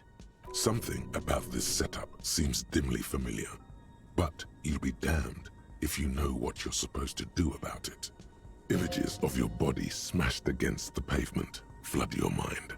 This is dangerous. Yeah, we'll see, because it does seem like they're pretty decently high passive checks. I'm going to hope and assume that there's going to be some sort of active check that will be lower. Because maybe the passive checks get you through it without having to do the active check. Maybe that's why there's like 2 or 3 different ones that you could have passed. But again, that's if you specialize. Like again, they're 18s. This one's a 12 at least, but this wouldn't have completed everything. I don't know what I'm doing. That's true, but I can't leave my station, so it will have to be you. What if I slip and fall? Then you might break your neck. Wow, okay. I gotta climb the monument. Oh shit. Oh god.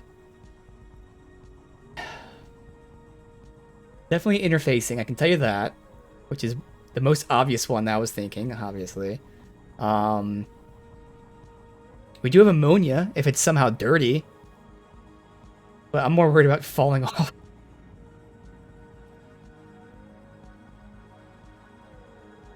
I wonder if that's going to be the strength one. Like if your grip, if you have good enough grip on it. Your gloves give you a solid grip on the metal bar. This feels pleasingly familiar. You said gloves and ammonia. We have them both. You don't exactly cut a lithesome figure, but after several moments of scrambling, you manage to hoist yourself atop the monument. Who would have thought that I'd be able to do this when we started this? Hungover, drugs and alcohol, not remembering anything. Now I'm standing on top of a statue in the middle of the snow. Still pretty stupid. That performance was frankly an embarrassment. Really? Examine the connections. The connection itself is nothing more than a little braid of exposed wire wrapped about the hoof of the horse. A copper fetter, it cannot slip. Let's get this level up and get me a morale check. The whole Collision check, whatever. is covered in a thin but durable layer of oil and grime. It's obvious no one has cleaned it in years. Ammonia. The programmer mentioned ammonia, but anything alcoholic should dissolve the oils. Yeah, see, so I think the alcohol would have worked too. Clearer connection. But it was only $1, so fine. Clean it with ammonia. Almost immediately, the ammonia begins breaking down the oils around the copper wiring. That stuff came in handy after all. Very good, Dr. Sir. Once the oils have been dissolved, you wipe off the connections with your sleeve and reattach the cable. Did that help? It seems to have made some difference, but unfortunately not enough to alter the overall situation. Unser einziges Kind. Kann doch auch nächstes Jahr zur Akademie gehen. Short of changing the shape of the antenna, I'm not sure what else we can do from here. And the lorries are all jammed together, so that's unlikely to happen. What would changing the shape do? Ideally, Redirect? the receiving mode, Yeah. so that we can isolate the warship signal and eliminate the crosstalk. But if you don't know what you're doing, of course you could just make it worse.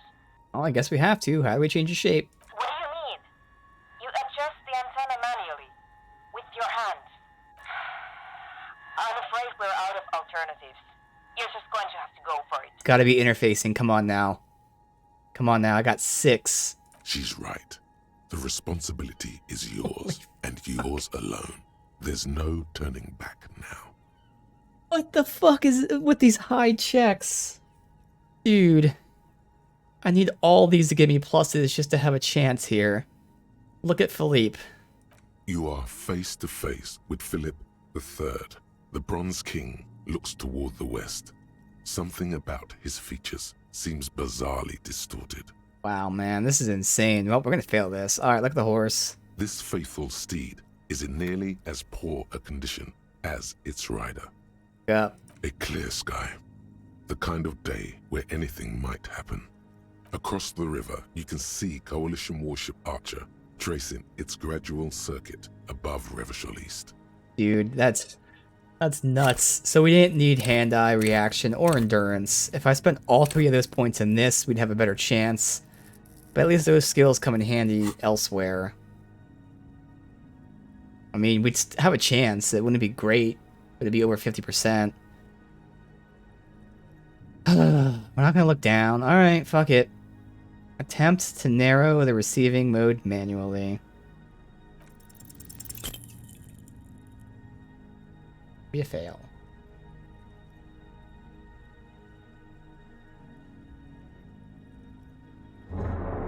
Now there's no gear.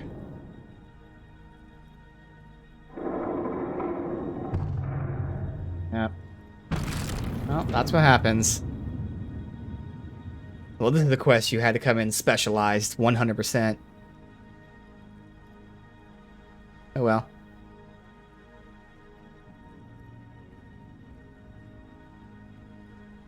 You allow the broken hunk of metal to clatter to the ground.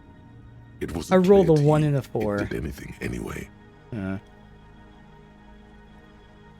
Dude, if I would have even gotten like a decent score, oh well. Nein, Liebling! What are you doing?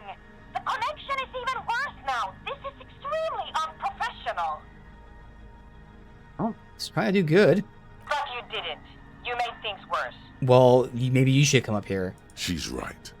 This was your responsibility. Damn it. I'm going to push the power supply. I doubt it will last more than a few minutes, so you'd better make them count. A maelstrom of sound, swirling and swirling Alright, come on. around. If I just an get some invisible conversation. point. It's mounting. Mounting. Nicht mehr derselbe ist, seit auf einem Luftschiff aus Graz zurückgekommen ist. Lieutenant Dubois, please respond. It's too much. Your eardrums are throbbing, about to burst. Dude, again, almost all these checks have been impossible at 18. We had like 112, but that's the lowest check we've gotten. Again, a quest that's clearly meant to be specialized in some stat, which we are not. A long winter, long and cold. And then, nothing. Try it now. Coalition, please acknowledge. This is Worship Archer. We are acknowledging and accepting you. Though we're still getting quite a bit of interference. So I feel like it's going to be time where we only have a few questions to ask. This is the best we can do. I suggest you get to your business quickly. I doubt I'll be able to maintain even this connection very long. This is it. You're finally getting to speak with those who hold real power. There is so much you wish you could ask, but you probably only have time for 1 or 2 questions before 1 the or signal 2? is lost. Oh my Please be god. advised that you are speaking on a public frequency. What is your request? See, I'm scared to ask these questions. As much as I want to. Although none of these actually matter, to be honest. But I'm super scared because I don't know if these count as the 1 or 2 questions or not. Because there's a proceed, I would assume I can ask all these, but they're not important at all, so no. I need to reach the Committee of Responsibility. Acknowledge. To reach the committee, all you need to do is fill out the appropriate request form and submit it to the Liaison for Public Affairs. If the liaison accepts your request, you will be invited to address the committee at their next quarterly public hearing. We believe the next hearing is scheduled for July. Even the thing I'm spec'd in. I mean, to be fair, I have a -2, but still. Oh my god, this quest. So clearly, again, you have to come in the quest like knowing the checks. You have to make your character for this specific quest, which is fine. Damn. Okay.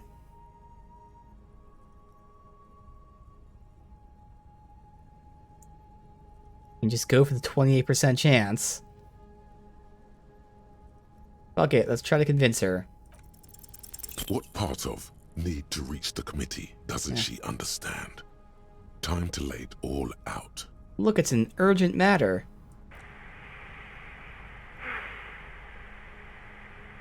We will hear your request, Lieutenant Dubois.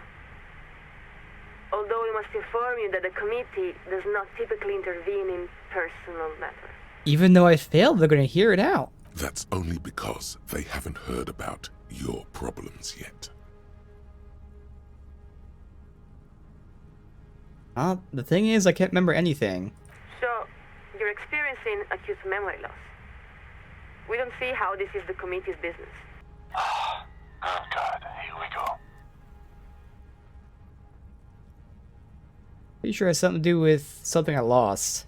We're afraid we don't understand at all. What does this something have to do with your lost memory? I had it, but now I don't, and I don't know what to do about it. We are sorry to hear of your loss, but personal tragedy is quite beyond the purview of the committee responsibility. Now, please excuse us while we update the receiving frequency. This connection will be cleared in 4, 3... Come on, reaction speed. Quick, hang up on her first. Go ahead and leave, you stupid whore. Please don't go, say nothing, or disconnect. Well, she's not gonna stay. Disconnect first. And the line goes quiet. There, you really showed her. Showed her what, though? The lieutenant gives a long sigh as he removes his headphones. He looks up at you. All of this for nothing. I think it's best for you to climb off the statue now, Detective. Your real work is done here. Give me a minute. The sun-warmed bronze tingles beneath your fingertips and between your thighs. Your legs have grown stiff. You've been up here quite a while. You look around. The strikebreakers are still shouting their slogans and waving their hand-painted signs. Beneath you, the lieutenant and the programmer have begun disconnecting a few cables. You could stay a while longer if you wanted. Sure. Out on the bay, a pair of dinghies bob and roll in the waves. The breeze drags the voices of the fishermen toward the plaza, faint and indecipherable. Further out, a few dirty icebergs drift to and fro. Further still, at the outer edge of your recognizance, the ancient ruins of the sea fort lay piled on the horizon. Everything all right, Detective? I'm fine. Listen, I understand that you're disappointed that things did not turn out how you might have hoped. But you did accomplish your task. You reached the coalition. I must admit I didn't seriously think you could do it, but you've proved me wrong. Now come on. We still have a long day ahead of us. Climb down. Good. Now give me a hand with these amplifiers. Leave the cables. I don't feel like making 2 trips. What's one more trip across the waterlock? There you go. There's the first major example of failing in the game. You still make progress. Like there's you fail in the individual parts, but you still succeed in the end. All right. Well, this was an interesting collaboration. Make a good team, Suna. Really? I do not think we were all that successful. But maybe the RCM has a different definition of success. In any event, just leave that equipment here. I'll put it away later. If you'd like, you can take one of the extra headsets. I don't need so many spares. Now, you'll excuse me? I'm even wondering at this point, I honestly feel like they wouldn't have taken this regardless. Because, yeah, we failed the check to let us talk for longer. But in this short talk, at least, we got as much information as we wanted to get out. And even though I failed the please hear me out check, they still heard me out and told me they don't deal in personal matters. So I honestly feel like the outcome would be the same, it'd just be more positive. Like, hey, we did it. Okay. So again, technically speaking, I used 3 skill points here on things that turns out we didn't need, but at the same time, reaction speed obviously is great. At times it's proccing. Hand-eye coordination hasn't happened all too much, but especially as we get later and later in the game where, again, we might be dealing with guns or some shit. I feel like it'll come in handy. And then endurance, obviously leveling that up is nice. So that's okay. The only way it would hurt is if we get like a check in a conversation where I could use more than 1 point, where I'd be like, oh, I could have saved that. But I'm fine with that. Again, haven't found that at all. Let's see, we have the victim's number. And ask again, but whatever. And then the rest is the main quest. So there's actually nothing else I can do right now. Like, nothing obvious, I'll say. Again, like, I don't know about the secret passages, can't find anything. Don't know about the murder weapon, can't find anything. So we'll call again about the gun, or the armor. We won't make any more progress today on the main quest. I'll save that for the next stream. I'm just trying to think offhand, like, who can we talk to about this gun? This ammo. I mean, we talked to the army guy. I guess I could talk to the dude that's right here by the museum. Not the museum, but whatever this is called. He knows a lot of history. I don't think he'd know about guns and shit, but you never know. I'll ask him.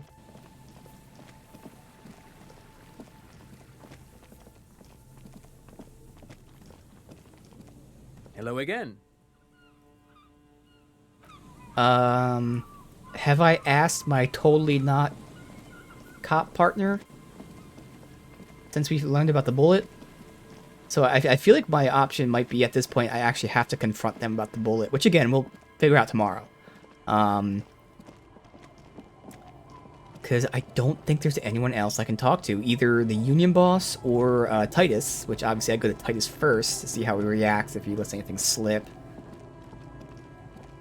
Let's look back in here. Like, there's nothing in here. It's just a chair, which obviously might come in handy later, which, honestly, I feel like this is where the guy was killed. No reason other than it looks like a fucking murder shack. But I feel like this is where the merc was killed. He was put in this chair. So I was hoping that we see, like, bloodstains or something, but we don't. If I take this off to remove the perception down. Still nothing? I mean, I think it'd be pretty obvious. You shouldn't need high perception to see, like, bloodstains anywhere. And nothing.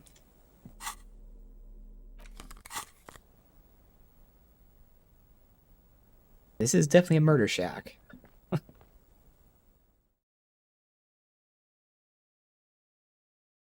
Those damn doors. Gun. We have nothing to go on that.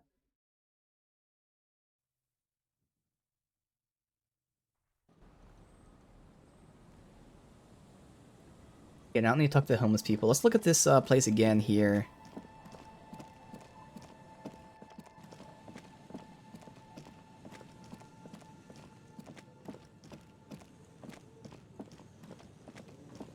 And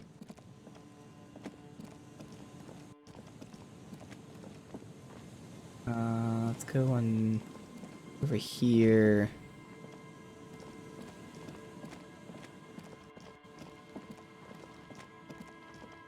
Here. Just something to interact with. I can't actually do anything.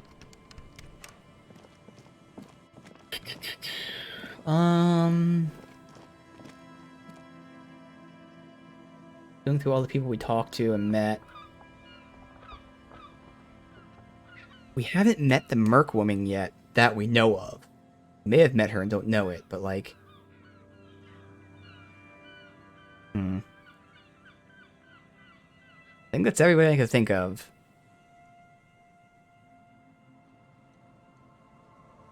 Yeah, it's everybody I can think of. Okay. Well, we'll radio in about armor again.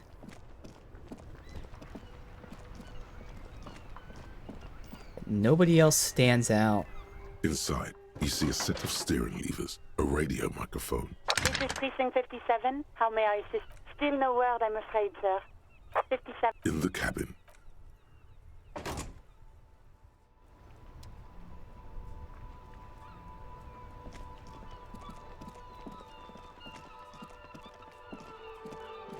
Don't need to go in here. She's back there, as it's the other chick.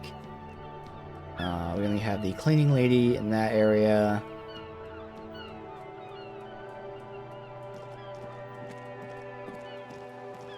Just look.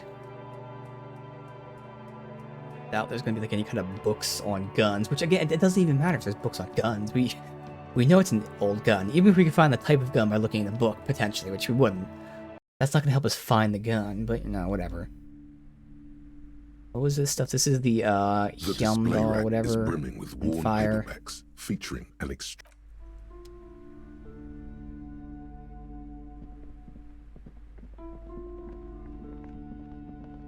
This was... Shelves filled to the brim with crime novels. Crime novel.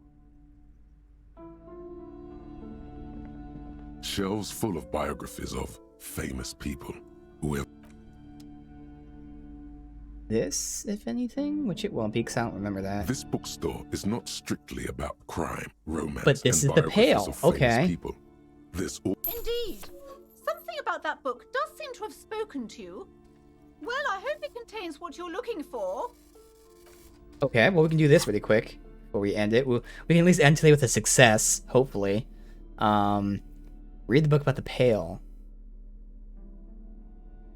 Medicinal purposes of the Pale. The cover of this heavy tome features a number of esoteric symbols. Flipping through the book, you find a number of sections on the general benefits of the Pale. A large pharmacopoeia makes up nearly half of the book. The pharmacopoeia? You come across the following explanation. While modern pharmacopoeia are continually updated by so-called experts based on the results of clinical trials, readers will find assembled here the timeless wisdom relied upon by generations of traditional Seolite medicine practitioners, Mesk mystics, and Ilmaran folk doctors. It's all quackery, in other words. Finally, something to calm the angry spirits that have been plaguing you. It seems to contain descriptions of the medicinal properties of various ingredients that may be gathered from the Pale, as well as instructions for producing a variety of herbal remedies. About restoring lost memories? There are a number of Seolite tonics that promise to improve your short-term memory, but nothing that speaks to your condition. Anything about curing an apocalyptic hangover? There's nothing in here that speaks to hangovers directly. However, while browsing through the various descriptions, you become convinced that you could assemble something from the ingredients listed here. Want to give it a shot? Oh god, this might be an electrochemistry check, which we don't have, but fuck it. See what you got. First, you need to choose a base ingredient. Ginger, mint, or rue? I mean, I know ginger and mint are potentially good for, obviously, like, being sick. I'm gonna say ginger. Ginger is good for, like, everything. Next, you'll need to combine the base ingredient with an appropriate vehicle. We're just mixing shit now. Aloe vera is nice, although birch bark? I feel like birch might... I mean, I know it's going to go with ginger, flavor-wise, but also that might help soothe. I mean, so is aloe vera, though. I'm going to go birch bark. Lastly, is there anything else you'd like to add? Fuck it, just go ginseng. I mean, this just sounds good, honestly. This is just like a fucking... kind of like a soda. The ginger root will help with the nausea, and the birch bark tea will help you flush out the toxins. The ginseng should give you more energy, as a nice bonus. Oh shit, where should I get this stuff? From the Pale, of course. Or perhaps from some enterprising entrepreneur, where you would find one of those, though. The book does not say. Alright. I still don't know what the Pale is. But hopefully it tells us about the Pale for that check. This bookstore is not... Alright, so let's check if we can get this back to where we came from. Again, it's like the 5th time in the last half hour. We'll end it there, but again, at this point, we don't have any side stuff that I can do at the moment. It's just the armor, that's it. And the armor we still can't do right now. So... I'll have to see what we can do. Otherwise, I think the only option right now... Well, that's right, we have the main quest. We have to talk to her about the main quest. But there might be a time soon where I have to confront him about the bullet and hope that that gives me information on the gun. Because again, I really think if I confront Titus, like a really good possibility is... Assuming I can somehow scare him or something, which isn't really a good chance, but if I can, there's a good chance that he's gonna say, we didn't do it, we just got him from the shack, or something like that.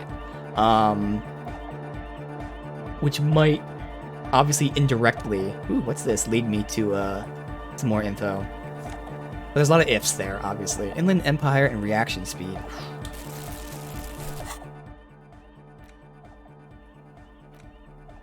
Isn't gonna be the hat? Yeah, I wouldn't really need that. But yeah, I can definitely see confronting Titus with the whole bullet theory. But at the same time, he can just not give a fuck. Or he can just say, no, that didn't happen, and just not care either way. Alright, let's see here. That removed the minus yes. 10. What is it? No, I still don't know about the pail. Alright, well, fuck it. That's fine. With that, we'll have to end it here. So, again, this game, yes, you can fail specific checks, specific instances. You can fail at what you're trying to do. But you still succeed in the end in some fashion. It may not be the way you expected, it may not be the way you wanted, but you still succeed at something.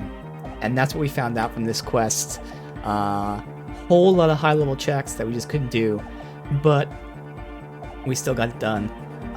And now that I see how the outcome came, like, yeah, it could have been different, but I really feel like it probably would have been roughly the same outcome in the sense that the committee does not deal with personal matters. Who knows? Maybe I'm wrong. Maybe they would have listened to me.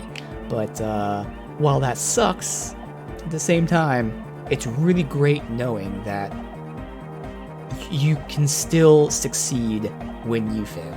And that's just a really, really cool thing. So again, we have two potentially huge things, one of which is huge, obviously the gun, but then the doors. Those two things are the two things I really need to know about, which I know nothing about.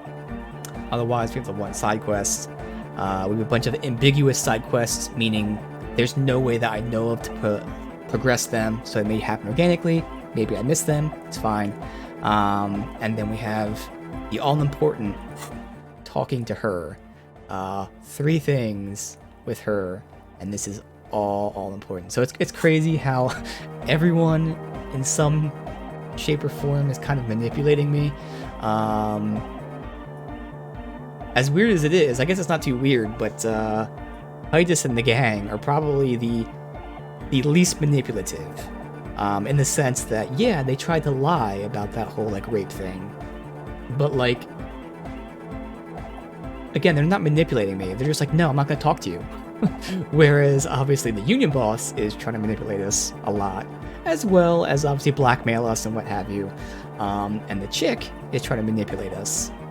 So, very interesting. We have all these people with all different motives, which makes sense, and we have to try to get to the bottom of it with some information, but a lot of no information. Just guessing, going with our gut. And that's awesome. That's what this game is. You are a detective, and you have to figure things out. And again, you can fail. You'll still succeed, but you can fail. And that makes things all the more interesting. That failure is an option, but it's not the end of everything. And that makes all these decisions even more awesome roleplay-wise. It makes all these choices still matter, but it also makes it not suck when you fail.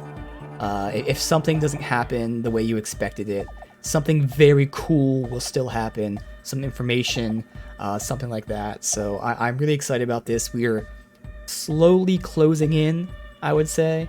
But again, who knows? We could be questioning her, the next thing you know, we end up in like a whole new zone. We get kidnapped by the union boss, and now we're in Jamrock. Who knows? So, while it feels like the story is slowly closing in, you never really know. So we'll see. Either way, again, things are going to get very, very interesting soon, because we have this main quest to do pretty much from here on out, unless we get more stuff. So hopefully we start getting some more answers, some more revelations. Looking forward to it, but let's go ahead and end it here for now.